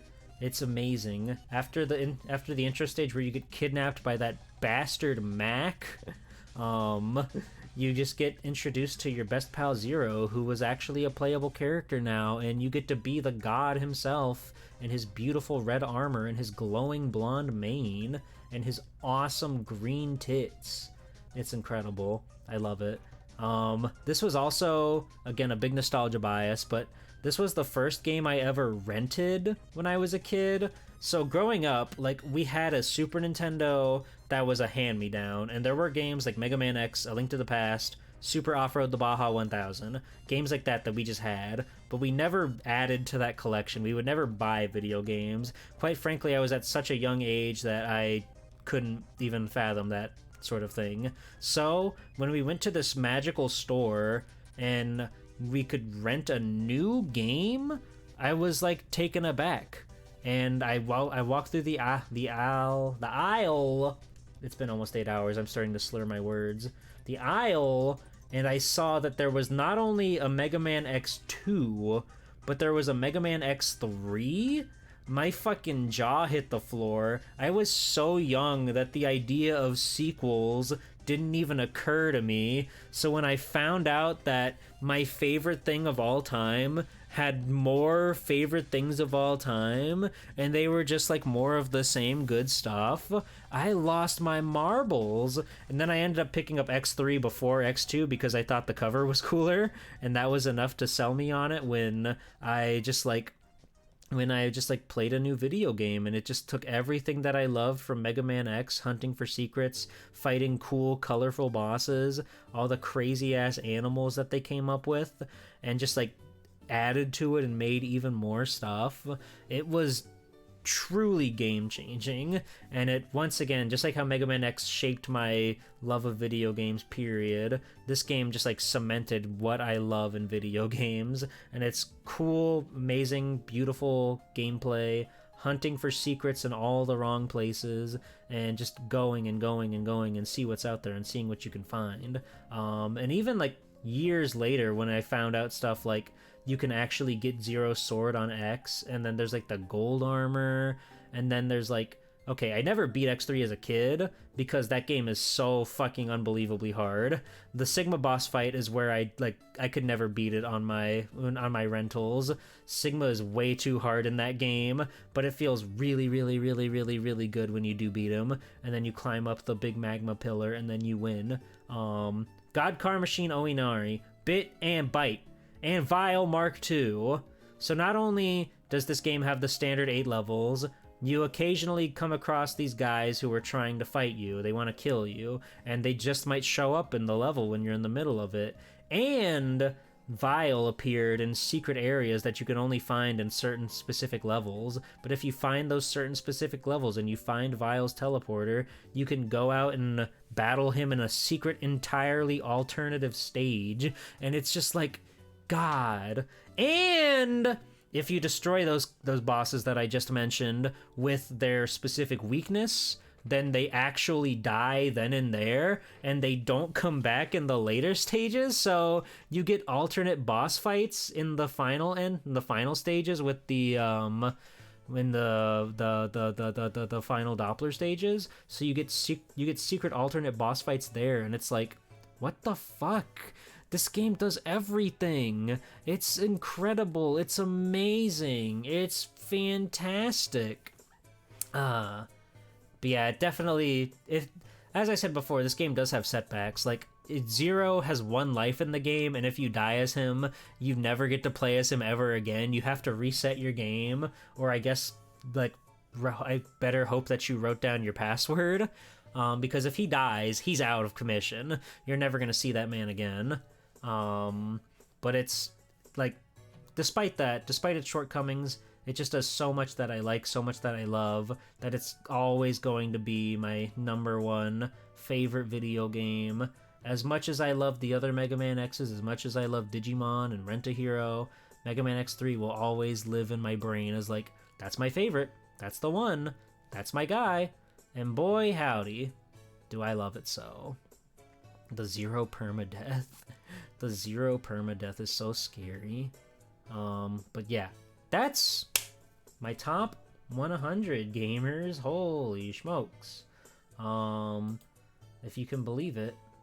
Wow. There we go.